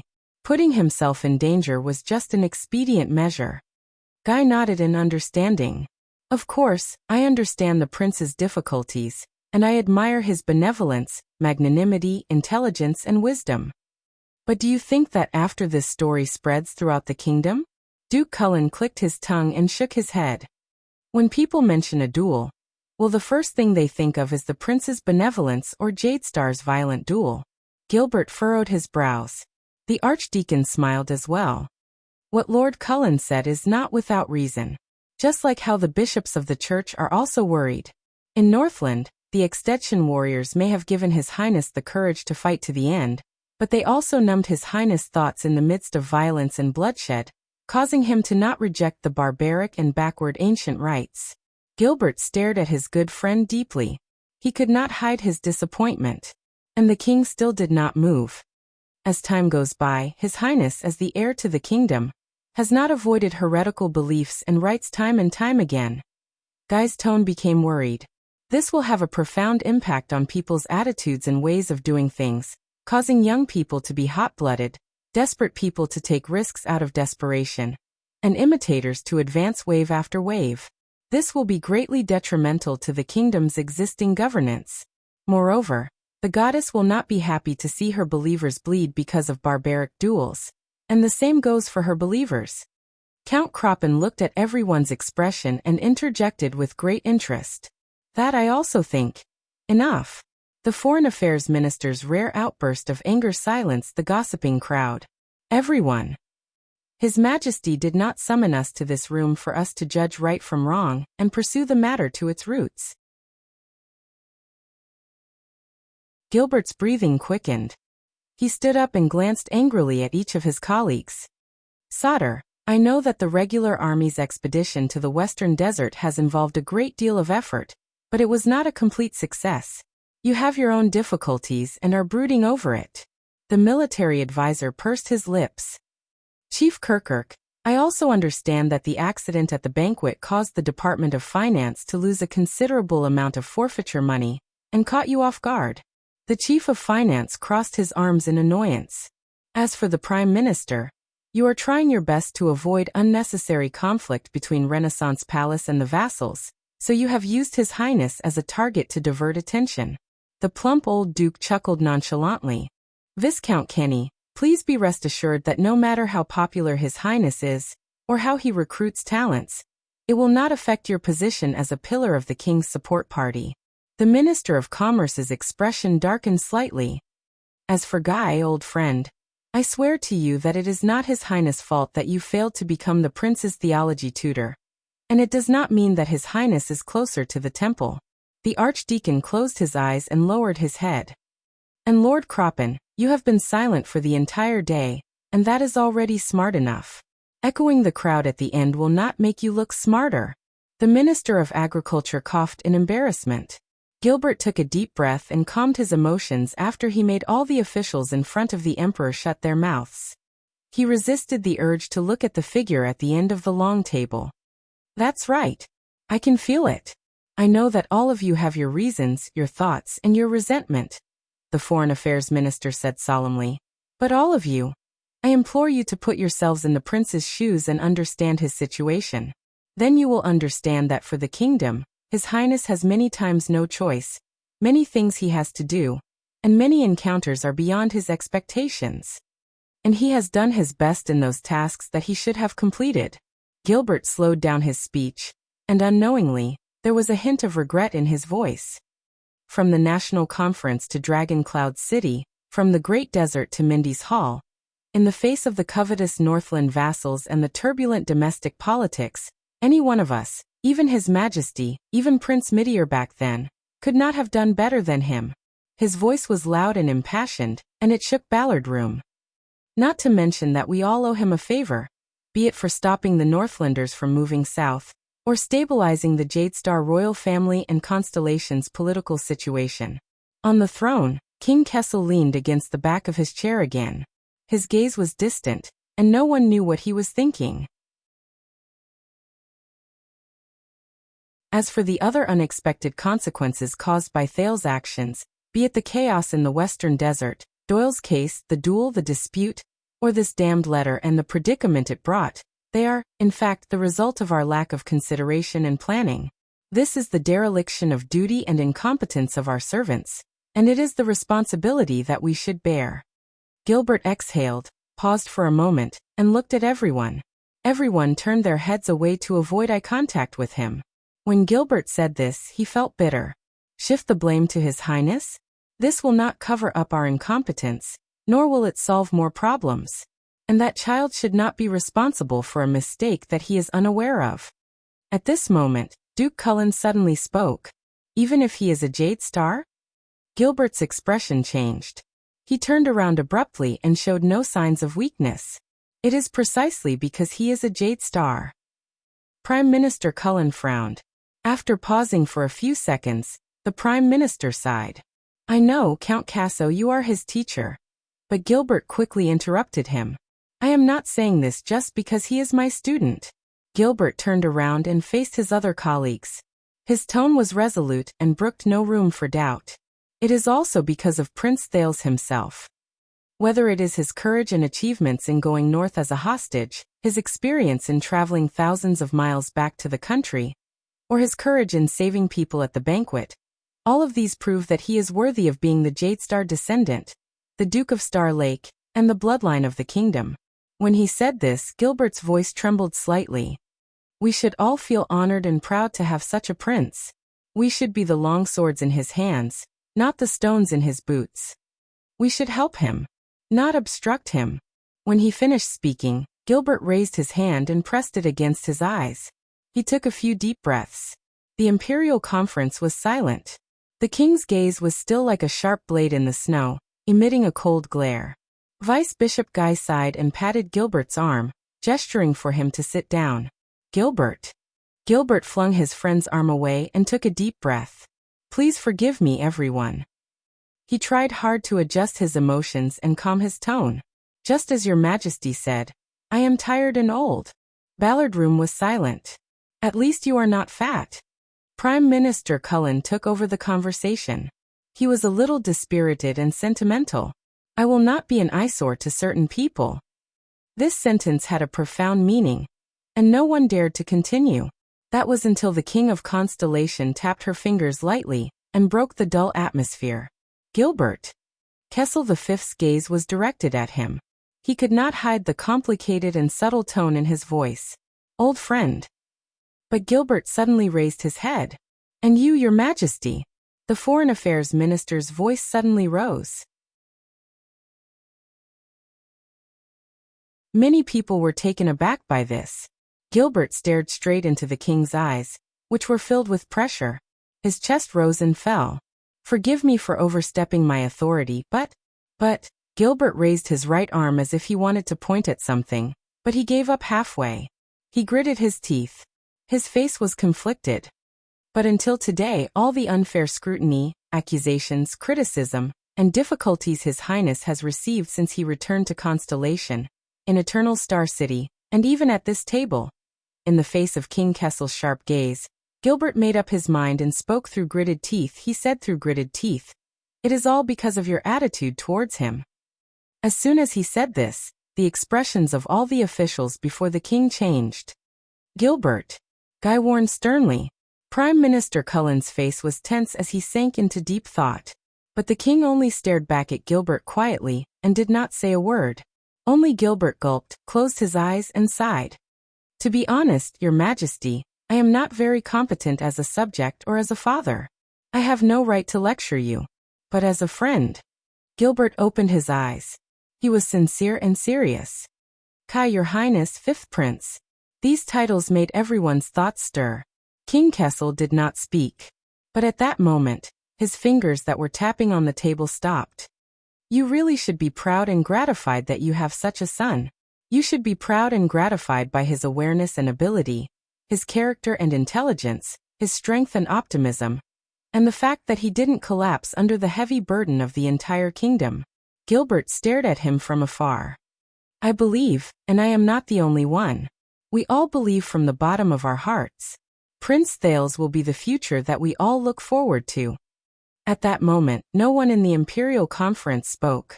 The silence lasted for a whole 10 seconds. You give him lessons every day, Gilbert. The king's deep voice traveled, and his emotions could not be discerned. You are too close to him. Gilbert was stunned for a moment before he smiled. No, you are the one who is too far away from him. Just like the late king. At that moment, the Iron Hand King's eyes suddenly moved. It was like the first crack on a flawless iron wall. But at that time, you still had Mindy's Hall. Gilbert looked at the throne quietly, but he seemed to be looking at something else. And now he has nothing. King Kessel seemed to be fixed in his chair. Even his gaze did not move. Get close to him, Your Majesty. At least try to get close to him. At least talk to him. Gilbert took a deep breath and sat down shakily. He pressed against his eyes and flashed an ashamed smile at the people around him. My apologies, everyone. Ballard Room seemed to have sunk into an ice cellar. The king and his ministers were all silent. They either lowered their heads in silence or looked at each other. Only the sound of breathing remained. After a long time, everyone trembled slightly. King Kessel's voice was like the first ray of sunlight that broke through the ice and broke the silence. Don't worry about my son. I have already talked to him. At the end of the long table, the Iron Hand King slowly raised his head, but he did not look at anyone. He will not be a problem. He closed his eyes and exhaled softly. Everything is under control. His voice faded away. Prime Minister Cullen curled his lips. Gilbert forced a smile onto his face. The others had different reactions. They were all worried. Duke Cullen picked up his teacup, sat up straight, and performed his duty. All right, everyone. Now back to what we were. But the Prime Minister's words came to an abrupt halt. Everyone looked over in confusion. Only then did they realize that Cullen's expression had changed. The Duke of Eastern Sea was staring intently at the teacup in his hand. There were tiny ripples on the surface of the teacup. Almost at the same time, the ministers in Ballard Room sensed something amiss and turned around. Asterisk thud. Thud. Thud. Asterisk the sound of footsteps in groups came from outside the room, causing an obvious tremor. This was a rare occurrence. The ministers looked at each other, not understanding what was going on. These footsteps, there are at least 30 people. As a military advisor who had served for many years, Sauter looked up warily. What happened? But no one answered him. On the contrary, different orders were faintly heard through the crack in the door. Vanguard Division, gather reinforcements. Run, run, run. The situation is unclear. Guard Division, deploy on the spot. Something was not right. The ministers were alarmed and uncertain. The king also frowned. Strange. Gilbert frowned. Is the Royal Guards having a drill today? Near Ballard Room? The next second, a rapid and ear-piercing ring of a bell penetrated the wall and rang in everyone's ears. Ding! Many people were startled and looked around in panic. This is the Royal Guards. Advisor Sauter was stunned. He blinked and stared at the dark stone door, unable to believe his own deduction. An emergency alarm? The king remained calm, but his frown deepened. The Scarface spy from the Secret Intelligence Department was the first to move. He reached for the door, but before he could touch the doorknob, the door to Ballard Room was flung open.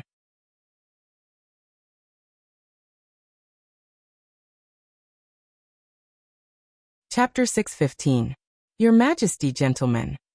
The head guard of the Royal Guards, Lord Fabio Adrian, carried an everlasting lamp and walked through the door in a dignified manner.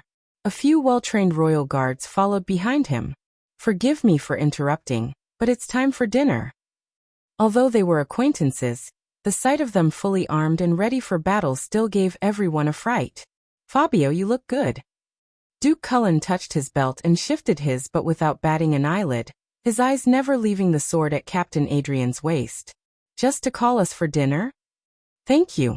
Adrian flashed a friendly smile and bowed deeply to King Kessel. Please do not panic. We are just doing a small drill.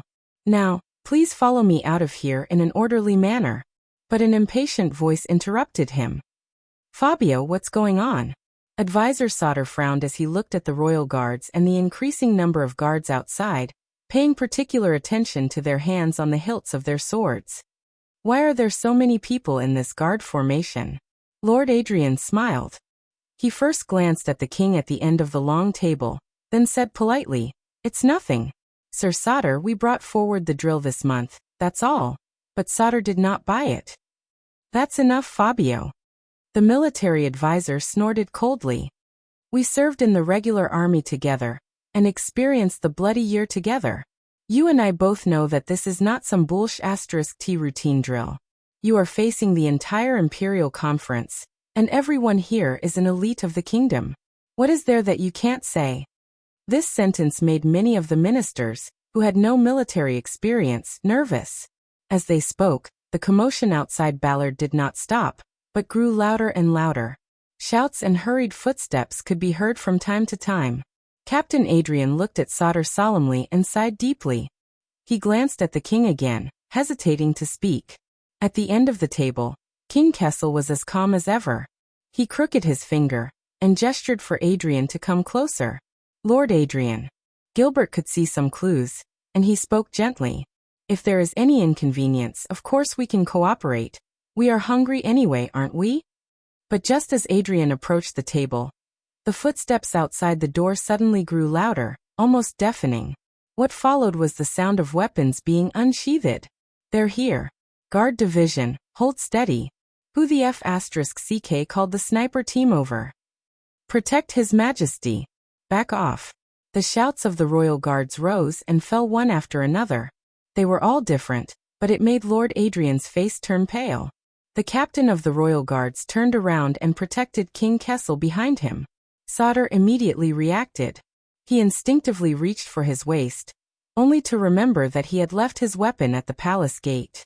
Only then did the officials in the room realize that something was wrong. Duke Cullen sprang up nimbly from his chair, and drew a small dagger from his belt. Gilbert grabbed his staff and rushed towards the king. Kirkle disappeared with a whoosh, leaving only his but exposed under the table. Viscount Kenny was the first to rush to the door, but he remembered something and quickly returned to approach the king. Lord Croppen's face was ashen, but he forced himself to remain calm. Archdeacon Guy closed his eyes and muttered something. Enough! Lord Adrian's angry roar shocked everyone. Following his order, the chaos outside the door was the first to stop. In Ballard Room, 3 crisp thuds came from the conference table and drifted away. Thud, thud, thud. Hold steady. King Kessel retracted his fingers and calmly looked at the officials who had different reactions. It's not like I haven't seen it before. He remained seated behind the conference table, seemingly unaffected. The officials who had overreacted finally reacted. They were either embarrassed as they hurriedly tidied themselves up. Gilbert exhaled and sat back in his seat. Prime Minister Cullen nonchalantly tucked the dagger that should not have been there back into his belt. Sauter, on the other hand, bent down disdainfully and lifted Kirkle out from under the table. Everyone returned to their proper appearance. They then realized that the originally spacious door of Ballard Room had been completely blocked by the wall of royal guards.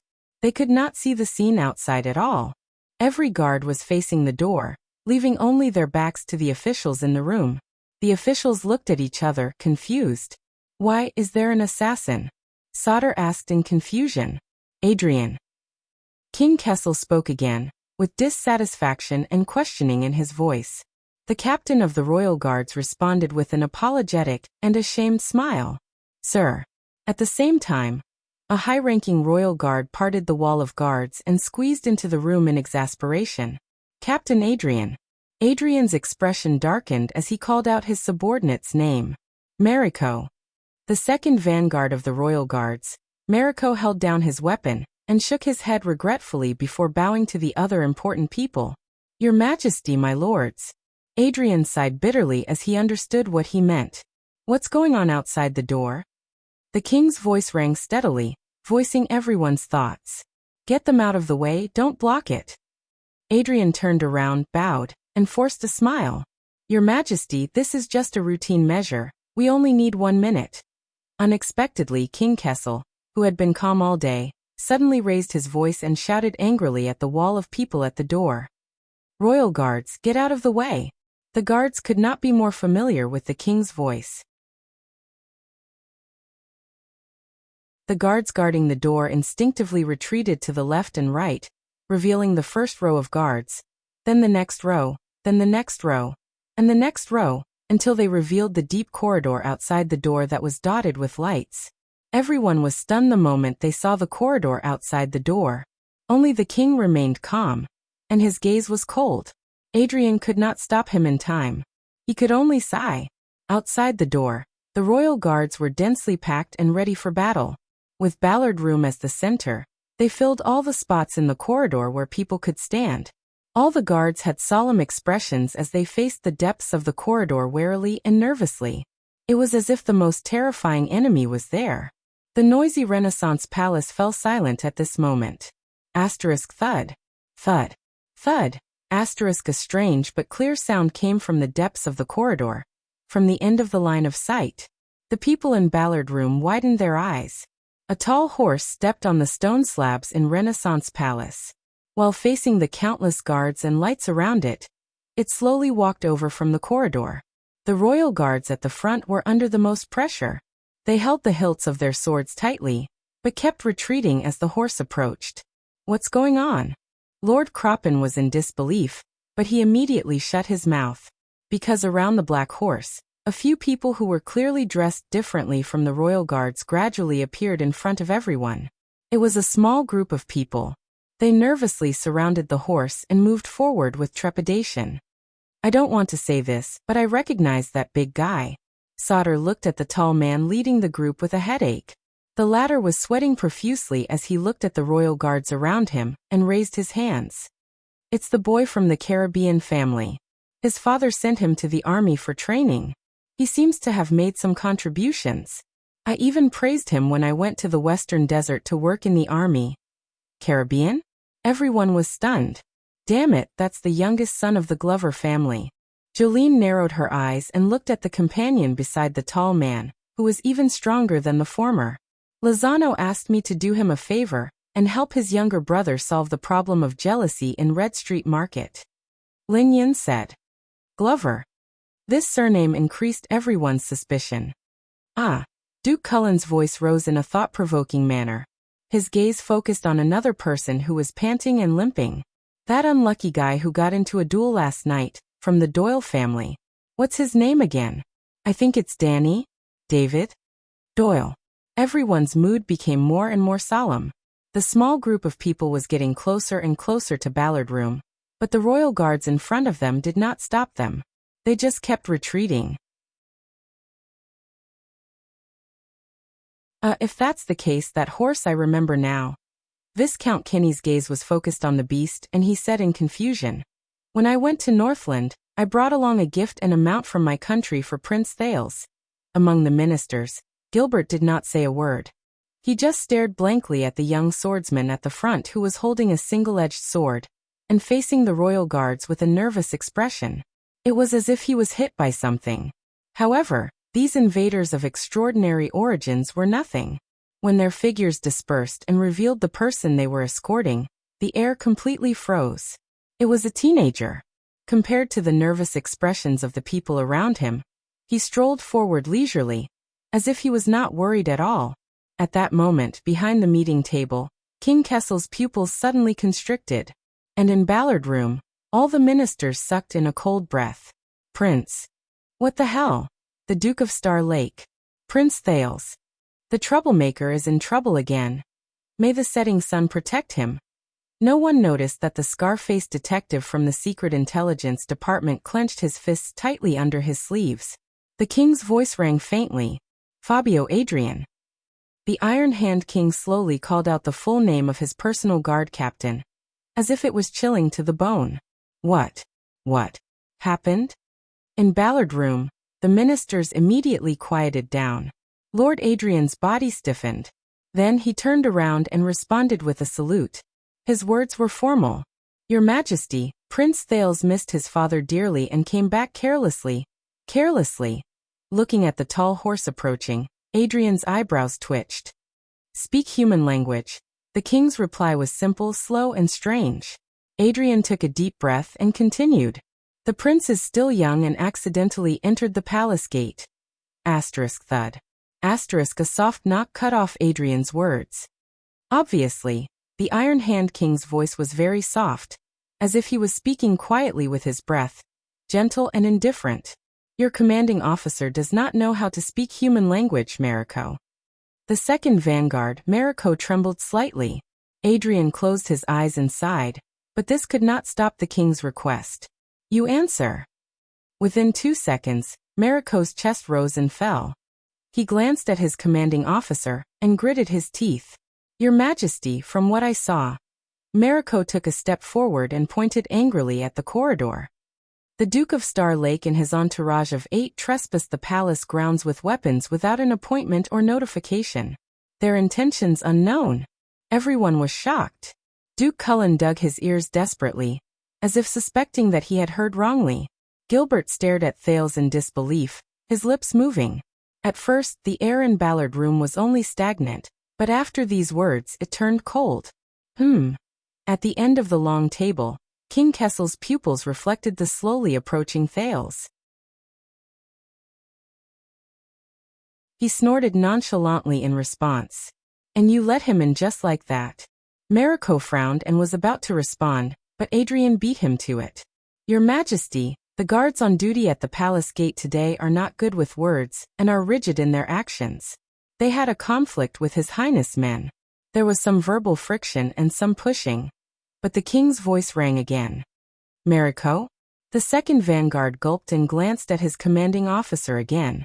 Adrian looked at him, troubled. In the end, Mariko no longer hesitated and said indignantly, Your Majesty, just now, Duke Thales tried to force his way into the palace. The guards at the gate were loyal to their duties and refused to let him in, so they fought with the Duke's men. There was blood on both sides. Since you are loyal to your duties, King Kessel interrupted him mercilessly. His tone was flat, but inexplicably frightening. Then how did he get in? Mariko shuddered and immediately lowered his head, unable to hide his shame. The vassals' gazes moved back and forth between the slowly approaching Thales and Mariko, and finally returned to the king. Mariko, Adrian reminded him softly by the side. But Kessel glanced at him and cut off Adrian's words. Mariko took a deep breath and gritted his teeth. After the blood, things became strange. Many people quickly gathered at the palace gate to watch, and the scene was very big. Adrian coughed and continued Danger's line of thought. I was the one who made the decision. We had to let His Highness in and deal with this matter in the palace, or else the entire Eternal Star City would have seen that scene. For the sake of the kingdom. Asterisk bang. Asterisk there was a loud sound, but it was the king who slammed his fist on the table. What followed was his extremely cold and angry rebuke. Is there no one who saw it now? Once he said this, Adrian and Mariko bowed together and knelt down on one knee. The vassals in the room did not even dare to breathe loudly. At that moment, Father, the unique voice of a young man came from afar. Why are you angry? The vassals turned their heads in unison. At some point, Thales had already walked to a distance where they could see his movements clearly. In this tense moment, the prince's voice had a hint of laziness and ease. The strange thing was that the prince was actually carrying a sword on his shoulder. The blade of the sword was pointed backwards, and as he walked, it swayed and swayed, pointing straight at the ceiling of Renaissance Palace. King Kessel frowned. Mariko, what happened? The second vanguard who knew his mistake was shocked and did not know how to answer. Adrian, who was beside him, immediately understood. He knew what the king was asking, and he answered respectfully. After entering the palace, we were about to capture him, but His Highness immediately put the sword to his own neck. He used so much force that it even drew blood. The vassals were shocked. They focused their gazes, and only then did they realize that there were traces of unusual red on Thales' collar. He walked forward step by step, and his sword never left his neck. We did not dare to act rashly. To prevent accidents, we could only retreat. After listening to the royal guard's explanation, Duke Cullen's gaze on Thales became more and more interesting, while Gilbert became more and more worried. Compared to his previous rage, King Kessel did not immediately reply. He leaned his back against the chair again, and his brows were tightly furrowed. So these are my royal guards. The king exhaled. His tone returned to its previous calmness, but there was a hint of mockery in it. Now I finally know how my father died. Everyone's breathing froze. These words were extremely heavy.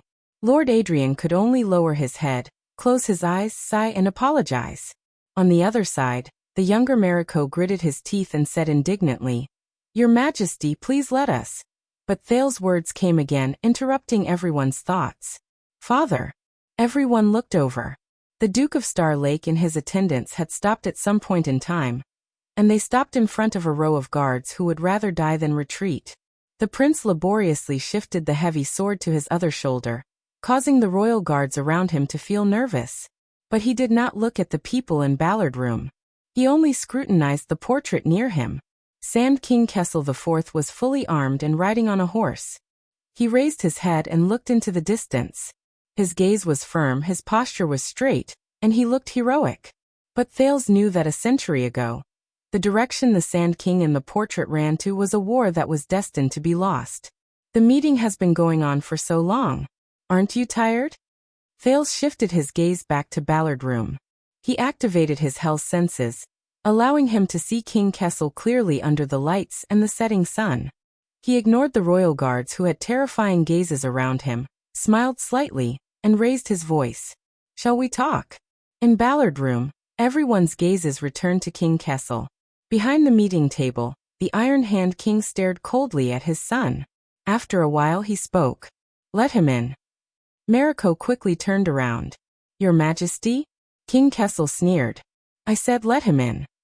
Adrian shook his head at Mariko, then ordered the royal guards inside and outside the room. On the invader's side, the prince's attendant, Waya, gulped when he saw a gap in the royal guard's defense line. Your Highness. Thales exhaled. All of you stay. The prince bared his teeth as he felt the soreness in his shoulders and the cut on his neck. Cooperate with us later, don't resist. Cohen, who was in charge of clearing the path, was stunned. His face was pale from fear. Ralph, who was at the back of the formation, also turned around. His gaze was displeased. Don't worry, all of you are my subordinates, they probably won't. Thales paused for a moment and swallowed the second half of his sentence. Won't beat them up too harshly? After all, this is a rebellion. Around them, the densely packed royal guards were still nervous, as if they were facing a great enemy. Beside Thales, Jenny, the black horse, felt the terrible atmosphere and neighed uneasily. I know it's too dark here. You don't like it, right? Thales turned around and comforted Jenny quietly. It's okay. Me too. Jenny whimpered and quieted down, feeling wronged. The Duke of Star Lake stopped smiling. He carried the incredibly heavy longsword and strode forward. Just like countless times in the past, he walked forward alone. The prince's sudden approaching figure made the royal guards around him spread out abruptly. Like a whistling arrow shooting into the forest, it startled countless birds.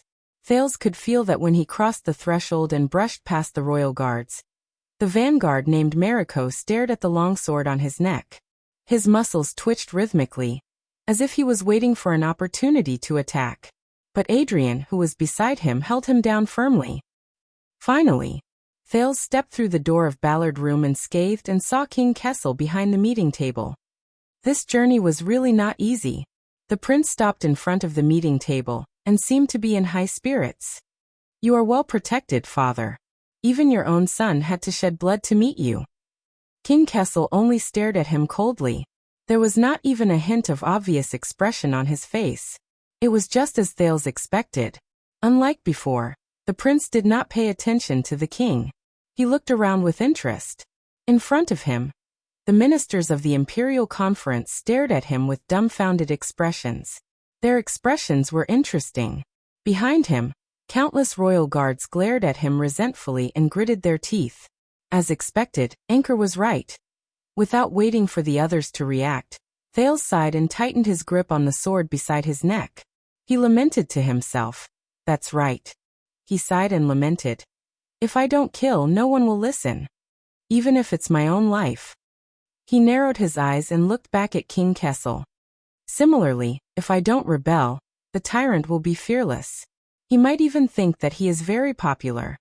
What kind of world is this? Your Highness. In the Imperial Conference, Gilbert was the first to be unable to hold back.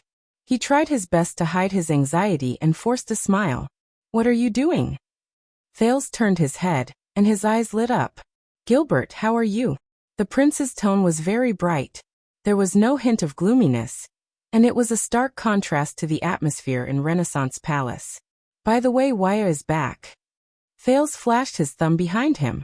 He did not care whether his thumb was correct or not. He just chuckled. A reunion between father and son. How touching. For some reason, Thales, who had been filled with pressure when he entered and left Renaissance Palace a few times, actually felt relaxed and happy at that moment. It was as if he had removed all his burdens. But his smile did not last long, because at that moment, Gilbert's expression was extremely complicated. He stared at Thales' face, then at the sword on his shoulder. He seemed to be smiling bitterly, grieving, sighing, and feeling grief. It made Thales stunned for a moment. I know, Your Highness. Gilbert sucked in a deep breath and lowered his head. When he looked up again, he was beaming with joy. You are not satisfied with your marriage. Gilbert's smile froze, and he suppressed his rapid breathing. I understand. When he said this, many people were confused. Thales was also stunned. Marriage? What marriage? But you don't have to be so anxious. Gilbert cut him off fiercely. While he talked to himself, he gave Thales an anxious look. I told you, just wait for me at the entrance of the palace. I will explain it to you. Gilbert laughed, turned his head, and smiled bitterly at the others. You know, young people are not satisfied with their marriage candidates. They are a little impulsive and wanted to clarify things with me. And our meeting went on for too long. He could not stay, so he... Thales blinked and gradually understood. He could not help but feel warmth in his heart. But it was a pity. Gilbert, I see. Deputy Bishop Guy reacted quickly. He smiled faintly and nodded. Marriage is indeed a big matter. May the goddess bless. Viscount Kinney was born noble. He also reacted and laughed heartily. Oh yes, of course, We were young once, we understand. Prime Minister Cullen also blinked and shook his head like a kind and amiable old man. I still remember that His Majesty once made a fuss about marriage in front of the late king. The ministers in the Imperial Conference laughed continuously. They had excellent chemistry and soon got along well, making the atmosphere in Ballard Room much more comfortable. Most of the royal guards also understood what was going on. Unknowingly, they began to laugh and relax their tense muscles. But Adrian sadly noticed that in the face of such an atmosphere, only two people were unmoved. King Kessel did not laugh. He stared blankly at Thales, as if there was no one else in his eyes at that moment. Thales put on a fake smile. There was no warmth in his eyes when he looked back at the king, only an eager challenge. Fabio, very good. You are very responsible. It was just a false alarm. Advisor Sauter exhaled and gave Adrian a thumbs up. But the exercise was very effective. I suggest that we reward our brothers. Clang. A muffled sound of metal colliding suddenly rang out. The royal guards who had not completely relaxed shuddered and unsheathed their swords. Steady, Adrian bellowed, calming down a possible conflict. The royal guards who had just come to their senses breathed rapidly and looked at each other nervously. Only then did they put away their weapons under the strict orders of their commanding officer. The ministers in front of the Imperial Conference were tongue-tied in disbelief. Sorry, it's too heavy. The person responsible for the muffled sound, Thales, breathed heavily. He laughed and dragged the blade from the ground. No wonder it's called load-bearer. King Kessel narrowed his eyes. The emotions in his eyes became more and more indescribable. After this incident, the minister's efforts were completely interrupted. Gilbert's expression only became more bitter. This made Thales feel a little guilty, but soon he put this behind him. He stepped forward nonchalantly and reached out his hand. Swoosh. A few of the royal guards unsheathed their weapons again. Don't worry. This time, Thales chuckled and walked to the discussion table. He gestured for everyone to relax. I just want to give myself. The prince sat down casually, patted the shoulder of the person next to him, and looked into the Iron Hand King's eyes. Find a chair. Near him, Chief of Finance Kirk looked at the prince's hand patting his shoulder, and revealed a smile that was uglier than crying. Sensing the puzzled and uneasy gazes around him, Thales smiled. Yes. Be it in the Hall of Heroes or here. He had to find a chair for himself. He had to wield a heavy sword that was beyond his means. He bet his life. Thales stared at King Kessel. He suddenly realized that every time he looked into his father's eyes, he could feel the heaviness and pressure. Gone.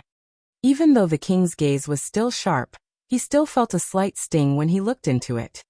Sorry to disturb you, everyone. Thales slapped his thigh and leaned against the discussion table. He smiled and said, I'm afraid that today's Imperial Conference will end early. In Ballard Room, both the courtiers and the guards looked at each other, not knowing what to do. The king's gaze became more profound. Thales looked at the sky outside the window, and could not help but smile. Perhaps, it's not too early?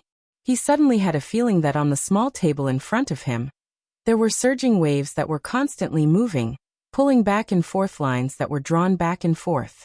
At this moment he stepped into this room, just like a ship parting the water, cutting the Gordian knot. Finally. What are you doing? King Kessel's voice rang in the silence. He enunciated his words slowly, very slowly.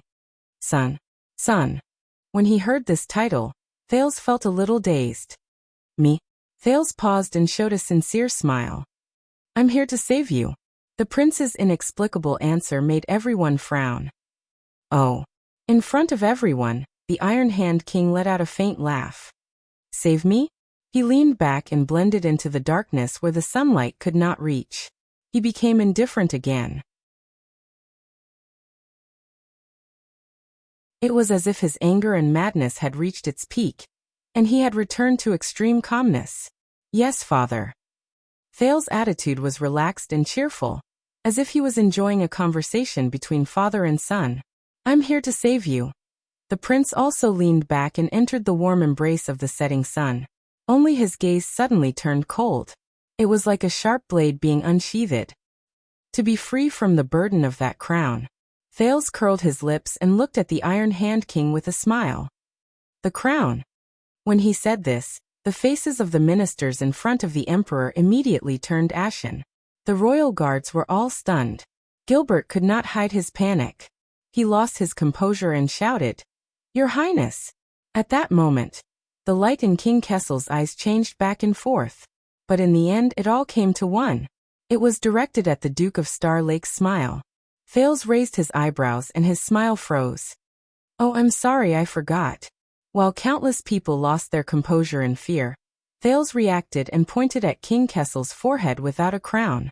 He smiled apologetically. "It's not on your head." That you're tuning in to the Echoes of the Heart YouTube channel. Don't forget to subscribe and join us on this journey to catch the most captivating stories.